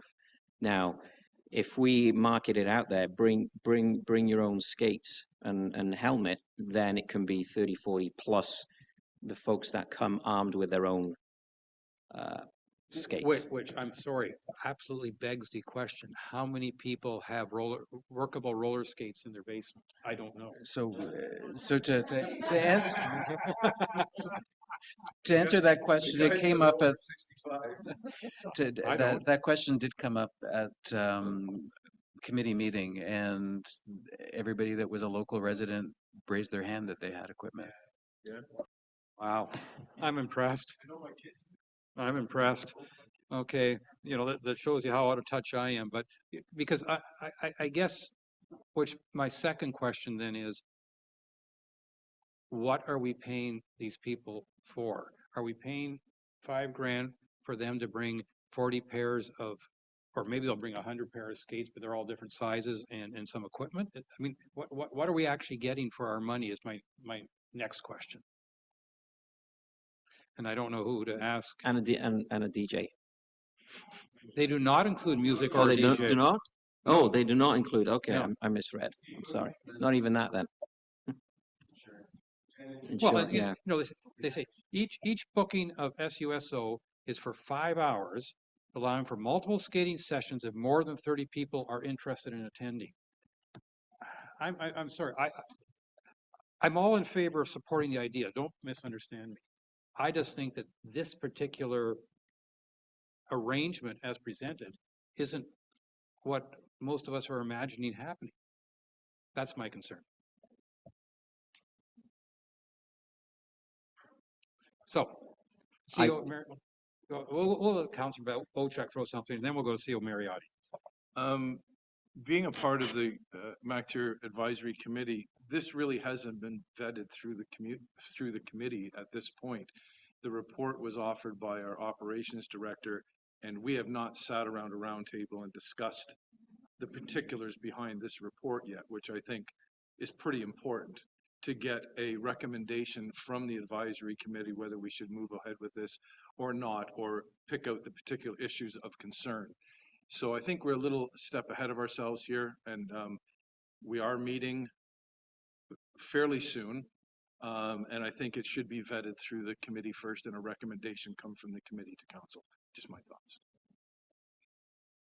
CEO Mariotti, you want to respond, and I'll make my further comment. Yeah, and I think in the meantime, it'd be worthwhile getting the data from Port Carling, and maybe they have an arrangement. Because I'm personally feeling that it's a little premature for us as council to, you know, the motion says that we're going to engage Summer Solstice Skate Company for an event. And I'm not sure that we as council want to commit the committee and those organizing this event to a supplier at this time if there's more discussion that has to take place. That's my concern. Councilor Graziano, please. Thank you, Worship, and perhaps I can bring some light to why it's here today. In our committee, we did discuss the need to get this onto our books ASAP as ice goes in late August and doesn't come back out until the following year. And so as a result of that, if we don't make a decision here and now, we miss the whole season and we start fresh again next year trying to get this through. So The intent was to bring it before council sooner rather than later, get a commitment, pilot it to determine whether or not we, throughout the course of the winter, should start to effectively coordinate more events throughout the following summer, and then start to market those events through our sustainability team and through our social communications. Thank you. Yeah, and I certainly get that, but I'm wondering, maybe we have to create a new event, roller skating on ice. Might be the first place to do it. No, but roller skates on ice. Okay, you can give me credit when it becomes a great success. Councillor Jarvis. Yeah, I'm going to echo thoughts by Councillor Graziano. We got to do something sooner rather than later in some respects. Is it possible we could just revise this recommendation to say that we would supply the money if an agreement can be reached on getting things set up for a roller skating event? Certainly, that was exactly what I was thinking. Okay. Ms. Levesque. Your Worship, I just wanted to add, I did circulate the report to the MAP committee last week and I didn't receive any feedback from them. So I just wanted to add that. Sorry, this particular report? That's correct. Okay. Well, I mean, I don't mind reading the motion as written, and we can approve it or not approve it. But then my question simply is going to be to staff, particularly our clerk's department. Are we forcing the use of this particular supplier, or something else can come up in the meantime? Or should we be resolved that staff be directed to wanting us to schedule well, I understand that we want to get this done in August. I mean, nobody's arguing that. Councillor Predko, you wanted to make a comment while I'm negotiating what we're going to write? To help negotiate what you write, I was going to suggest perhaps we modify the motion to the council approves the $5,000 towards a pilot project in August, and we will find a suitable supplier. Okay, and Councillor Hazelton, I think, has some input too, and then we'll craft something. Oh, was there an intent to make money off of this event? In other words, that's where we're going? I think the intent was this was a pilot, and if it's successful, then we hope to create a money-making concept. I know, but so for this event, we're paying and we're hoping that people come, but nobody's making money, or who's making money on it? I get that. I guess what I'm missing here is, it's an event, and I hear talk about other events, but surely the objective here is to have an event to make money for some reason, hopefully probably to cover some of the costs of the McGibbon Arena. And so I would be absolutely supportive of putting $5,000 up to get the thing going, as long as the objective is to run an event that makes money, so that the $5,000 we put in, there's $10,000 that comes back in revenues from something, and it becomes a win, and we get something out of it. Because spending $5,000 to run an event and have it as a dead end, there's no revenue, to me doesn't make a lot of sense.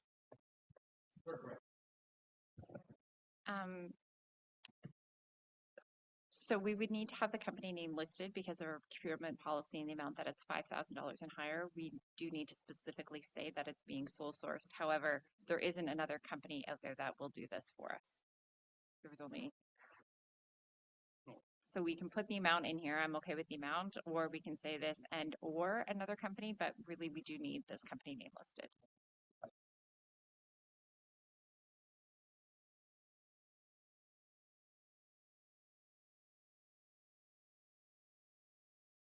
Well, I mean, I have no problem reading this motion, and if it gets passed, then letting staff and the advisory committee work with it, and I'm sure we can work with that. And if there's no other known supplier of this kind of service, why don't we just do it and move on? So I moved by Councillor Graziano, seconded by Councillor Predko. Be it resolved that staff be directed to engage Summer Solstice Skate Company to hold a roller skating event at the McGibbon Arena in August 2024, and that funds for the event be provided from the General Reserve Fund. Or do we want to say funds up to $5,000? Up to $5,000 for the event be provided from the General Reserve Fund. All those in favor? All right, we got enough votes to say that that is carried. Thank you. And now our final item is Severn Township Parking Pass request. And again, I'm going to pass this over to CO Mariotti, who wearing his second title for the day. Thank you, Mayor Kutsin. I'd just like to say that Mr. Sokash has been really busy for me to be presenting in his absence. He owes you. Yeah. So yeah, as I'm sure some on council is aware, this has been an ongoing matter whereby we do have folks in the neighboring municipality that are also part of Port Severn, and so there's been a request through council in Severn Township to see if there is some kind of an agreement that we can enter with Severn, whereby we issue a certain number of passes, and there's up to 50 passes here, but maybe council could choose to say, let's do a block of 10 or a block of 20 to begin with. The matter here is that we issue a certain number of passes up to a maximum of 50 in this report, because we don't want to overload Port Severn Park for our ratepayers at a cost of $150 each, which would cover essentially, you know, some assist us financially in managing that parking lot. And then, so if council approves this in principle here, staff will go to staff at Severn Township, and then Severn Township can hopefully will agree to this agreement. Thank you. Councilor Graziano. Thank you, Worship. I recall having this conversation with Mayor Burkett along with Councillor Taylor at AMO and Deputy Clerk as well. And we initially toyed with the idea of perhaps swapping parking for the use of a launch that they have close to or opposite of Lock 45 near Bushes Marina. We have a contingent of constituents that are in Severn River right now that have an issue of being able to come and go with their launch with the Parks Canada closure of the launch that they were using previously.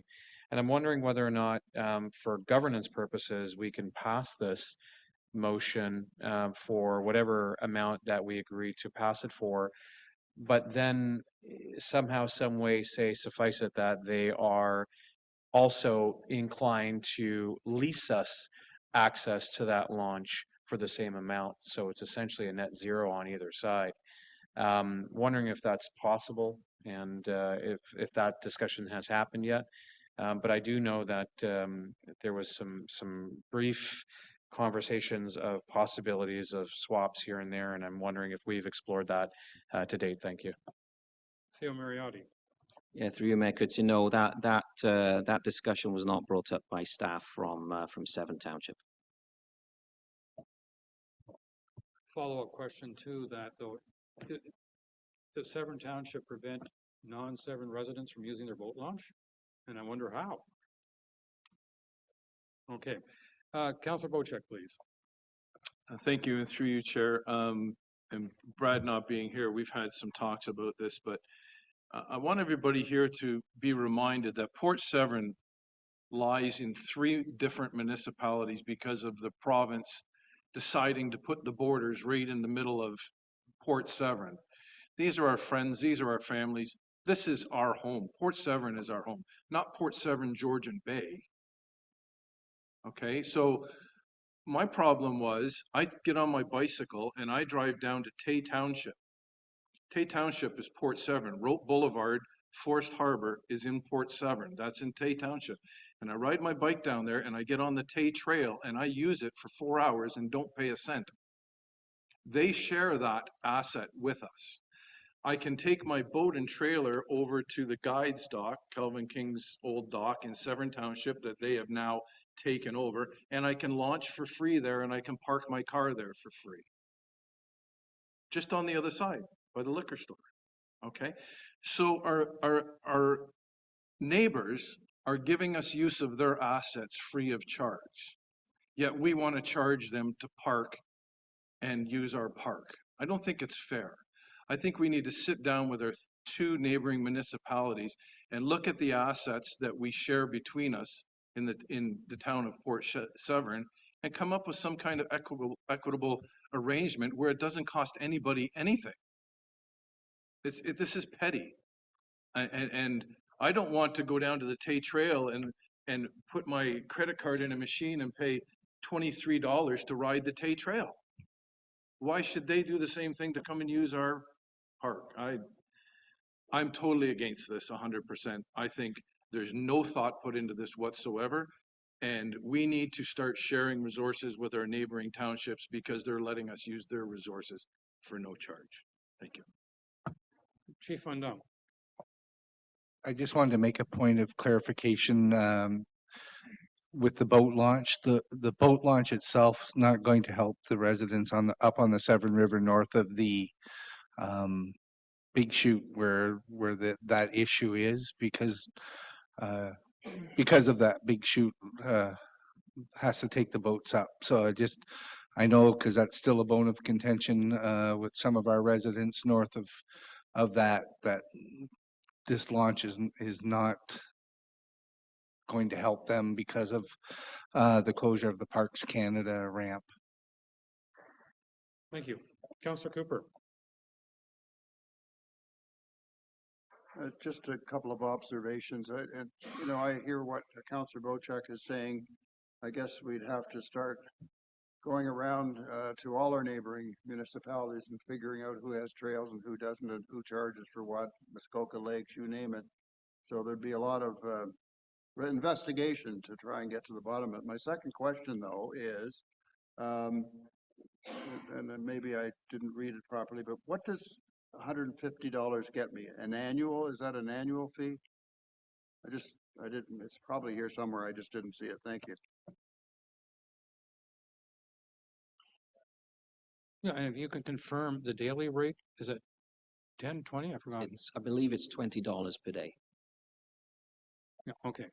So once folks use it more than 7 times, the annual pays for itself, so to speak.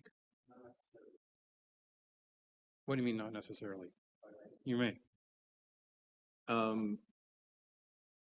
If I was in Severn Township and I was going to come over and park here, it would probably cost me $50 for the day because I want to launch my boat and go out for a truck and a trailer, and parking for the day is $45.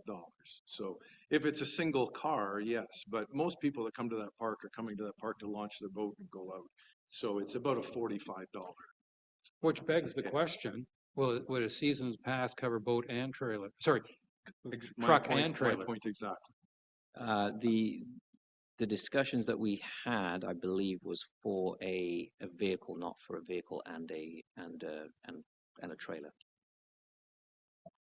It was really designed for Severn residents who are literally across the bridge, who have grandkids who want to park at the Port Severn, park and take the grandkids to the splash pad and go swimming.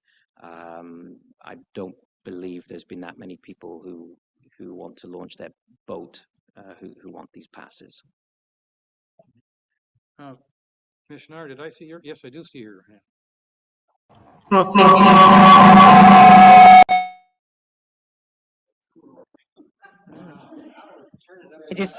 I just wanted to, to your worship, I just wanted to clarify that the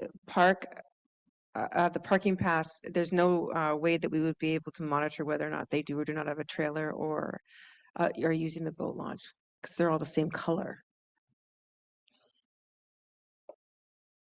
So does that mean, and I'm going to Chief Van Dam, so if somebody comes with their truck and trailer, do they have 2 parking passes on their dash, 1 for each? So so how do you enforce that?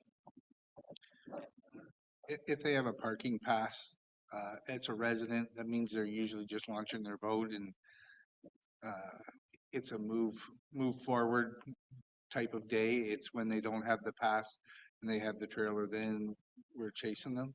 If they have if the residents there and it's launching their boat and they're taking their boat up and getting it right back to get their truck, especially this time of year, we're only dealing with the vehicle. They got the parking pass, they're covered. I will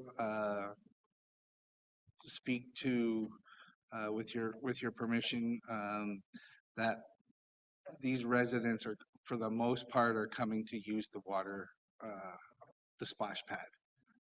Is that's their biggest. Any conversation we've had with them, it's about the splash pad, that they want it and they want to be able to use it. It's so close and so forth, and they don't have a swimming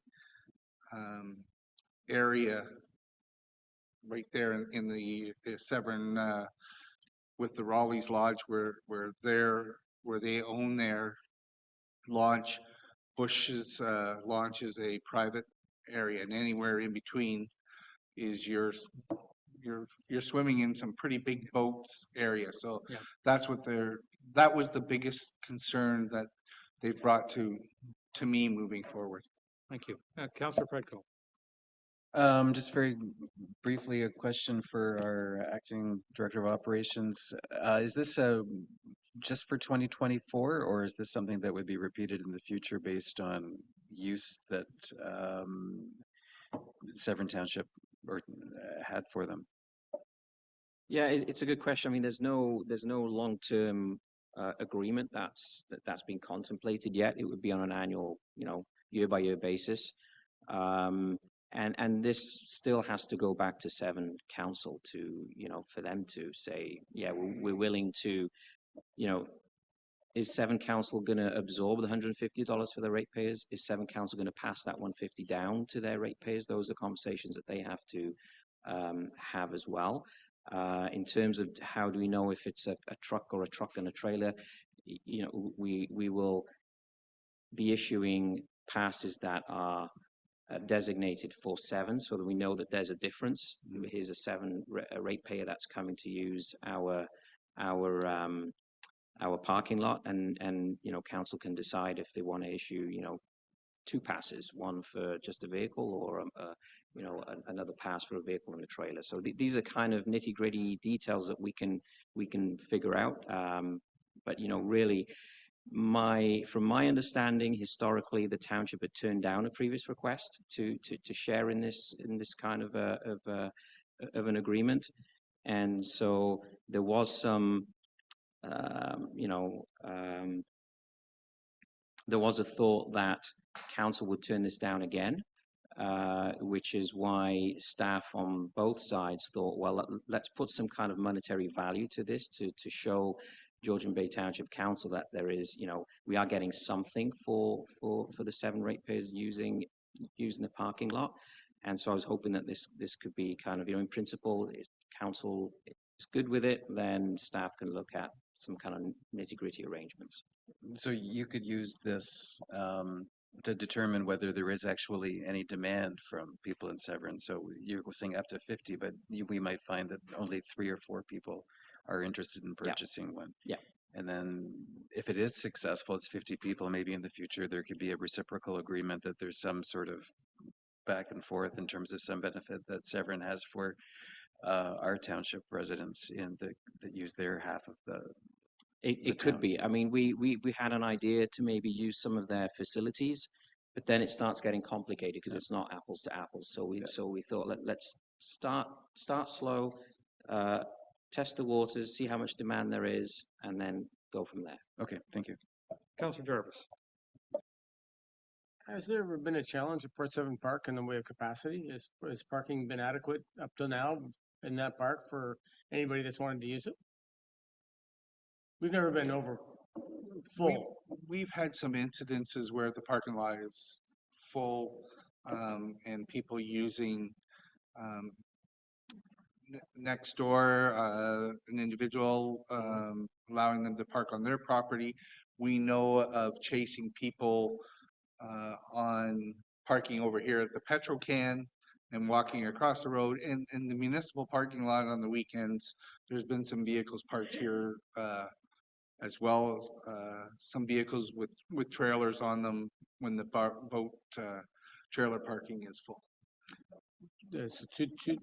That brings up another question entirely. If our parking lot here is not in use on the weekend, is there a problem with somebody using it to access the park? If it comes down to push comes to shove, absolutely. But we've told people you can go over and park over here. Okay. Because I prefer them being in the parking lot rather than being out on the road obstructing traffic. Thank you. Then one last question to our CAO. In discussions with Port Severn, they have this money concept is something you've already discussed with them. The number was acceptable to staff. It just has to be brought up to council, assuming that this council is willing to enter I into see. an Okay, agreement. but there have been discussions, and the money was on the table with discussions with their staff. Okay. Yeah. Yeah, I'm just saying that the use of the property, we have to maintain it. There's going to be some costs for us to maintain it. Having somebody pay a reasonable amount doesn't seem to be too much in my mind. Thank you very much. Councilor Bocek. Thank you, Chair. It's unfortunate that Brad isn't here and he's sick, because I did have some very specific questions to do with this. And I'll go back to my first statement. Severn Township gives us the Tay Trail to ride on for free. Tay Township gives us the Tay Trail to ride on for free. If we give them the parking lot, both Tay and Severn, to use for free, remove the parking machine there and get rid of a bylaw officer, I would like to know the data on that to see if you break even or if you come out ahead. Because I think if you don't charge for parking and you leave it wide open and we reduce our bylaw staff because you don't have to be giving out parking tickets, I think there's a formula there that if worked through properly, you could see it's advantageous to not charge for parking, leave it wide open, let us use our neighbors' municipality assets and be a nice friendly neighborhood. I think it costs us money, and I would have to rely on the data, but I think it costs us money at that parking lot to have that meter in there. CAO Mariotti. Yeah, thank you, Mayor Coetzee. So that parking lot generates, I believe, $40,000 per year in revenue, and I don't believe it takes. I don't know how much time it takes for a bylaw officer to dedicate themselves to patrolling that. I don't think it takes a 0.5 FTE, for example. So how many bylaw officers do we have on staff? I'll defer to Mr. Van Dam, but but don't forget, Councillor Bocek, bylaw doesn't just patrol parking lots. I understand. Yeah, I understand. But how many bylaw officers do we have? So we have 3 full-time people as bylaw officers, and then we have 2 students. So we have a total of 5 during our busy months. Correct. Okay. Well, if staff would care to do a report on the costing and the revenues generated and the cost factor of the parking lot, it would certainly make my decision a lot easier to know if we're losing $30,000 a year by charging for parking, what to do. But I don't have that information. So right now, I'm saying I would hate to charge our neighboring municipalities for an asset to use when they let us use their assets for free. And I think there's something to be said here for removing the parking fee completely from the park and letting it be wide open. Like I can go down to Coldwater and go park in their parking lot and use their facilities at the fairgrounds for free. So I'm not going to support this at all. Councilor Graziano. Thank you, Worship. And I echo Councillor Bocek's comments. I agree. I think there's something to having good neighborly relationships and allowing people to come and go. And as Councillor Bocek advised, Port Severn is comprised of different municipalities, all kind of merging at a single point. And I think that it would make sense that we look at perhaps offering open arms and at no cost while at the same time hoping that they'll endeavor to share a similar experience as Councillor Bocek has advised. He's ridden the trail at no cost, and going into surrounding municipalities, I'd like to endeavor to be able to do so without being penalized for coming out of Georgian Bay Township as well. So I think if we respond back to the request for Severn, saying that council welcomes our neighbors, and we do so in a way that will hopefully foster and grow our relationship with our neighbors. And I think it's a great idea. $7,500 is not going to make a significant difference in this municipality, and I think it just goes a long way. Thank you. Thank you, Councillor Hazelton. It's wonderful in our world that we have opportunities for differing opinions, and I support the cost structure as presented. I don't think that a quid pro quo concept works, given that you have so many other borders, if you will, where we would need to go and evaluate this and evaluate that. And I think the reason for parking in the first place was that if we don't have parking costs and structure and enforcement, then our residents don't get to enjoy the park that we've invested so much money in. So I think that the policy that was is being suggested here is fair and reasonable. We should embrace it, see how it works this year, and then reevaluate it next year. Thank you. Councillor Cooper, please. I have to say that I'm in the same mind. I think it's a reasonable approach. And it was mentioned, for example, that we can go to Coldwater and use their facilities. Are we now going to allow Coldwater to come here and use our facilities? Are we giving them free access? Or are we just going to drop our parking fees completely? I don't think we should, not with the kind of revenues. Do we charge for our trails? No.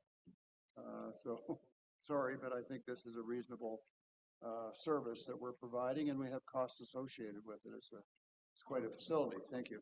Thank you. I'm going to read the motion in a moment, but I just want to make a couple extra comments. One is that I find it interesting that we are in the midst of having a study done on possible sources of revenue generation, and one of the criteria that we were considering when we asked that study be done is that people who are not residents or residents for that matter, pay their fair share. And I think that we could take the attitude with our entire township that we're open for business, even though we have relatively few businesses in our township that visitors take advantage of, and not charge anything for anybody or anything to anybody. And that'd be a nice, very friendly thing to do, and I'd be all in favor, except that there are costs for this municipality, and we'd like people who are in our municipality to pay their fair share. And I think most do, but some don't. So from that perspective, I think this is not an unreasonable request. It's also something that staff at Severn thought was reasonable. We don't know if their council will say the same thing. I'd love to, have half a dozen or 10 free passes for grandmothers who are within 5 kilometers on the other side, and say, here, you can come for free because you're not towing a trailer or launching, you're just bringing kids for a splash pad. But I'm not sure how we quite make that distinction without getting into complications. So yeah, no, I think, what we're doing is we're going to go back to Severn with this idea, and we'll see what comes back. Because the final comment I'm going to make is I remember a few years back, there were a couple of individuals who were relatively vocal about having to pay, and they weren't in Port Severn. They were farther afield. And I think that, to me, somebody who's coming from Victoria Harbor or what have you, it's not quite the same as somebody who's just across the bridge. And I think that's an important distinction. I'm also going to, no, I just lost my last thought. Where was it? Well, let's say it wasn't important. It may come back, it may not, but I think we just have to, I'm just going to read the motion and then we'll see whether it carries or not at this point.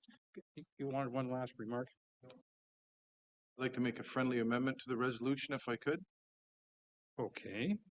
Because I think in the future, as we move forward with this plan and it evolves, it's crucial to know who we're offering anything to. And a simple modification to this resolution saying that qualified people must be in the LO8 1K2 area code, which, in other words, people from Upperton and people from Coldwater and everything else could not use our facility for free. They would have to have the Port Severn Post Office area code in order to have this to their advantage. In other words, if you're in Rope Boulevard, Forest Harbor, or Port Severn on the Severn side, you have the same postal code. So allow this for that postal code, but don't, if we're saying to Severn, that means somebody from way up Highway 11 can come down and use this. So I think we need to be, and not only that, but moving this forward, if we ever move to a free situation or something like that, we still want to control the amount of people that are going to use this park and make it specific to Port Severn area code. Seal Mariotti. Yeah, I mean, that's why we're limiting the number of passes. So it's not going to be a free for all for, and then it's up to Severn to decide who gets what, because it'll be registered through Severn. But that's the whole point of limiting the number of passes so that our residents are not impacted. I'm wondering if, as a direction to staff, if we could receive postal codes of the people they issue the passes to, that would give us an idea of where they're coming from. The geographical area. Yeah. Because LOK1SO is right here. That's Tate Township, Severn Township, Port Severn. And this park is a Port Severn park paid for by the province of Ontario. The same way the Tate Trail was paid for by the province of Ontario. People should be able to use this asset. And I think we can find a way to do it. But let's make sure the people that are using it are from Port Severn, not from Upperton or Seabright. Yeah, we can, okay. That's fine. We can let Severn know that it's within this geographical spot. All right, let's get this done and move on. So I moved by Councillor Hazelton, seconded by Councillor Jarvis. Be it resolved that staff be directed to issue up to a maximum of 50 parking passes to the Township of Severn for a cost of $150 each, totaling up to $7,500. All those in favor? 1, 2, 3, 4, 5. I got 5 in favor, 2 against. That is carried. All right. Now, move by Councillor Predko, seconded by Councillor Jarvis. Be it resolved that council does now extend past 4:30 p.m. but no later than 6 p.m. All those in favor? 1, 2, 3, 4, at least 4 I see, so that is carried.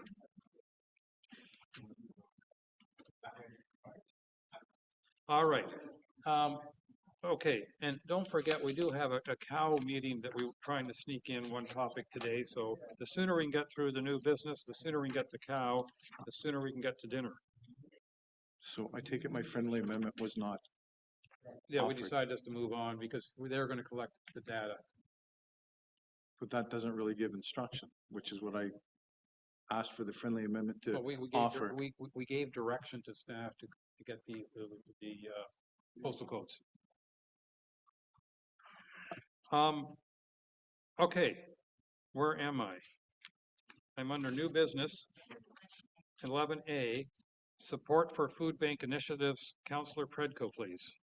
Thank you. And through you, Chair, this is hopefully a very quick and straightforward motion. At the most recent Sustainable Communities Committee, we had a presentation on efforts by our staff for the local food banks, and what the Sustainable Committee did was make a reaffirmation for support for the food bank initiative that the township is performing. And as well, I'm coming here today to ask for council's reaffirmation that council supports the township's fight against hunger in our communities. And there's no additional costs going to our budget, but as they embark on their slaying hunger and back to school campaigns to raise funds in the fall from the public, just looking for support from council that this is a worthy activity for our staff to be spending their time on, and they will back this effort and hopefully make their own contributions. Thank you. Ms. Schneider, as staff, do you want to make any comment on this before I turn it over to council? Thank you, Your Honor. No, we don't have any comments. We just want to make sure that this is a priority of council before it's a big commitment for staff to be able to pull this off. And because I've heard you say it twice, your honor is for judges, you know that, don't you? Your worship. Yeah. Even though I leave, Yes, though I why are you complaining? I appreciate you avoiding your worship. Okay, thank you. Councillor Bocek, please. Thank you, and through you, Chair. I support this 100%. The Lions do such a great job, and the food bank has been such a great project for us. But again, to reiterate, with our neighbors, Severn General Store is doing a huge event this weekend for the food bank in Georgian Bay Township. It's that simple. Severn Township is doing a huge fundraiser for our food bank in Georgian Bay Township. But don't let them park here. Thank you. Let's add that our George, as you call it, Georgian Bay Food Bank does have numerous Severn clients. Yeah. Councillor Petco.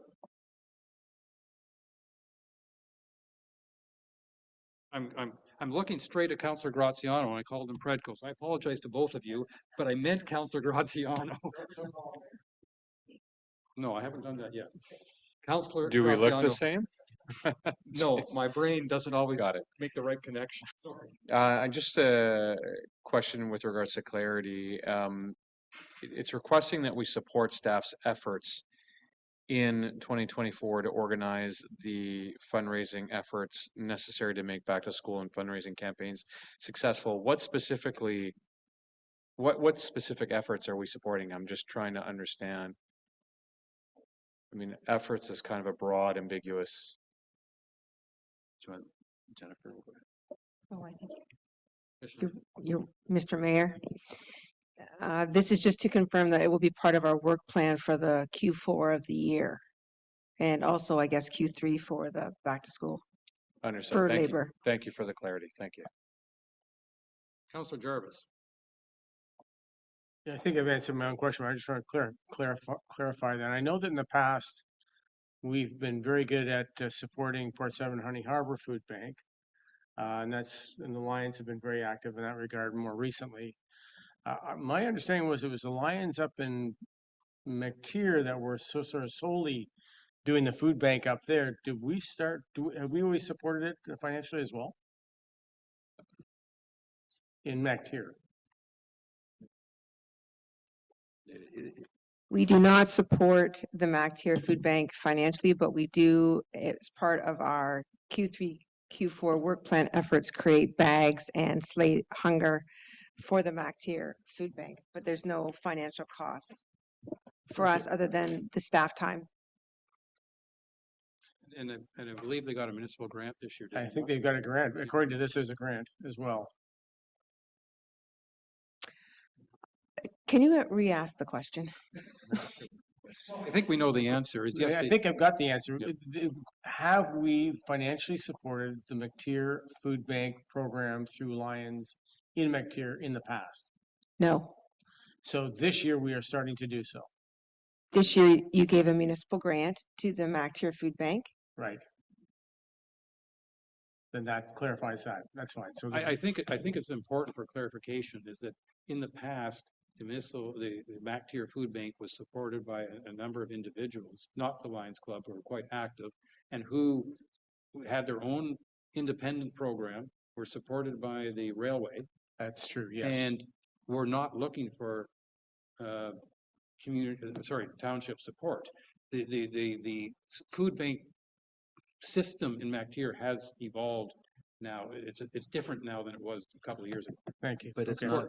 But to clarify, it's not run by the Lions and McTier. They have supported it by building a shed that's on their property, but they don't operate. Okay, totally independent. Okay, thank you. Okay, Mr. Mayor,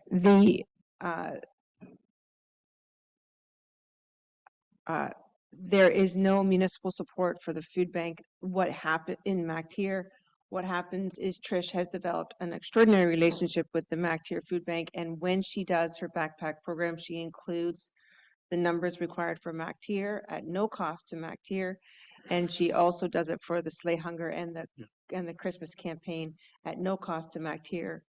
However, the municipal commitment to do that is tremendous, and so inadvertently you are supporting the MacTier Food Bank by having Trish do this work. And the grant. Councillor Hazelton. So generally, I support what we're talking about here, but what I find conspicuous by its absence is the quantification of the cost of staff time to do this. And it would be nice to, in this document, not only review whatever grants we've provided, but also to get an idea of what the staff costs are so that we have full transparency and disclosure. And maybe I missed it, but I'm not sure I'm reading it in this document. So, just trying to be open and transparent here. Commissioner, would you have any idea what percentage of Ms. Walton's time is spent on food bank efforts? Very roughly, obviously. I would say 50% of her time is now spent on food bank efforts. That is because before it was run by the district. And if during her recent evaluation, she gave me a pretty good idea that it was 50% of her time. Thank you. If you want to speak to Trish, she is available if Sydney could just level her I up. don't want us to go into a half-hour thing. I just wanted that clarification. Councillor Cooper. Well, I just heard something and that is so the district office, is that what I heard? Through you, Mr. Mayor, we presented to council as a budget opportunity for revenue optimization to have our own staff take care of the food bank, whereas traditionally you were spending a significant amount of money having the district come and run it, and now we're doing it in-house. So they were hitting us up. By the way, your mic was not on, but anyway. They were hitting us up. It's not wrong. Thank you.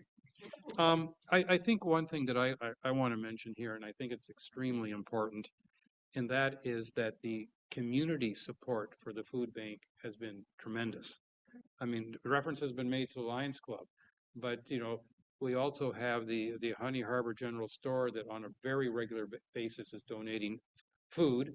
We've had some residents in the community who have been more than generous, and quite a few others that have been generous.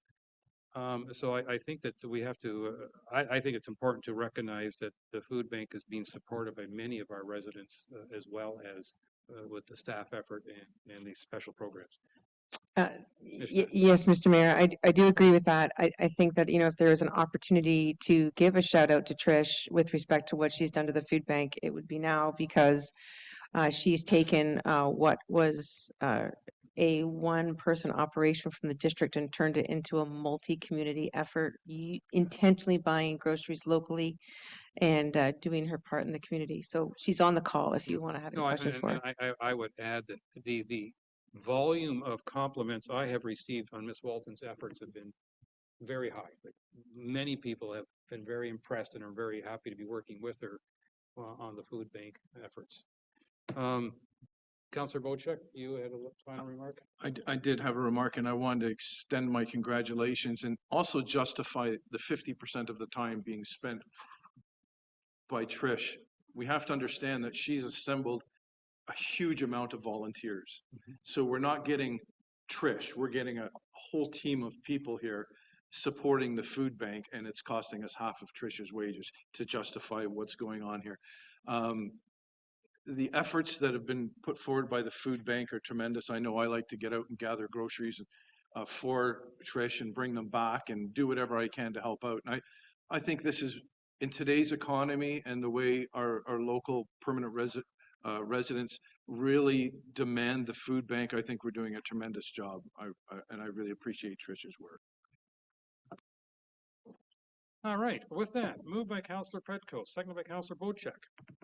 Whereas Council approved budget amounts to support the food bank in Port Severn, Honey Harbor, And whereas council has shown support for the MacTier Food Bank through municipal grant program, and whereas council has previously shown support for staff managing the food bank in Port Severn Honey Harbor and support to the community management of the food bank in MacTier. Now, therefore, council supports staff efforts in 2024 to organize the fundraising efforts necessary to make the back to school and fundraising campaign successful again this year. All those in favor? And that is carried. Thank you.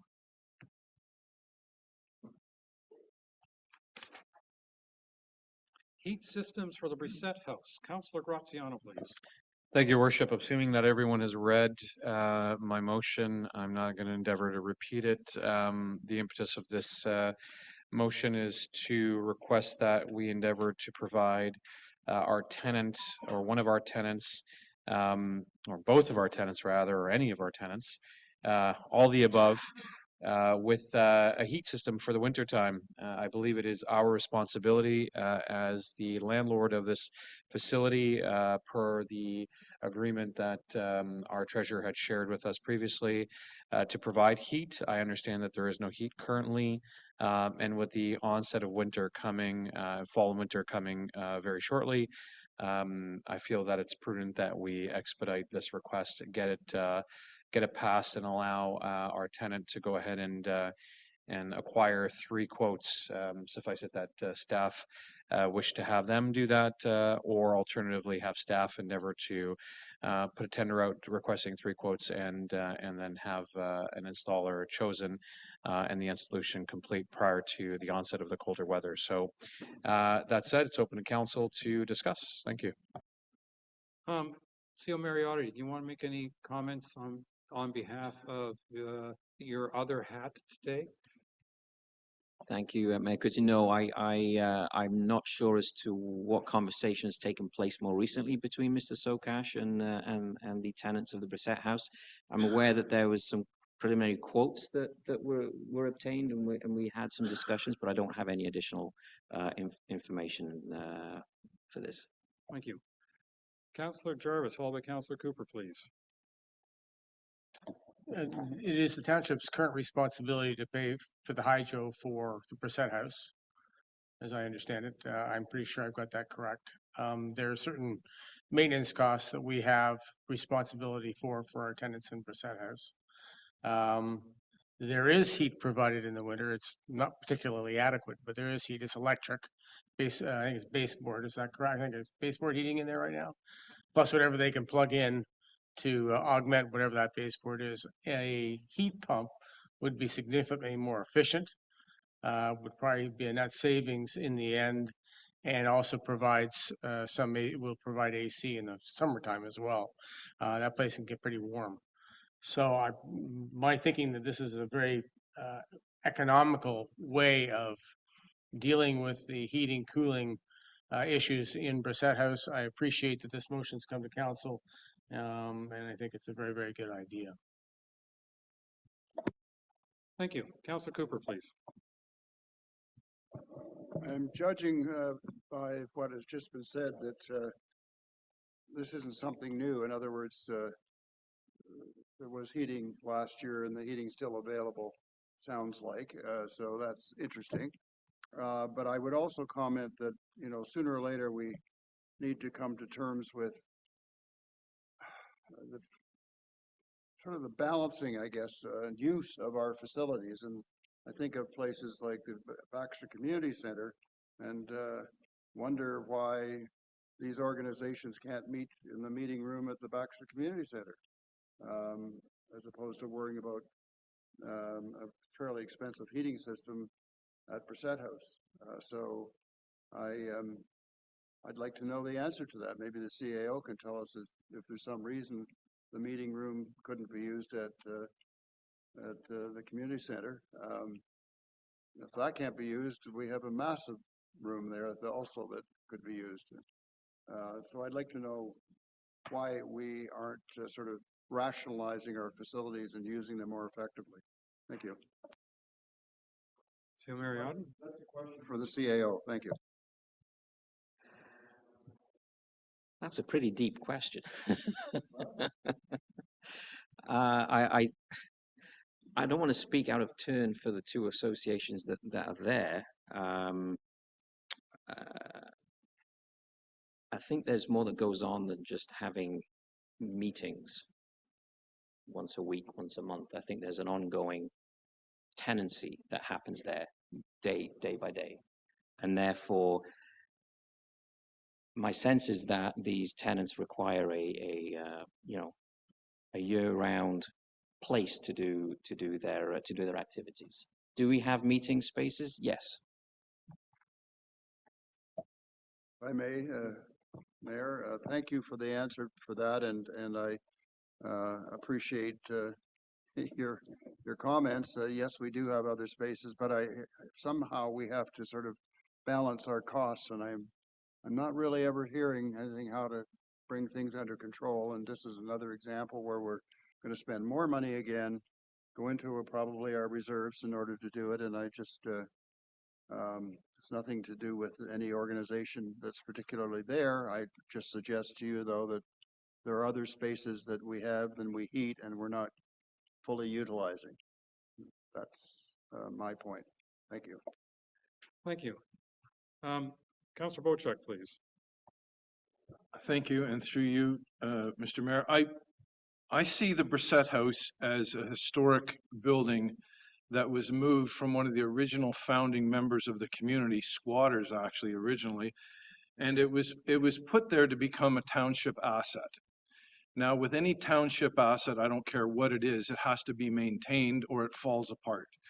And if you have a building without inadequate heat in it in the winter, drywall starts to crack, boards start to remove, everything shrinks in the cold, you need to keep that building heated properly, maintain the value of your asset. We have something here that's worth a lot of money. It's taken a lot of the community's effort over the years to bring that house down here and put it there. And it's something I want to see there that my kids will see 50 years from now, that asset still being there, and a reminder of what Port Severn is. So who's in it, who's renting it, who's paying what, does not enter into this situation. Protection of the asset and making sure that the building is properly heated. And when I mean properly heated, I mean maybe this budget isn't enough because we just had a report given to us about efficiency and carbon footprint and everything else, and maybe we need to have a different system put in here. But trust me, we need to maintain this facility. We need to spend the money. We need to invest the money in this. One day this could be our library. One day this could be an administration. This could be anything in the future. Let's take care of it and let's not let it fall apart. Thank you. Councillor Redco. Thank you. Through you, Chair.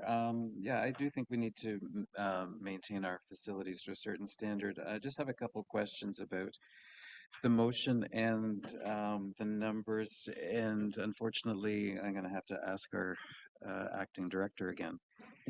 For two questions to Greg, and then one to our treasurer. From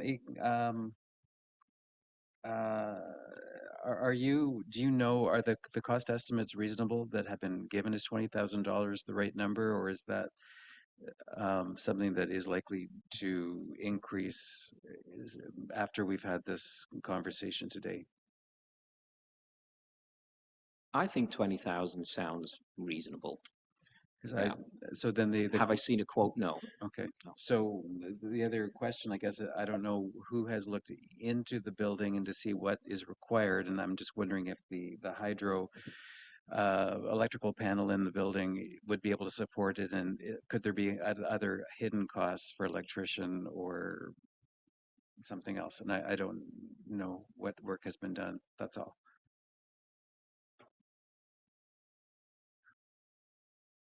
Maybe, I mean, Councillor Graziano, who brought the motion forward, put 20,000 in. So maybe Councillor Graziano has an idea through the associations how this number came about.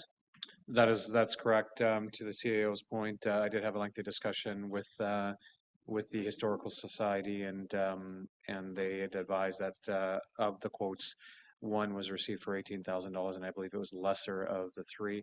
Mr. Breckbill's here as well, if in the event that you wish to direct questions to him with regards to the quotes, but they do have currently 3 quotes in hand.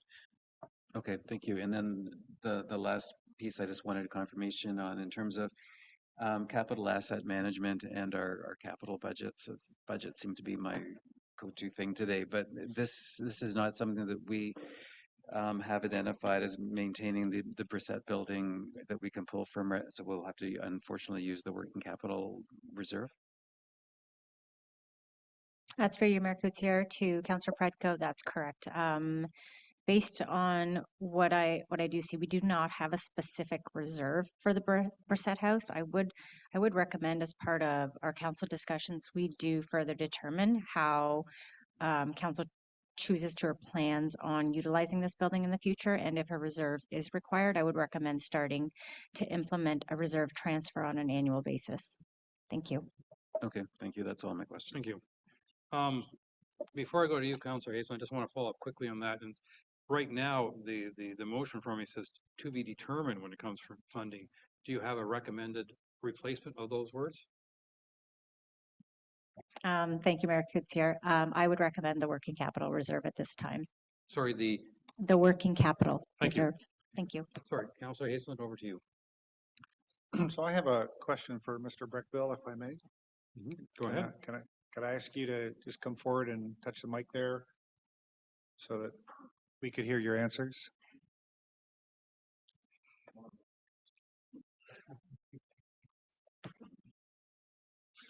I'm ready to go.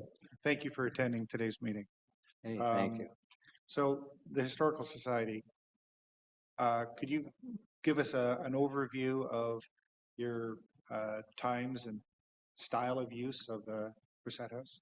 We use the Brissette House with the Seg Bay, and we use the meeting space. We store our records there. We have events there on the grounds, which oftentimes utilize the building interior a bit. Of course, there's limited capacity inside, so we have to watch that.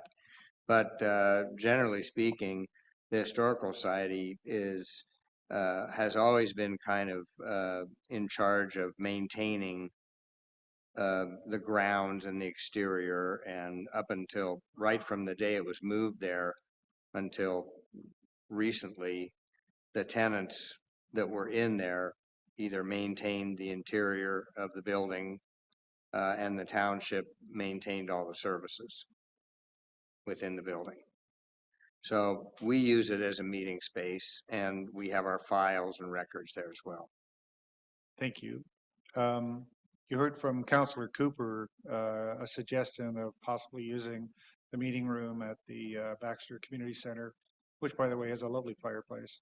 I'm just wondering, in the off season, could you help us understand if that could be made to work for you?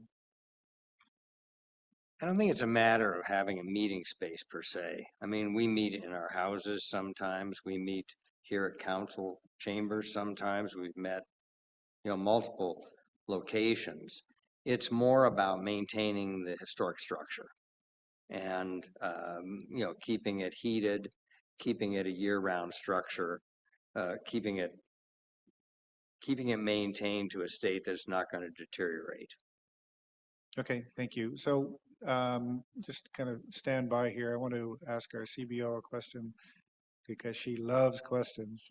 And the question is, we've discussed the Brissette House for years and years about what to do with it. And there have been lots of proposals about how to make it into a kind of a reliable structure. But it seems that every time people come up with ideas of broader use, it fails from a building code perspective, and there's all kinds of things that need to be done to make it safe, etc. Could you just walk us through what you feel are the constraints that need to be looked at from a building and building code perspective? Through you, Your Worship. And let's run instead of walk, please. What I can tell you is, from what I've been involved in recently, is mostly every time there has been a proposal, Mr. Sokach has brought in an engineer, which is required, and that engineer has basically written up things that needed to be done structurally because the building was built in 1880, not really generally meant for the uses that are proposed, because obviously you get into more commercial or assembly occupancy uses, floor loads and all those kind of things require higher standards, as well as exits, washrooms, and things like that. So, but mostly what has been addressed for what has been previously asked in the past is structural work. And there's only obviously so much structural work you want to do or you can do to a historic building without basically taking it completely apart. So thank you for that, and that just kind of reinforces what I've heard over and over and over again, which is we have a historic house, we're trying to use it. It's not really, from a building code perspective, a desirable use, because what we want to do with it is more than what it's capable of being done. It probably requires a bunch of investment to make it better. What I've heard from Mr. Breckbell is that you know, you can meet in a variety of different places. I think that Councillor Cooper's idea makes sense, perhaps for one winter. And I think that we need to, once and for all, wrap our minds around what we're going to do with the Prasad House. And I think that you know, keeping it, fixing it up, and doing things like that is probably something we want to do, but we don't seem to get to the end of the job, so to speak, when we talk about asset management, etc. And I think we need to make that decision. And we think we also need to remember that we have another tenant in the building who's basically getting a free ride at $200 a month, where other tenants of similar kinds of structures would be more like $2,000 a month. And so we have this anomaly of a lovely building with a desire to use it. And I'm not a huge fan of going out and spending another $20,000 to do another Band-Aid when we have an ability to accommodate the need there for this winter. And then I think we need, as a council, to set ourselves a firm goal of deciding what to do and get on with it. And if it costs $200,000 or $300,000 to fix it, let's make that decision and do it. But let's stop band-aiding ourselves year after year after year. Those are my ideas. Thanks. Go ahead. If I could, if I could speak to that a little bit. I want to go back to say that as a meeting space, yes, there are other meeting spaces, and we've used them around the township. But between the Historical Society and the Chamber of Commerce, we've made that entire Brissett Park become more and more used by the constituents in this area. And a lot of things happen in the off season. And I think that the reason that there is no heat in the house is because there was some indecision as to what the house was going to be used for. And then we went through the COVID years. And then when we got estimates to fix the furnace, then the township wants a less carbon footprint. So we had to go to electric. So it's been quite a journey to get there. And now I think that I, for one, as a resident, a lifelong resident of Georgian Bay Township, I think we are very fortunate to have that facility and the Brissett Homestead Heritage Park in play. And I just feel that it's all well and good to say, let's get a plan forward, but there never seems to be a plan. And meanwhile, it's cold there, it's hot there, things are falling apart, waiting for the plan. And you just can't have a facility of that age, historic building that I think we should all be proud to have, that just waits for a decision to be made. I think that we need to have some heat and in there now. And then we can get on. There's been a lot of volunteer effort put into that building that go well beyond the money that the township has ever invested in that building. And I just think that that's one thing that could be done that won't be going against what needs to be done eventually anyway. And I would ask the council to consider this as a step in the right direction and get on with it at this point. I would hope you would. Thank you. You know, I looked at this, frankly, I don't have an issue with the idea of putting a $20,000 heat pump installation into the building. I think part of the challenge we've had when we've looked at other uses of the building is by changing its use, we would have to upgrade it to the extent that it destroys the historical value of the building, and therefore we are going to be somewhat limited. But I agree with you, it's an asset for our community.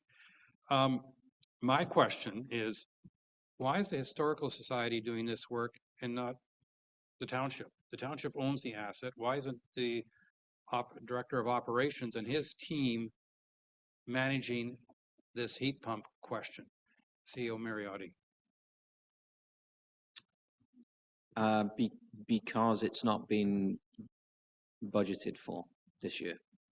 So staff have not undertaken this activity, and I know we've had discussions with the Historical Society and with SegBay, and we are mindful of their needs. And so what staff told the Historical Society and SegBay is, look, it's not in the budget this year. Come forward with a delegation to council asking for the funds, and if council approves it, we will work with you to implement the heating. So if I understand you correctly, what the proponents of this are really looking for is for council to approve a $20,000 expenditure, but then that expenditure will be, I'll call it organized, supervised by the township, not by the Historical Society? Yeah, through you, Mayor Coutier. I mean, it's great that we have 3 quotes already. That's fantastic. I don't see why staff would want to go out and get another 3 quotes. There's always been a partnership between SegBay, the Historical Society, and staff in terms of maintaining the building, because it is kind of a little bit up in the air as to what kind of a priority council has given in the past the building. So I would like to leave it as flexible in terms of how this proceeds. The main thing for us is council willing to draw from the reserves to move this forward? And then further, the way the resolution currently reads, it asks that the Historical Society submit 3 quotes and that staff approve one of those quotes within 15 days. Now, do you consider that 15 days a reasonable timeline? That I don't know. I'll have to circle back with Mr. Sokash. I mean, clearly, if the direction from council is to have heat in there for the Brissette House, we will manage the work plan to make sure that we don't put a heating system in December, obviously. All right, Councillor Graziano and followed by Councillor Jarvis for round 2. Let's do this as quickly as possible. Yeah, so thank you. I just have a general comment, no questions. Historical homes in many other municipalities are preserved for a reason. They're there because they're a piece of history that's valued and wants to be preserved. This particular home has immense value to our community and to future generations. And as Councillor Bocek had articulated, has also the flexibility of future use in whatever context we so endeavor to do so. Suffice it that we maintain and start to retrofit this asset back up to current codes. We also can see clearly that the history of Port Severn is widely appreciated within our community through Councillor Bocek's Facebook page. There's a lot of people on there that are sharing old pictures of the community and are chiming in on I remember those days, or I remember those days. I think that we have a gem in our possession right now, right next door, that we've ignored. And it's time that we actually start paying attention to it and giving it the respect that it's due. It's a beautiful property, and I would love to see it preserved. Thank you. Yeah, I'm going to echo thoughts really quickly by Councillor Haslam. We do need to come to terms with what we're going to do with Brissett House. One, two, a heat pump is not a Band-Aid solution. What's currently in there is a Band-Aid solution. And I think the best thing we can do for that house right now is to put this investment in and work ahead with that in mind. A heat pump will do much better things for that place than what's currently there. So I think we should be moving ahead with it. Thank you, Councillor Bochek. Thank you, and through you, Chair. This is a great community asset. I may have a conflict of interest here, but I don't care. I mean, my brother-in-law, my father-in-law moved that Brissett house down the highway to bring it there. I moved the Milne cabin from 6 Mile Lake down to there. This is hugely important to our township to preserve our history. And putting a heat pump in is not a Band-Aid solution. It's the beginning of resurrecting that building, and that's where you start. You start by climatizing the building, making sure the right amount of moisture is in there, and you preserve what we have, and you move forward from there. So this is the right thing to be doing at this time, and I think we should all, as councillors, be very proud that we're going to support this. Thank you. Moved by Councillor Graziano, seconded by Councillor Bochek. Whereas the Brissett House, owned by the township, is currently tenanted by the Historical Society amongst other organizations, and whereas it is the municipality's responsibility to ensure that the facility's operating costs, including heating, are provided for the tenants. Now therefore be it resolved that council will allocate a budget of $20,000 towards the purchase and installation of a heat pump system for Brissett House being drawn from the working capital reserve, and that the Historical Society submit 3 quotes for the heat pump installation to the township, and that this motion be considered urgent due to the approaching fall and winter season. All those in favor? 1, 2, 3, 4. There's at least 6 votes. That is carried. Thank you. You're welcome. Executing, and that means that the onus is on you to get those quotes into the operations department. Perhaps the acting director of operations will be able to assist you.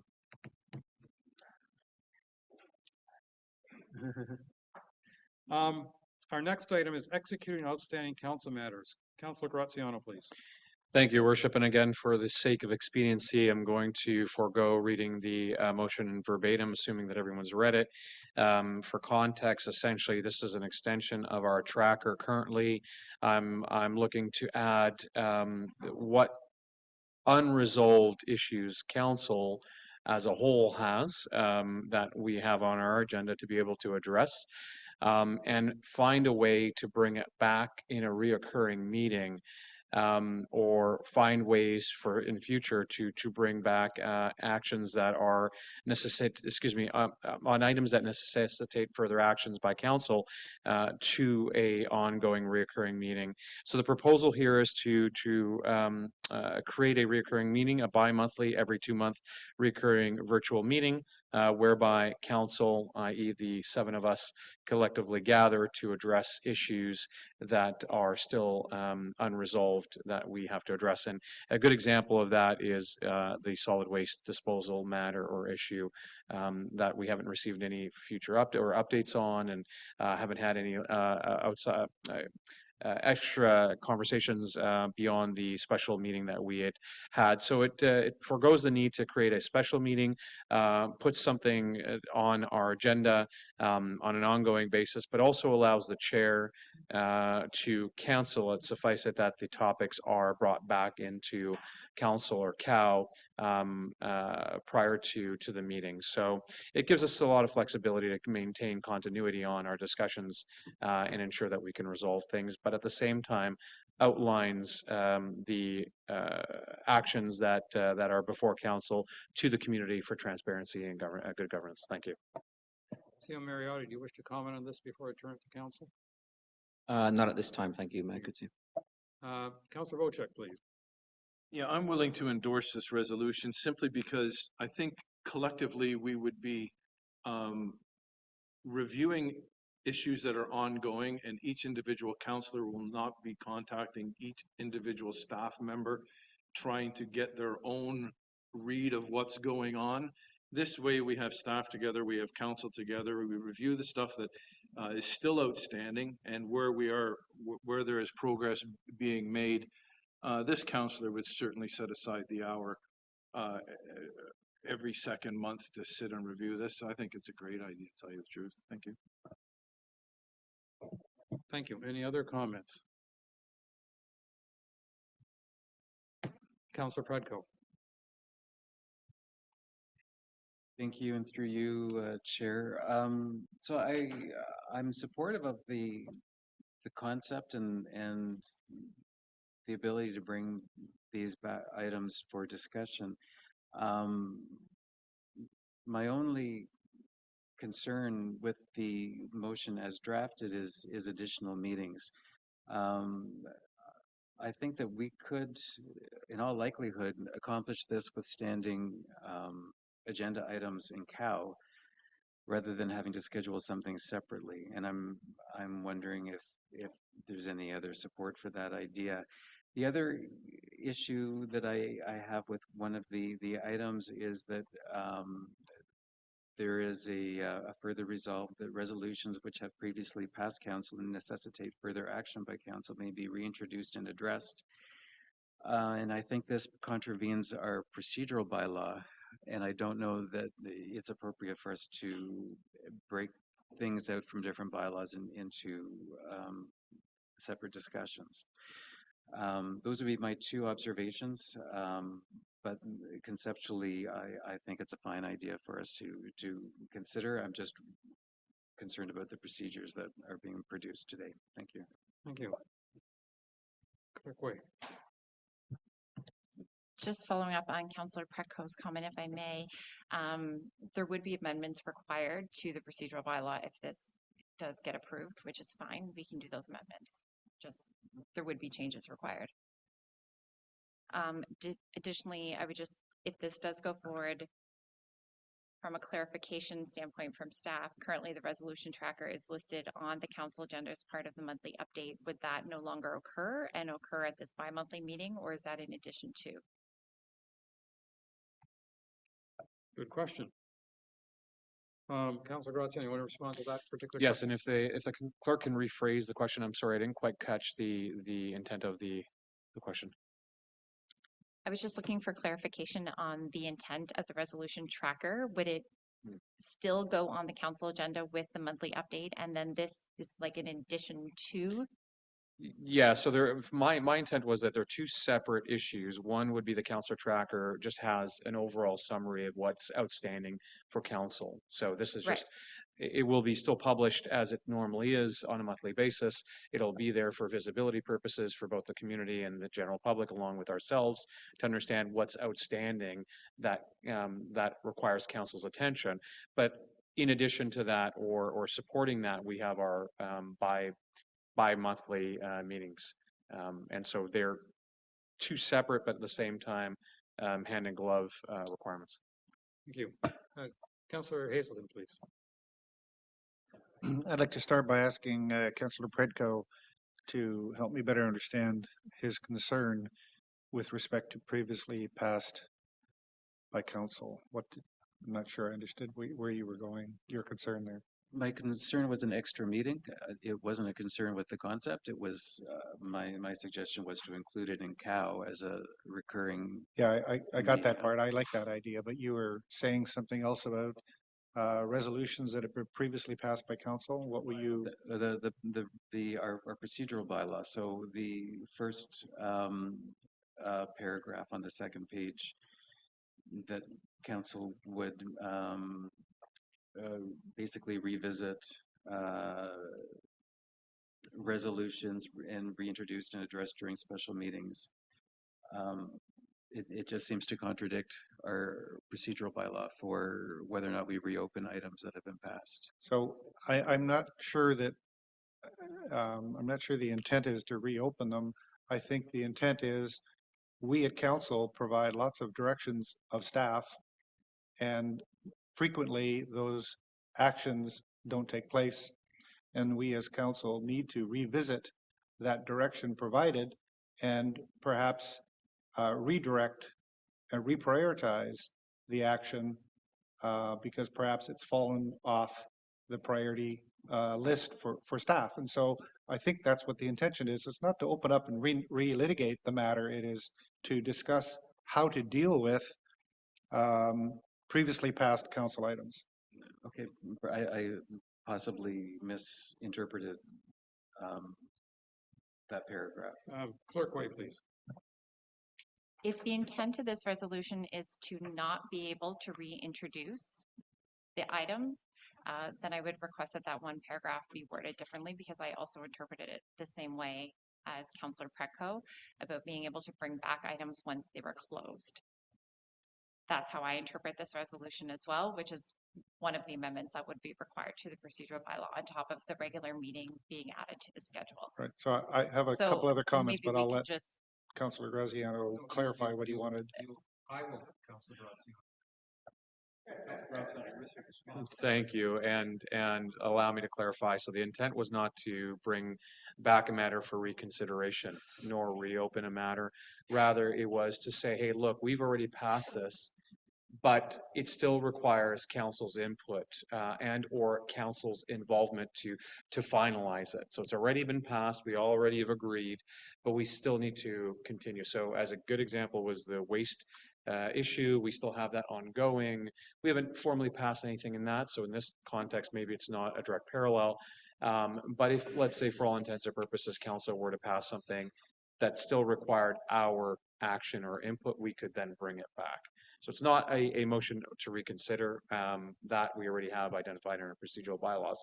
It's really just to say, hey guys, we've passed this, but we haven't addressed it fully or it hasn't been finalized.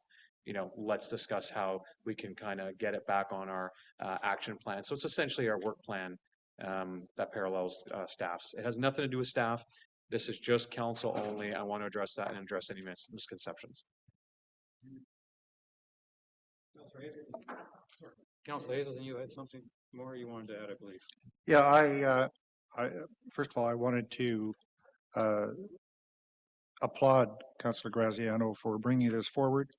I would also like to, as I've already, I think, said, support what Councillor Pretko said, which is perhaps there's a way of bundling this new meeting in with other meeting dates. Just like we have 3 types of meetings right now, council, planning council, and COW, we could call this, you know, meeting X, it doesn't matter what it's called, and then piggyback it on the agenda days of council meetings so that we actually get it done, so that it minimizes impacts to staff and it minimizes impacts on other schedules. I could see that being very beneficial. And I can see that streamlining the way it's handled, but I think it's definitely needed, and I think we should approve it and get on with it. Thank you. Seal Mariotti, please. Thank you, Mayor Coetzee. I think my preference would be to try and squeeze an activity like this either in the Monday or the Tuesday, because staff is already spending a lot of time in meetings, working groups, other committee meetings, council, planning council, etc. So ideally in the Monday or the Tuesday. I'm trying to get my head wrapped around this. Is this motion stemming from the need maybe for council to review the priority list and then say, okay, let's bump this up and bump this down? Because I can tell council that there's been a lot of reports that staff have written this year, and there's also a lot of resolutions that council has passed this year, more so than in previous years. So we're very busy, as council can see. Our agendas have been consistently packed these last few months. So I think I think it's a good idea for us to maybe reprioritize any items, but I would like to keep it within the Monday or the Tuesday, which I think would also be an incentive for us to get things done, you know, expeditiously as well for the other matters. Thank you. Councillor Cooper. Yes, thank you, Mayor, and I'm pleased to hear what our CEO had to say as well. I think, first of all, I support this initiative. I think it makes sense. And no, we don't want to sort of create more work, but I don't think that we're asking for reports. We're asking to have an agenda item or a meeting item that allows us to take a look at what hasn't been completed and what we need to complete. And that's really what it comes down to. So, and by the way, we're talking, I think, about bi-monthly. So it's every other month and could fall right after council or there's an item on council. I think the main thing is that we do it. And that's what I support. Thank you. Clerk White. I would just like to clarify that from the clerk's office standpoint, a whole new meeting is a substantial amount of work for us, regardless if it's one item or two items. It's still an extra agenda. It's still an extra set of minutes. There's still an extra, you know, all the steps that we have to take to live stream, which is fine. And we're happy to do that. But I just, no, you're not. we are more than able to do that. I'm just saying, but that's more work for our department for what is maybe deemed as one item to all of council. So just be aware that that's the workload that you're asking us to take on. That's just for clarification's sake. Clarification, if I may. I think we've got to figure out a way that doesn't add a huge pile to our staff. We really want to have this discussion. So let's figure out how to make it work and be successful for all. Then my suggestion would be piggybacking on Councillor Pradko's idea of including it as a standing cow item. That would be the least amount of work from a staff perspective to get this in front of council on a regular basis. Councillor Jarvis. Yeah, I'm finding myself sympathetic to our clerk's cause on this one. I see this as a way of clarifying where we're going with the council tracker. And in other words, cleaning up the outstanding stuff and figuring out where we're at. I like the idea. I applaud the idea. I think that second paragraph or the first paragraph on the second page, I think is conflicting in its message. And I think probably removing it would not be a bad idea. And having this as a part of our committee of the whole meeting on a Tuesday makes sense to me. I don't think, given how we're going here today, getting it in on Monday is going to be possible anyway. But I'd like to try and see if we can get it in as a part of the COW meeting. But I agree. It's a good way of us reviewing where the council tracker is and probably reprioritizing or just reemphasizing where we need things to get done. Thank you. I want to make a couple of comments, and one is I have no issue with the idea of the tracker being moved to COW and being visited every second month as a matter of, I'll call it routine. I think at that point it should be removed, therefore, from the consent agenda. And the reason I say that is almost every month in the consent agenda, it is, let me call it, pulled for comments. Usually we end up still including it in the approval, but it's pulled and a few questions are asked. So I think it'd be more practical, in my opinion, to remove it from the consent agenda and move it to the COW and do it every second month.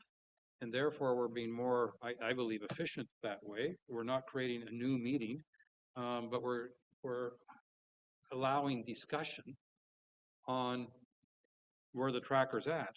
And you know, I applaud something that's more efficient and potentially more effective. I think that the one paragraph with regards to, as has already been mentioned, the resolutions having previously been passed and bringing forward, I think that's very confusing.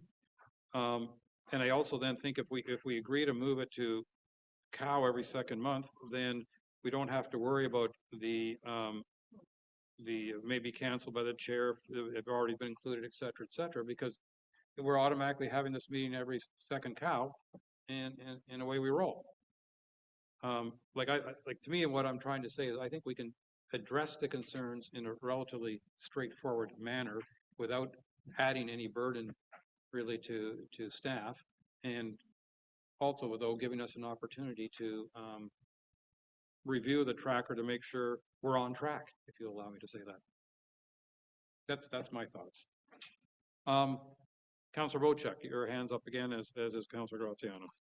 Yeah, so my question is, well, it's two-part. One is for clarity and one is my opinion, but the clarity part is about what has been mentioned here about bringing things back, and I see it as being very clear the way it is written, and I'd have to use an example in order for me to understand it, and that is if on the action tracker we directed staff to go and dig a ditch down the side of the road 200 feet long to get rid of the water. They come back and say it's done. We find out they only dug 30 feet and it's not doing its job. So we need to bring this back and discuss it again because the job wasn't completed in the fashion that we instructed it or it was supposed to be done. So I see this bringing things back thing as being a way to get things completed that weren't completed properly in the beginning. That's where I see the advantage of that. The other thing that we've evolved into bringing this into a cow meeting every 2 months, the problem I've seen with this tracking list is usually we go into closed session, we talk about the tracking list, and we run out of time. And time is always of the essence when we're in a council or a cow day. If we have this as a separate 1 hour chime in online, review the thing and be over with it, yes, it's extra work for the clerk and for the staff, but I think it gives council the opportunity and the time to really dig into the things and not be limited to time on a council or cow day. My opinion. Thank you. Councillor Graziano. I think the old saying, great minds think alike, is applicable in this situation because Councillor Wojcik just rhymed off the two things that I was going to say, albeit in a different way. The intent to call back items is really the requirement to have a mechanism in which to add to the agenda. So if we have an agenda and our agenda is outstanding lists, and to Councillor Wojcik's example, we were to find out that the 30 or the 100-foot trench was dug, but now we needed to rediscuss the outcome of that 100-foot trench and what was, the results of that outcome. We would have an opportunity to do so because that would be a situation where it's a continuation of what council needs to discuss. And so we need to be able to bring that back and put that onto our agenda. So this is really a mechanism to be able to do so. It's not, again, a attempt to reconsider. With regards to the mayor's comments, I understand your logic, Mayor, although I would suggest we not conflate the two. Having the ability to inquire with staff briefly in our consent agenda on a monthly basis is intended to be able to address staff action items that are still outstanding. This is not a staff action item meeting, rather this is a council action item meeting. And so we have to be able to differentiate between the two, not conflate them, and be able to stay focused, because I suspect what will happen is, to Councillor Wojcik's comments, we'll run out of time if we start to ask staff what's happening with this and that and this and that, and we find out that all of a sudden time has gone by and we don't have enough time to then address our own outstanding action items. So hence the suggestion that we not conflate the two, keep the consent agenda items on the consent agenda as it is, but also create a separate meeting, or perhaps bi-monthly cow meeting that only focuses on council matters. Thank you. Thank you. Seo Mariotti. Thank you, Mikkelsen. I'm confused now because now we wish to have a council item tracker to track council items. I thought we have one tracker, which is the resolution tracker that council has given direction to staff. And when there is an update to an activity on that resolution, staff come back with either an information report or come back with a report to COW on an update, or come back to council with a recommendation on how to complete that resolution. So I'm getting a little confused as to how, you know, how far in the weeds we're going to end up going with this. Yeah.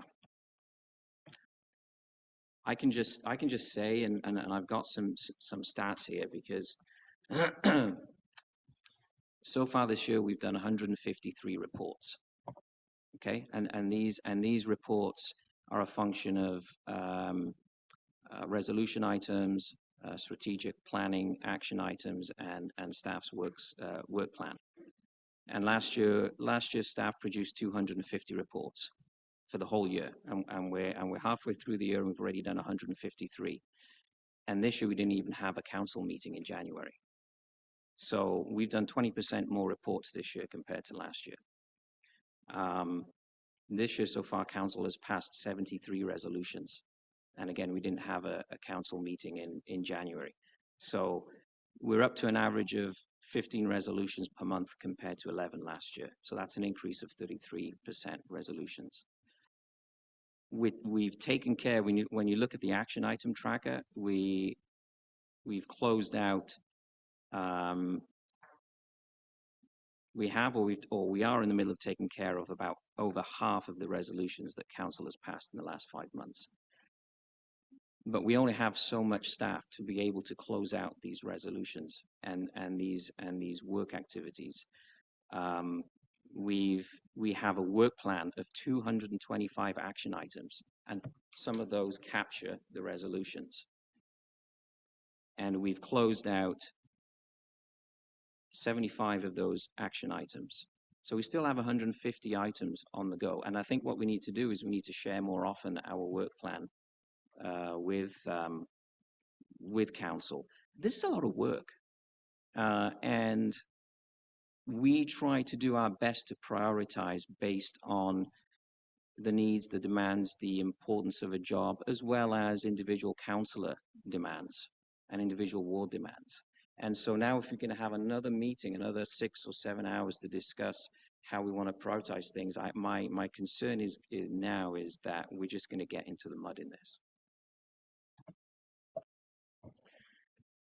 Thank you. I also share some of that confusion and concern in that, if I heard Councillor Graziano correctly, he distinguished between I'll call it a staff tracker versus a resolution tracker versus a council tracker. And my understanding is that when we pass motions into resolutions, we are in effect giving staff a work order, if I can use that phrase, that we're saying we've passed this and therefore we're expecting staff to take certain action, and then we would follow up through this resolution tracker when that action has taken place, or there may be a report that follows. I mean, because some of those resolutions are very simple, straightforward, and some of them are very long and complicated.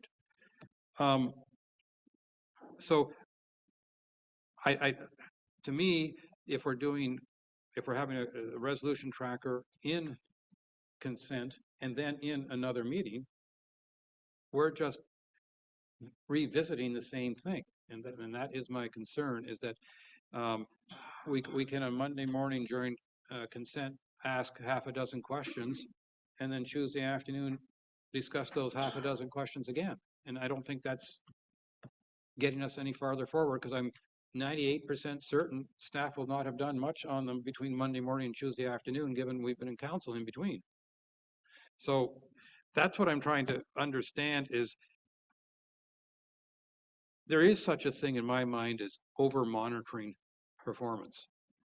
And you know, if you're if somebody's spending more time telling us what they plan on doing than actually being given the chance to do it, and I'm not saying that that's our goal here with this. Don't misunderstand me.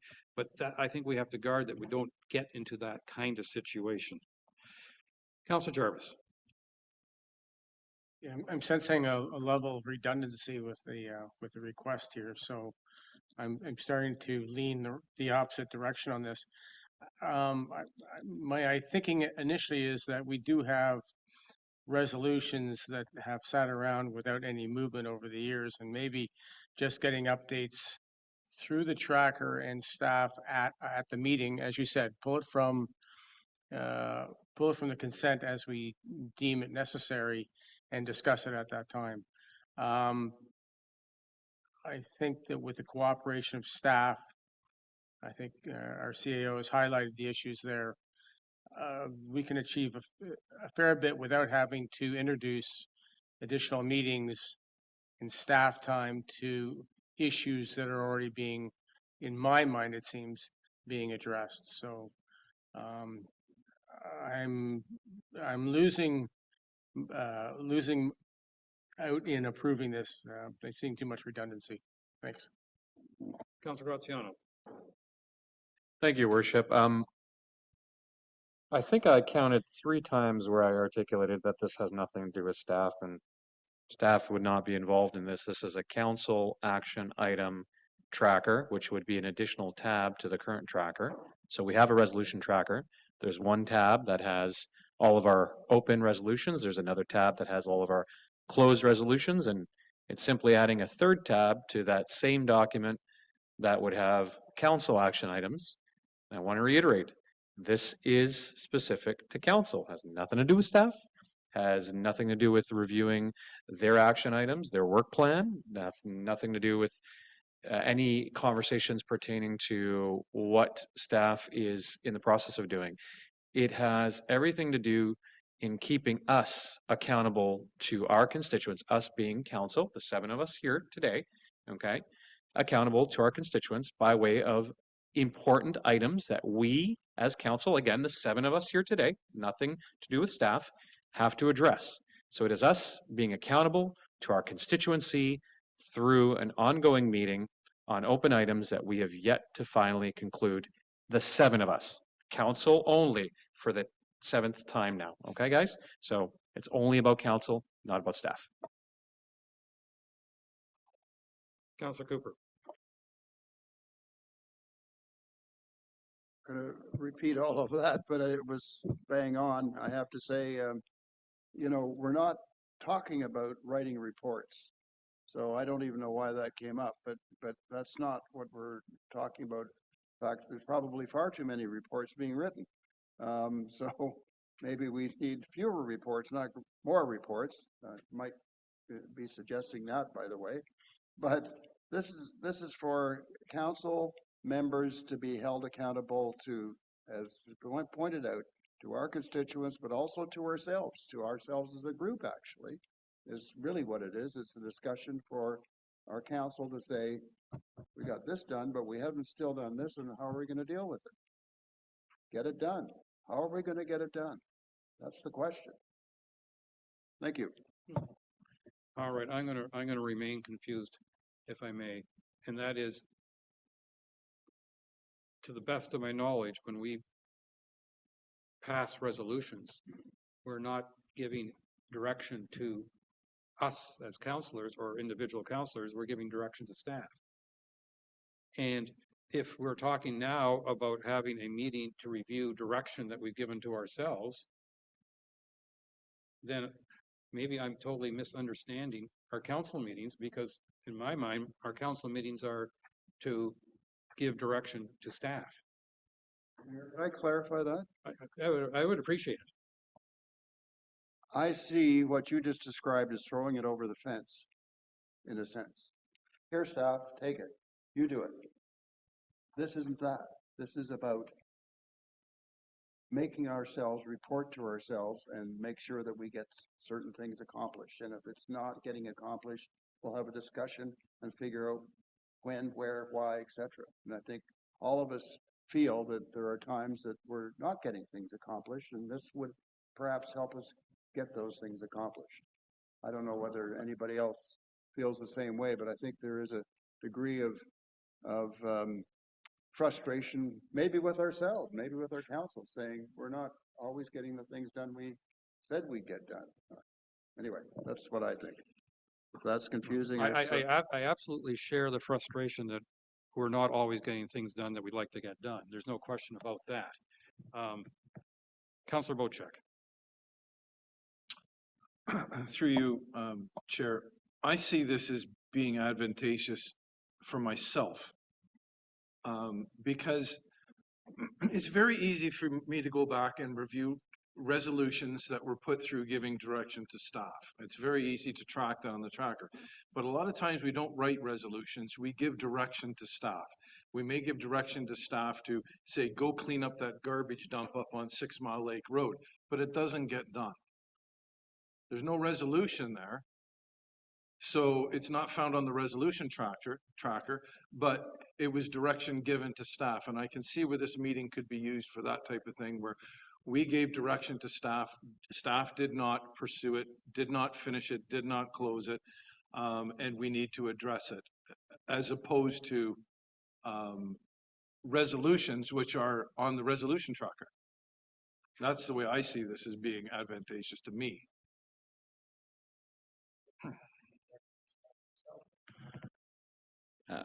Councillor Predko. Yeah, so I'm just continuing to be then confused as well, because if staff isn't going to be present, I don't understand how we would get. Well, we would have quorum, so we'd have to have at least a clerk. We would have a clerk, but we wouldn't get action or a response to our inquiry. I guess I think the example of what we would talk about as an agenda item on this is waste management. And we would probably also want to talk about things like maybe frustrations with the district, but I'm not sure.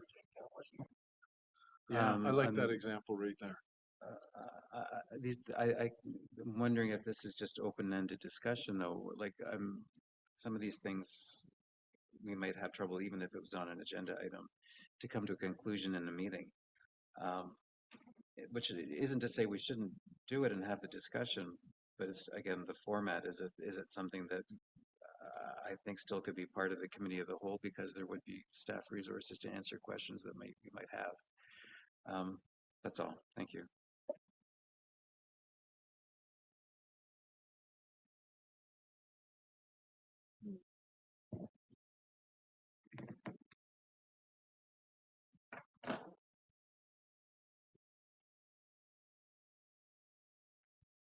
I find myself speechless. I'm not quite sure what to say, because my understanding of this motion has changed somewhat during our discussion, in that I don't even know why staff's involved, other than having some sort of council tracker.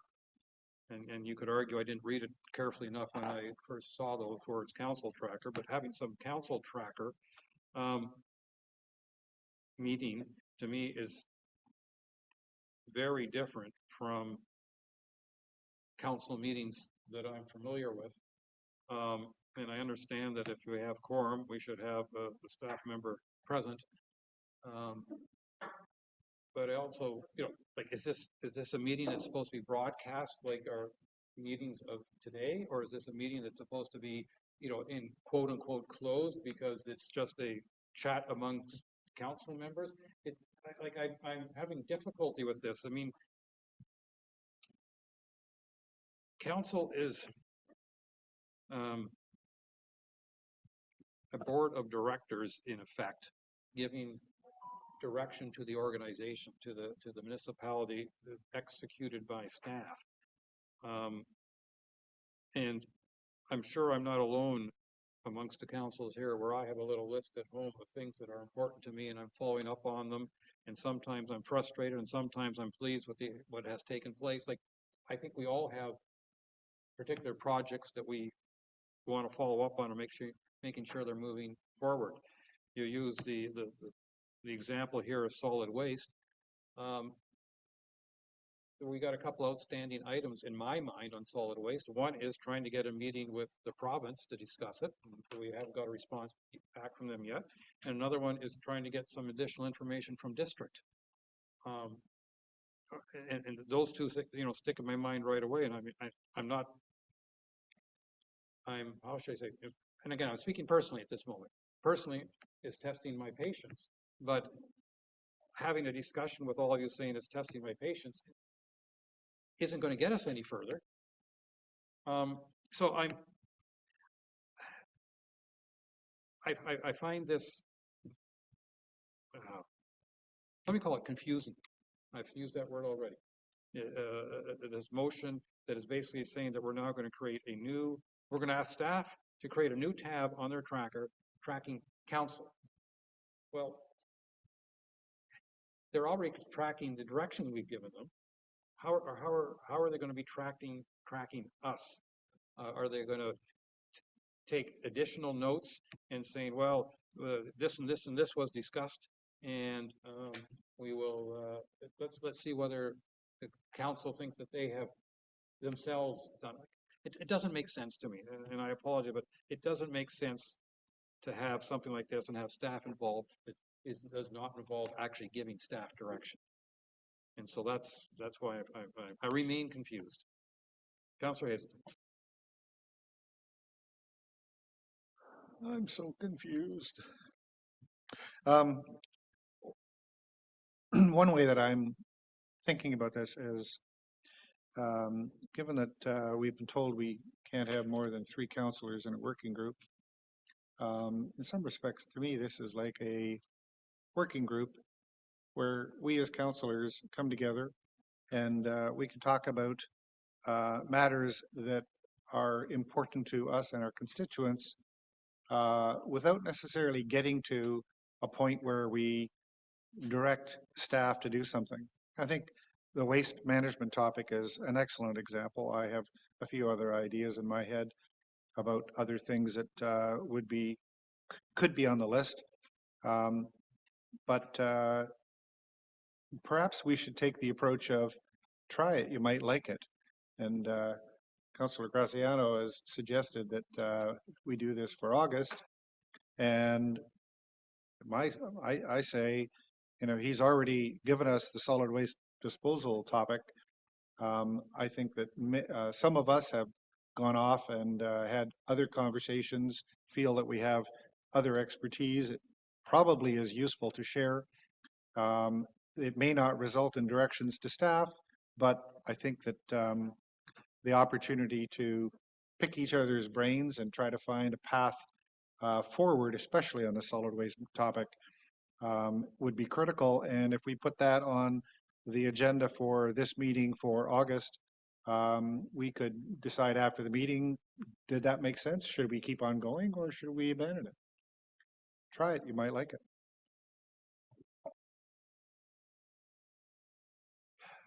Councillor Jarvis. I'm in the same boat as the mayor on this. I'm being rather confused. If we use solid waste as an example, I don't think we achieve anything by getting together as council on this because we're still waiting on efforts to the province and to the district on it, and our hands are tied in that regard. If there's any more information that we shared, I think it should be shared at council. We can't individually direct anybody on staff to do things and then come back at them when it hasn't been done. The direction comes from council, not from us as individual councillors. I really don't see us accomplishing much. If we want to try and try a meeting in August and see where we go with it, then I guess I could deal with that. But I don't see how council can meet as a whole without somebody from staff being on hand. So I don't know where that goes. I'm going to wind this up very soon, but Councillor Cooper. So I would endorse at least let's try it. I hope you others, the other members of council, would try it once in August. And I think the subject matter is very clear to us so far that it could be the solid waste subject. And it's not just waiting for the government to tell us what to do. Sometimes we have to take the initiative. And that's what this is about as far as solid waste is concerned. And you can say, well, we can just ask staff to sort it out. Well, no, there's more to it than that. And it's more to it than the district. And it's more to it, maybe it's the provincial government that we have to get to. So there will be a whole bunch of things that we may want to discuss about this. And right now, it's a major issue for our township, and we're still haven't solved it, and we're waiting for others to solve it for us, and it ain't happening yet. That's why I would suggest we give it a try. Thank you. Councillor Graziano? Thank you. I have no additional comments. I'd like to call the question just for the sake of having something left to discuss today. But secondly, I'd like to also request that for the sake of transparency with our community and our public, that we take a registered vote on today's vote, just to make sure that they're aware of who wishes to have us accountable to ourselves and who doesn't. My final comment on this is I have absolutely no issue with us putting solid waste on the cow agenda for next month. That I have zero issue with. And if we want to, during that discussion, talk about what councillors have or have not done versus what staff have or have not done versus what district or province or whoever else has or has not done, I have no problem with that. But with that, I'm going to call the vote, and it's going to be managed by, once I read it, it's going to be managed by Clerk Way to take a recorded vote, because I believe that was basically what you were requesting, Councillor Graziano. So I move by Councillor Graziano, second by Councillor Cooper. Whereas public transparency and diligent follow-up on critical issues such as solid waste disposal are essential for effective governance. And whereas an additional tab to the council tracker, both online and physical, outlining outstanding council matters issue would enhance accessibility and oversight. Now therefore be it resolved that as of August 2024 council's meeting, an additional tab be included to the council tracker outlining outstanding council matters issues, including but not limited to solid waste disposal, and that resolutions which have previously passed council and necessitate further action by council may be reintroduced and addressed during special meetings, provided they are moved by one member and seconded by another. The council agrees to bi-monthly, every 2 months, in a recurring virtual meeting to address outstanding council matters, and that virtual meetings may be cancelled by the chair should they be outstanding topics be included in the council or committee of the whole meeting that precedes the special meeting. However, subsequent bi-monthly meetings shall be continued to stand, and that the first special meeting be scheduled for August 2024. Clerk Way.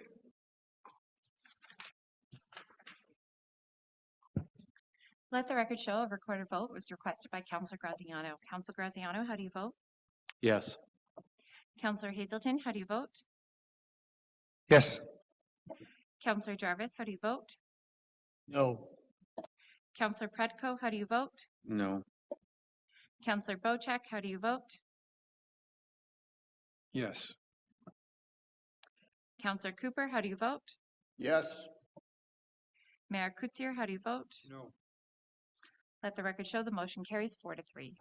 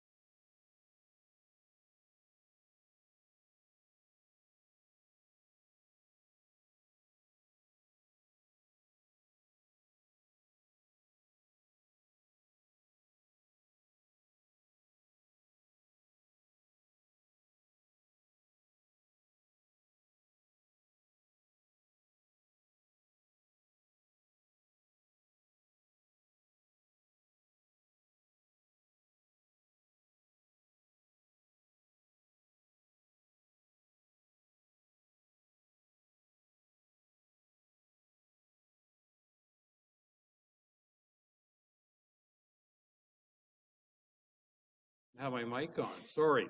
I apologize to everybody. I did not have my mic on. We have passed Moved by Councillor Jarvis, second by Councillor Cooper, be it resolved, the council enact the following bylaws as presented, and they were 2024-061 Municipal Funding Agreement, Canada Community Building Fund, and 2024-062 Code of Conduct for Council and Committees, and 2024-063 Identification of Council Employees, and that passed, and I believe it was 6-1. And now we just passed a motion moved by Councillor Jarvis, second by Councillor Hazelton. Be it resolved, the council adopts bylaw 2024-064 to confirm the proceedings of the July 8th, 2024 council meeting. And finally, moved by Councillor Cooper, second by Councillor Graziano. Be it resolved, the council does now adjourn at 5:30 p.m. until July 9th, 2024 at 2 p.m. or at the call of the chair. All those in favor? And that is carried. And that is it for that. Now, we did originally plan to have a committee of the whole meeting,